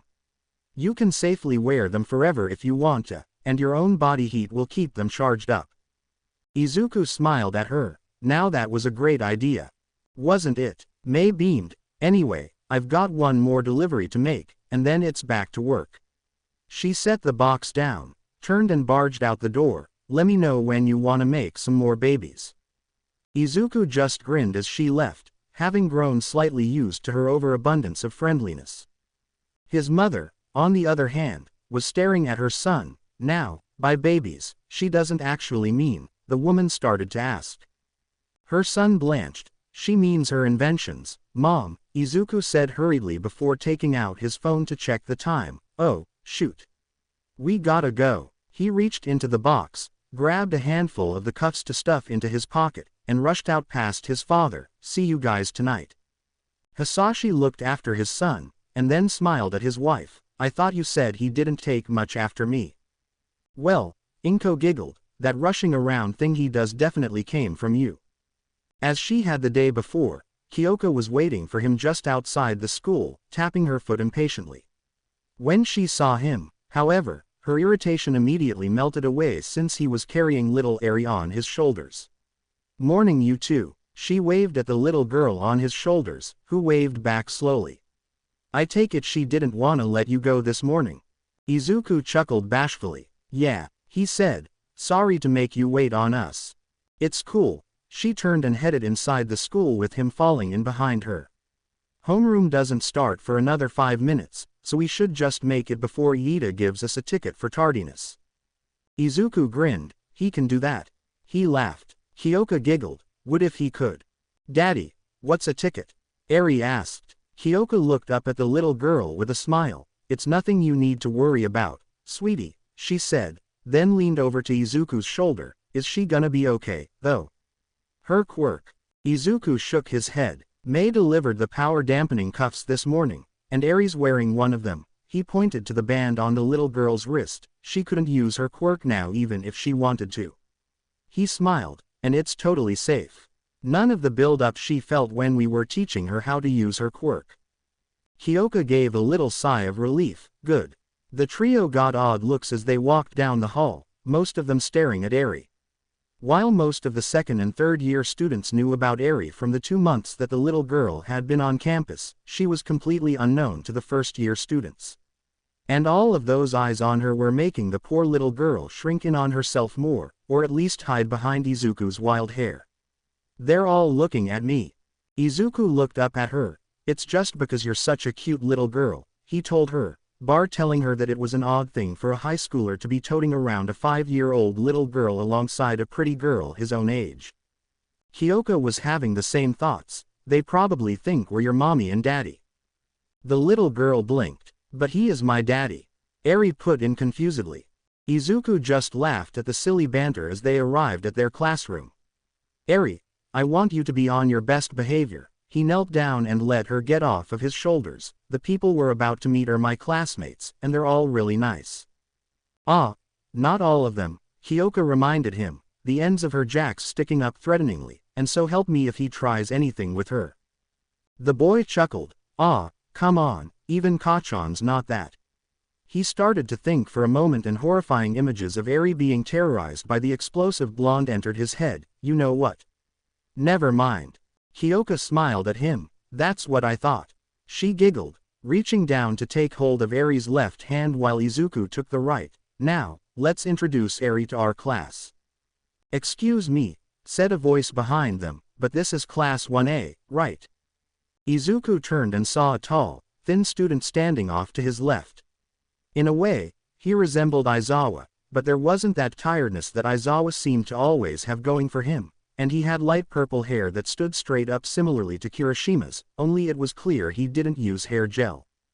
Izuku offered him a smile. Yeah, this is 1A, he told him. Are you a new student? The boy nodded. Yeah, Mr. Aizawa came by the dorms last night and told me to pack my things. He shrugged. Not how I thought I'd get a spot in the hero course, but I won't complain.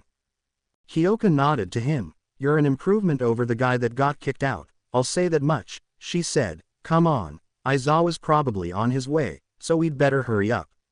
She slid the door open.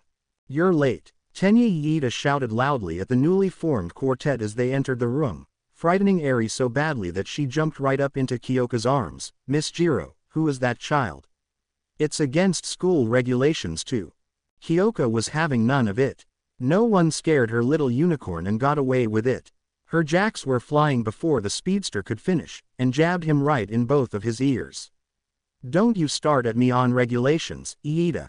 You've scared her half to death, you engine blockhead. Izuku could have sworn he saw Iida vibrating from how angry Kyoka was when she struck him. Is she always like that? The new student asked. He smirked. Only when it concerns Eri, Izuku said. Sorry, I'm Izuku Midoriya. He reached out his hand. Hitoshi Shinso, the teen said shortly while shaking the boy's hand. Say, Midoriya, Tsuyu Asui said from her seat, if you don't mind my asking, who's that little girl you brought with you? Mina was staring at the little girl with a huge smile. Yeah, she's super adorable. Well, here we go, the boy thought before letting out a breath. She's my adopted daughter. She's so cute. Toru Hagakure gushed loudly. Hiroshima was grinning. Super manly that you took a kid in, Midori bro, but wouldn't it have been better if your mom adopted her? Katsuki was staring at the little girl himself, but didn't say anything. The earphone jack user looked at him. You remember yesterday when I said that Green Bean here took a bullet for a kid? She asked and patted Eri's hair. This is her, and her name is Eri, Kyoka put in, withdrawing her jacks from Tenya's ears, allowing the boy to slump over, so she's pretty much claimed him as her father figure. She turned to the rest of the class. She's pretty shy, too, so don't crowd her, okay, guys. A pointed glare landed on Iida and Bakugo respectively. Okay, was the collective answer. Ah, man, Mina pouted, and here I thought we could be horn buddies. She whined as Kyoka took her seat.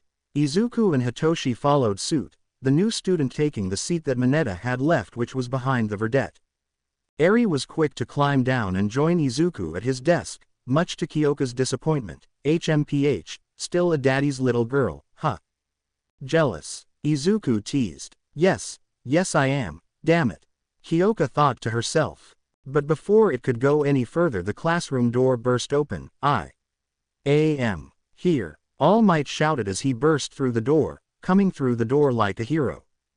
Any other day, Kyoka would have nearly geeked out at the presence of All Might in the classroom, but her eyes darted over to Izuku and Eri, the former patting the latter's back in comfort as she hid her face in his shoulder. The rest of the class got loud in their excitement as the number one hero marched himself to the front of the class. Welcome, my dear young students, to your first official day of the hero course, he said boisterously, taking in the classroom, and I see that we have some new faces with us today. He smiled wider than ever as he turned his eyes toward Shinso. Welcome, young Shinso, to Class 1A's hero course. He smiled at the boy. I was absolutely delighted to find out that you had accepted the transfer to the hero course, and I hope that you will be with us for the remainder of your time here. Hitoshi rose and bowed to the man. Thank you, sir. The smiling hero then cast his eyes on the little girl still hiding in her father's shoulder, and while I am unaware of the details that brought her here today, welcome to Class 1A, little Eri, I hope you'll enjoy your time with us today, he said, smiling widely at the little girl as she came out from hiding. Izuku chuckled. What do we say, Eri? Thank you very much, sir. The girl floundered, but it was good enough for All Might and the rest of the class. She's even got your stutter. Kyoka sputtered. Mina squealed as she grabbed at her heart. Oh my gosh, please let me hold her, she wailed. All Might laughed loudly. Now then, on with today's lesson, he smiled. Here at UA we believe in the most practical of approaches, so that means we're going out beyond the shallow end, and diving head first into the deep end. He picked up a large card from the desk, which means combat training. Yes, Hiroshima shouted, activating his quirk on his arms. This is my kinda class. Bakugo's palms smoldered and crackled. About damn time. Yes indeed, All Might shouted in agreement, holding up some sort of remote. However, before we get started, you all seem to be missing something that is an absolute must for being a hero. He pressed the button, and the wall on the west side of the room started to move. Because what hero goes into battle without their very own unique costume? He grinned. Everyone, please take your suits and head to the locker rooms to get changed. And then you will make your way to Training Field Gamma. Don't dawdle. With that he zipped out of the room and down the hall like a rocket. Izuku felt bad for Shinso. Given that he was recently transferred, he didn't have a costume to change into. Even though the school did provide him with a bulletproof vest for protection, he had little to nothing that would help him unless his quirk was powerful, which Izuku doubted since he was passed up and placed into general studies. But then again, he might not have a quirk that was suited for combat, but no less powerful. Meanwhile, as he was getting dressed, he could feel the stares of all the other boys in the locker room with him. As Kyoka had once found out, Izuku's upper body, his back and chest areas, were covered in scars. Not just any scars, either. Burn marks. No one was brave enough to say anything, however. His costume, on the other hand. Geez, Midoriya, that's one serious costume, Denki Kaminari said as Izuku finished pulling the top half over his head, and fastened his utility belt to his waist. He then pulled on the gauntlets with his improved web shooters installed, and flexed the clawed fingers. I mean, dude, you look like you're ready for a hell of a throwdown. Izuku looked at his classmate with his usual friendly smile. I'd have to be a complete idiot to underestimate anyone here, he said to the electrification quirk wielder. Anyone here could be dangerous. He nodded to Denki, then cast his eyes toward Katsuki, who sneered at him, or deadly. He acknowledged him with a nod. So before going into this lesson I figured that I'd damned well better be prepared to go to war. Hiroshima whistled. Now that's a real man for ya, he said, and thanks for the respect all around. Both you and Baku bro look like pros already. Izuku took note of the grenade-shaped bracers on Katsuki's arms. Those cannot be just for show. He thought fearfully, if anything, I bet he's figured out how to store up his nitro sweat for one massive release of firepower. He reasoned before pulling on his mask. The moment he did, the rest of the boys all gasped. Hey, I recognize that suit now. Rikido Sato yelped, you're the one that fought with that B-rank villain, and put him away. Tenya immediately got the wrong idea. Midoriya, how could you? He demanded angrily. I thought you were a decent sort, but you resorted to conducting vigilantism. Of course not, Izuku shouted, almost sounding angry. I was given permission to fight so I could protect my family. Hiroshima looked at the speedster. Dude, seriously not cool. The red-haired hardening quirk wielder frowned. Think about stuff before you just blurt things out. With that, Izuku finished arming himself, making sure to equip some of his power cuffs to his belt, and moved out of the locker room where he found Kyoka and the other girls waiting on him with Eri. Daddy. It didn't take his spider sense to know that he was going to be bull-rushed as soon as he was out the door. Eri practically flew right into his arms the moment she saw him. Whoa, that's Midoriya, Toru said in a hushed tone to Mina. Talk about intimidating. No kidding, Mina whispered back with a mischievous grin on her face. Kinda hot, though. Very, Toru agreed. Kyoka wanted to scream at them with her collar plugged in.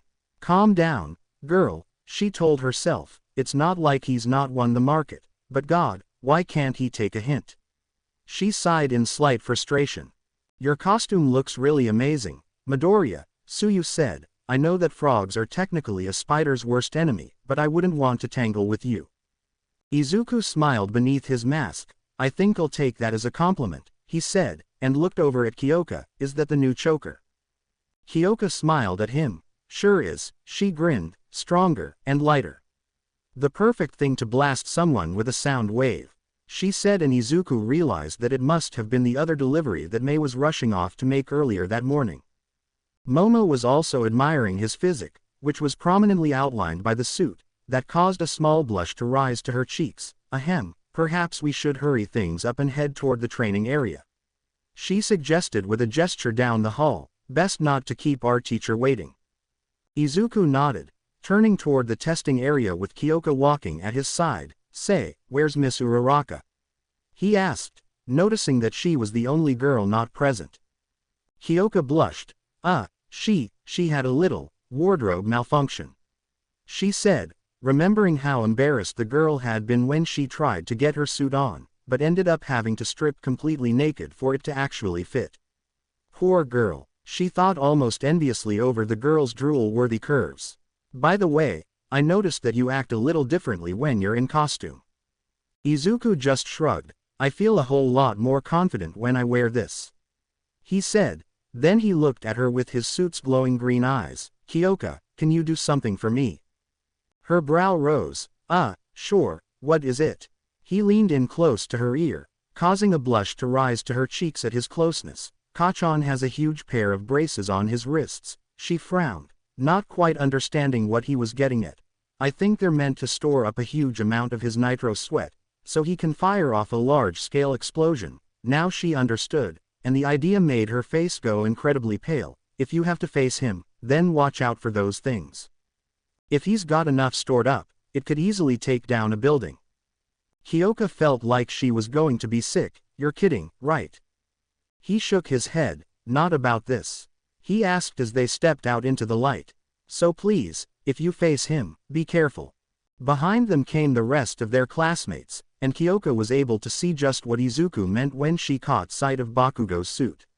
He looked deranged and dangerous to an extreme degree.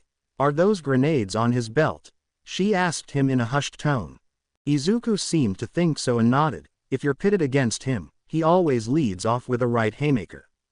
He frowned in the ashen blonde's direction, hoping that whoever his opponent was tough enough to handle him. Eri was looking around at everyone in their hero costumes. They all looked so pretty. She had a ghost of a smile on her face that Izuku absolutely loved. Indeed they do, young Eri. All Might boomed suddenly appearing on the scene. All of you look absolutely fantastic. Real heroes in the making. Oh, Wow, the sound of Ochako's voice drifted to his ears.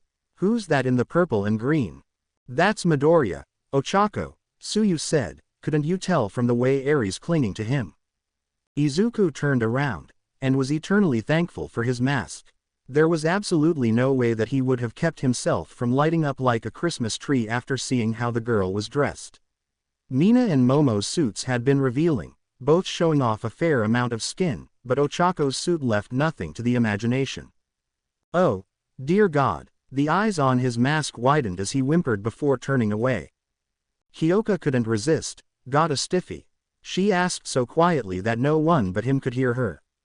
What's that supposed to mean? He roared. The girl blasted out a laugh. Oh, I wish I could see your face. All Might, sir, Tenya's voice shouted out from a fully armored suit. This appears to be the same area we used for the entrance exams. Will we be using it for today's lesson? Right you are, young Iida. All Might said. As I said earlier while in the classroom, today we will be conducting a type of indoor combat training. He said, gesturing to a box with a rounded hole in the top of it. The training will be undertaken in teams of 2, meaning that you will also be undergoing teamwork exercises. Each team will be decided by drawing a random lot from this box. Those with matching lots will be teammates. One team will be acting as the hero team, and, of course, the opposing team will be acting as the villain team, which I will be choosing at random as well. Sir, what determines a win? Tenya asked. Can't I just blow the other team up? Bakugo asked. We don't have to worry about getting expelled if we fail like in Aizawa's test, do we? Tsuyu asked. Isn't my cape magnifique? Aoyama asked. All Might was nearly overwhelmed by the questions but just barely managed to keep up. A victory is determined by capturing the opposing team, or the mission objective target. He managed to answer Iida before turning to Katsuki. Young Bakugo, this lesson may include combat, but blowing up your classmates will only get you a one-way ticket to Tartarus. He looked at Tsuyu and patted her head, and of course not, young Asui, how could I threaten you like that? He then flashed a huge grin and a thumbs up at Aoyama. By the way, young Aoyama, your cape is absolutely fabulous. Kyoka snorted. Wow, he actually got all that. Number 1 hero for a reason, remember. Izuku muttered as All Might began lining them up for the drawings. Team A. Izuku Midoriya and Hitoshi Shinso. Team B. Mezzo Shoji and Shoto Todoroki. Team C. Ochako Uraraka and Momo Yaoyorozu. Team D. Katsuki Bakugo and Tenya Iida. Team E. Mina Ishido and Yuga Aoyama. Team F. Koji Kodai and Rikido Sato. Team G. Denki Kaminari and Kyoka Jiro. Team H. Fumikage Tokiyami and Tsuyu Asui. Team I. Mashirao Ojiro and Toru Hagakuri. Team J. Honta Siro and Eijiro Kirishima. Darn it, Kyoka looked down at her slip of paper in disappointment. She was hoping to be paired up with Izuku. Denki winked at her. Ah, come on, beautiful, I'm not that bad. He said with a friendly smile in her direction. Kyoka gave him a slight glare.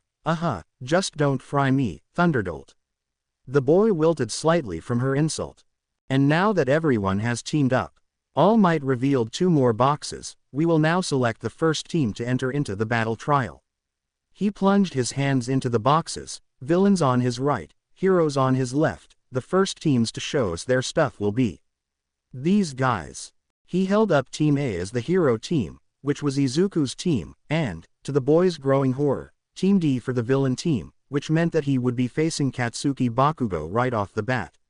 A small explosion off to his right caught his attention as he glanced over and saw his former friend sneering at him. Izuku sighed as he passed Eri over to Kyoka. If she gets scared, then don't let her watch, okay?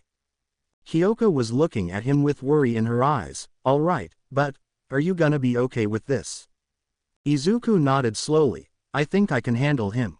He flexed his clawed fingers. I have a healing factor, plus I know how he fights, so I can make a strategy for myself and Shinso to at least take him out of the fight. He said before All Might began explaining the objective of the exercise. Villain team, your objective is to protect the bomb from the hero team by either fending them off until the 15-minute timer runs out, All Might explained, or to capture the hero team by wrapping capture tape around them. If the fight looks like it's getting out of hand, I will step in, and I will stop both teams. He looked pointedly at teams A and D. Do not make me step in.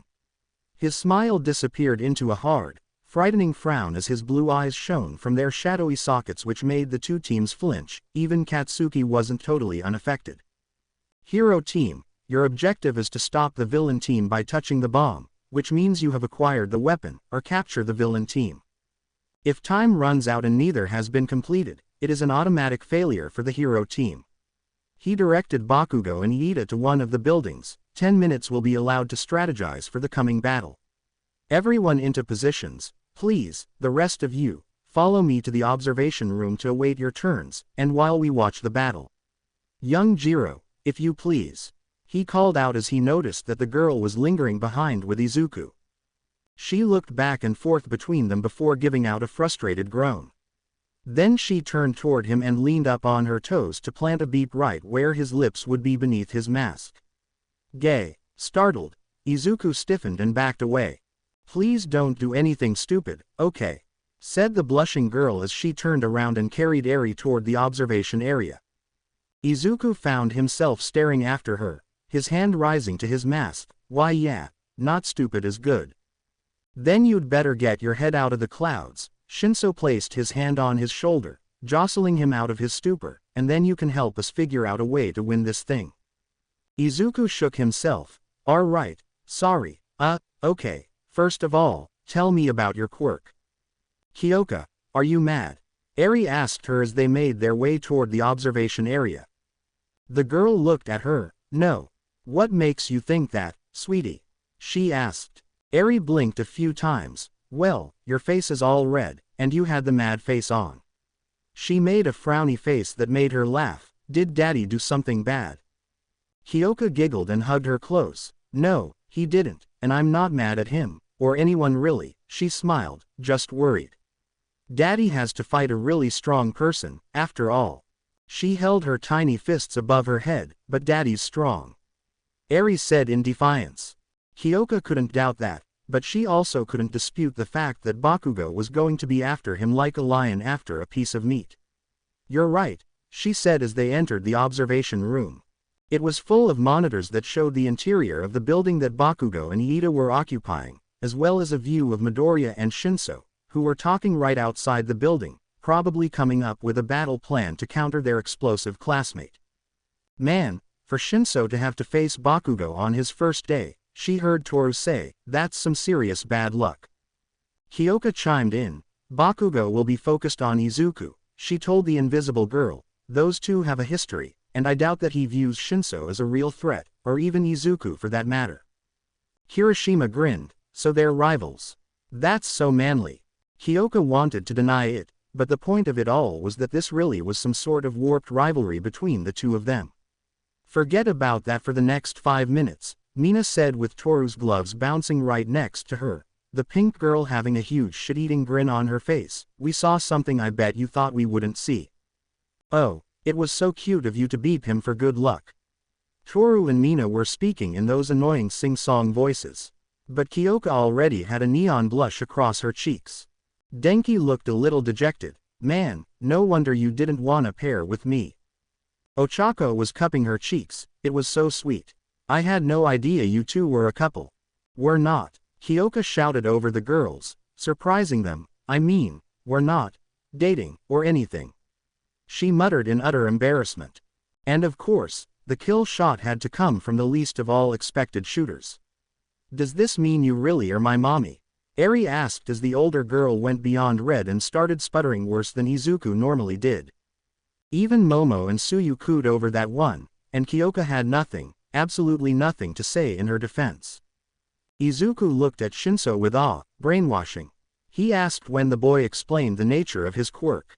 Shinso looked away from him. Yeah, my quirk probably isn't something you'd see as heroic, I know, but... That's incredible. Izuku suddenly blared. You could be a great hero with a quirk like that. He said, hostage situations, suicide attempts, you could stop those easily just by talking to them. Hitoshi was surprised. You're not afraid of my quirk. Why would I be? The spider asked. You don't plan on using it on me, do you? Hitoshi scratched the back of his head. Well, not right this second, but. And don't tell me it's not a heroic quirk, Spider-Man said, there's so much good you could do with it. All you have to do is choose. You want to be a hero using your quirk, right? Of course, the brainwasher said. Izuku lifted up his mask, showing him his smiling face. Then you, Hitoshi Shinso, can be a hero. He grinned, and the other teen found himself fighting down his emotions. I wish someone had said to me years ago, but it never happened. Izuku continued, but recently, a teacher said that I didn't need a quirk to become a hero, and that I already was one. He pulled his mask back down into place, the eyes glowing once more. So what do you say? Ready to take that first step? He held out his hand. Hitoshi took hold of it. Yeah, so, how do we beat these guys? Izuku stepped back and looked at the building. Our biggest problem is gonna be Bakugo, he said. His quirk is powerful and highly destructive. He never hesitates to use it inside or outside. And those gauntlets of his, I think, store up his sweat in large amounts, so, if he was desperate, he could fire off an enormous explosion. So we have to take him out first. Why did you say that he'd normally be the problem? Shinso asked. Spider-Man just looked at him, and even through the mask, Shinso could tell he was grinning widely. He likes to talk, doesn't he? He does, but he's not going to be your target, Spider-Man said, confusing the boy. Wouldn't it have been better to just take him out sooner rather than later? Normally, I'd say we need him out of the way first, but there's a chance that if we both fight him, he'd take us both out, the arachnid explained, but he's most likely going to come after me, and ignore you completely, so I'll keep him busy long enough for you to find Iida and the bomb, that way you can get his attention and put the whammy on him. Did you just say whammy? Shinso asked with a grin. Maybe. The arachnid laughed. Hero team, All Might said from their earpieces, you may now enter the building. Good luck, my young students. Both boys entered the building through a window on the second floor, one clad in police-issue body armor, the other in a state-of-the-art costume armed to the teeth. Izuku passed something to Hitoshi. If you can get close enough, slap one of these on his wrist, he told him. It's a capture weapon that shuts down the wearer's quirk. The teen nodded. I noticed your little girl wearing one, he said. There's a story there. She's got a dangerous quirk, and can't control it to the point of being terrified she's going to hurt someone, Izuku explained quickly. He was already on high alert thanks to his spider sense going off as soon as he stepped into the building. Katsuki was likely already on the move to intercept them as they spoke. Be on your guard, he said to his teammate, he's coming for us. He reached for his belt and pulled out a web bomb from one of the pouches. He pressed himself against a wall as they neared a corner in the hall, pressing down on the primer, then his spider sense went haywire. Get back, he shouted just as Bakugo blasted himself around the corner, one arm out behind him, and the other raised and ready to set off another explosion. Hitoshi was pushed to the floor just as the sound of the explosion went off, and a wave of heat washed over them. Midoriya, he called out, you all right? The room was filled with smoke, but he saw two figures standing in front of him. Yeah, my suit held you, Katsuki was already moving before Izuku could really recover and blasted him again, point blank in the chest. He felt something in his chest snap, a rib maybe, before the explosive teen grabbed his left wrist and whipped around at rocket speed with his explosions acting as thrusters. He was then hurled into the opposing wall with a crash that cratered the wall. Damn it, he hissed as a fiery pain spread through his chest. I think he just broke my ribs. Not so tough, now, are ya, Deku? Katsuki said with a sneer as the green-haired teen pulled himself out of the wall and staggered a few steps. You seriously thought that just because you've got yourself a quirk now that you can compete with me? The ashen blonde stalked forward, explosions crackling around his hands. Too bad you're just another bug for me to step on. Izuku frowned at him. Actually, I'm an arachnid. He could already feel his bones mending themselves, but more importantly, he was getting angry. He looked behind his former friend. You know the plan, Shinso, he said, causing the blonde to sneer at him. Find Iida and take him out. He had managed to keep hold of the web bomb. I'll take care of Kachan myself. Shinso gave him a look of concern. You sure about this? he asked as the explosive blonde, true to Izuku's prediction, was completely ignoring him for the moment, and focusing all of his attention on his teammate. Something that Shinso found himself glad about given the crazed look in the blonde's eyes. Izuku nodded, giving him a determined look. Shinso just gave him a hopeless smirk. Okay, but your girlfriend said not to do anything stupid, remember? He didn't even wait for a response as he got to his feet and dashed around Bakugo, who didn't even bother stopping him. Pretty sure that this counts, but good luck anyway. The second he cleared the battleground, Izuku lunged, throwing the bomb at Bakugo. He held up his hand and blasted it, but the vessel only broke open and spread the webbing inside all over him. What the? Bakugo roared. Toodles, Thunderbomb, Izuku quipped before he ran after Shinso. Enraged, Bakugo used both hands to incinerate the webs and rocketed after him. Get back here, ya damn nerd. Izuku reached for his pouches again and took out 2 mines, tossing them onto the walls as he rounded the corner of the hall. Katsuki flew right into them, and was shocked by powerful bolts of electricity coming from them. Gah, you bastard, he roared out as he blew the walls to pieces. I'ma kill you for that. You've been trying to do that for years, Kachan. Izuku's voice drifted to him from the halls ahead of him, but I'm still here, ya pyromaniac. Stop calling me Kachan, Bakugo roared, then grinned in a manic way. You chose your hero name already, right, Spider Freak? He asked. Well, so have I. No more Kachan or Bakugo. From now on it's Plastique. Plastic, huh, Spider-Man said in amusement, hope you're at least recyclable.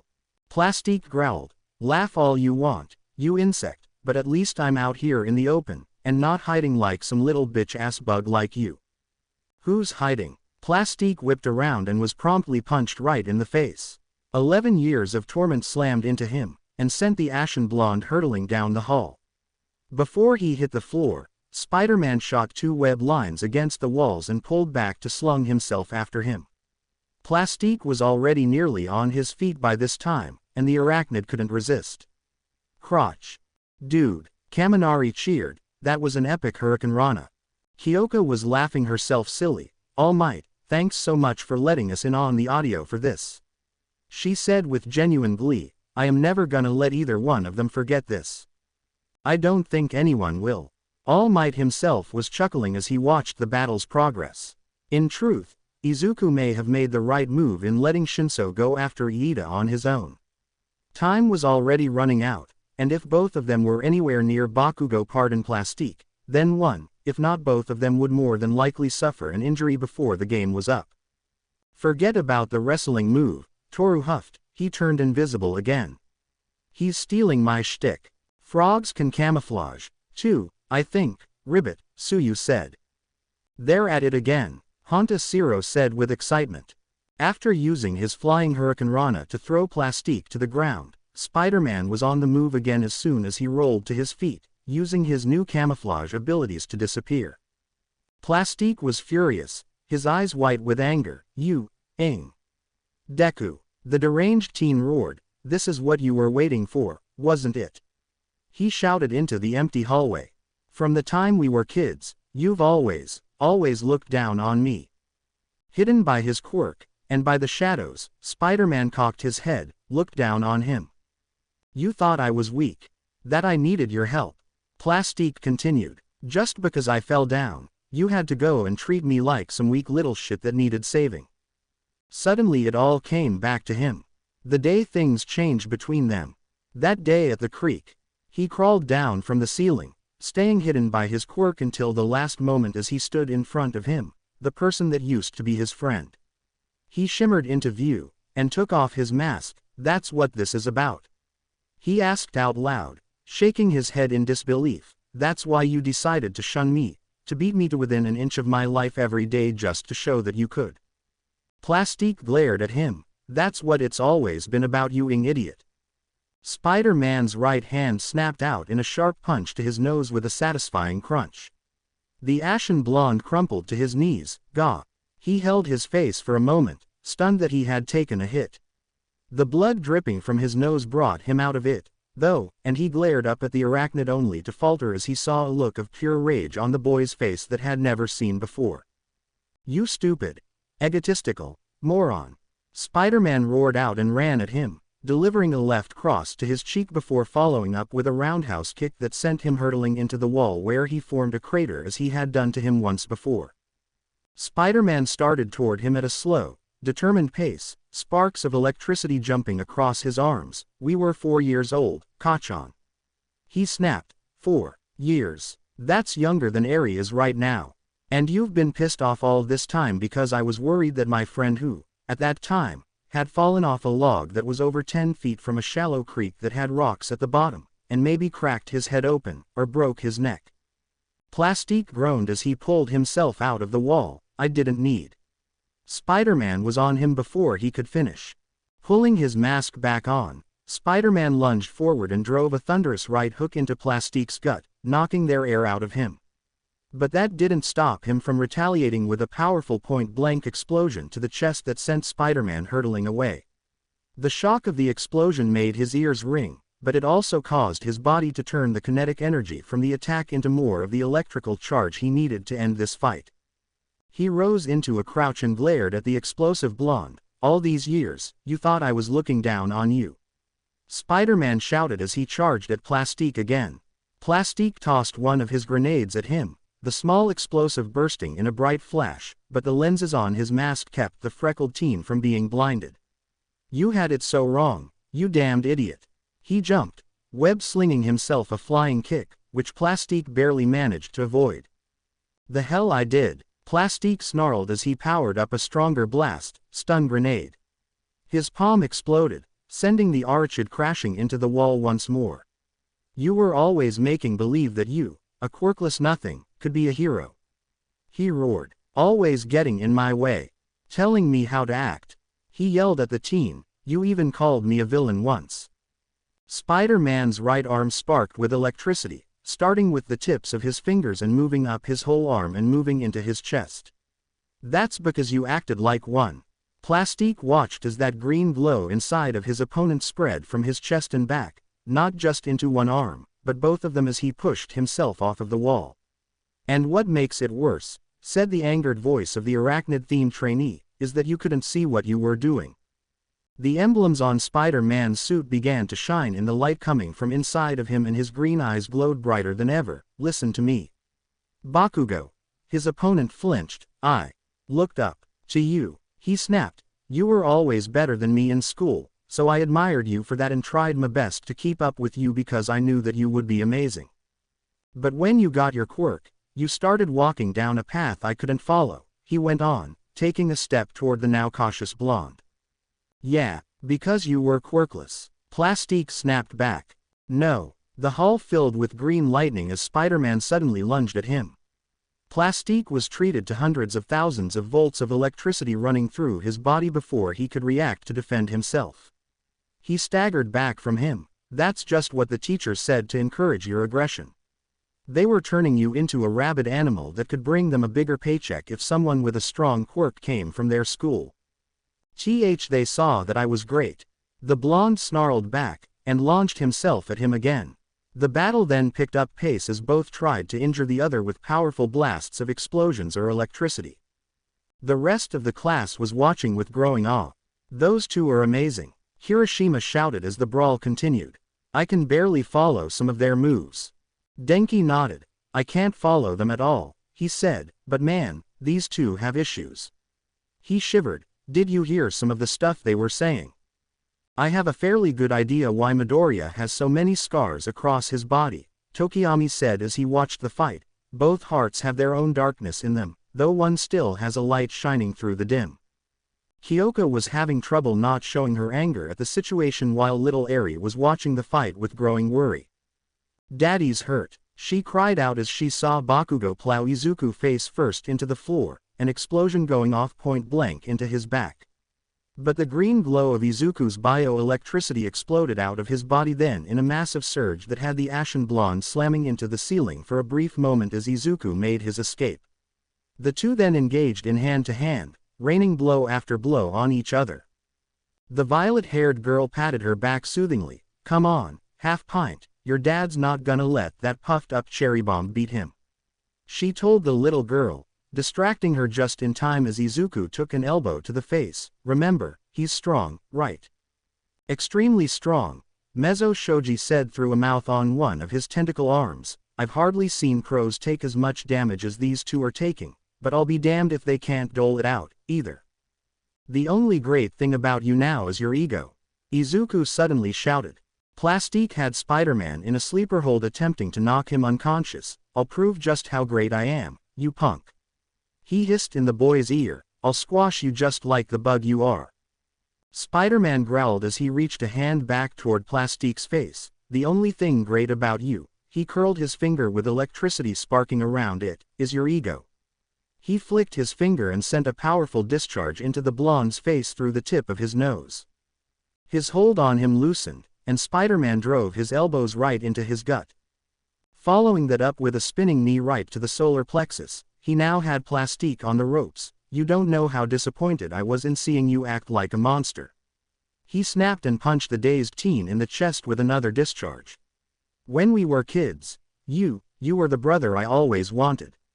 The teen shouted at the stunned blonde, we were family. And you threw it all away just because some money-hungry teachers stroked your pride.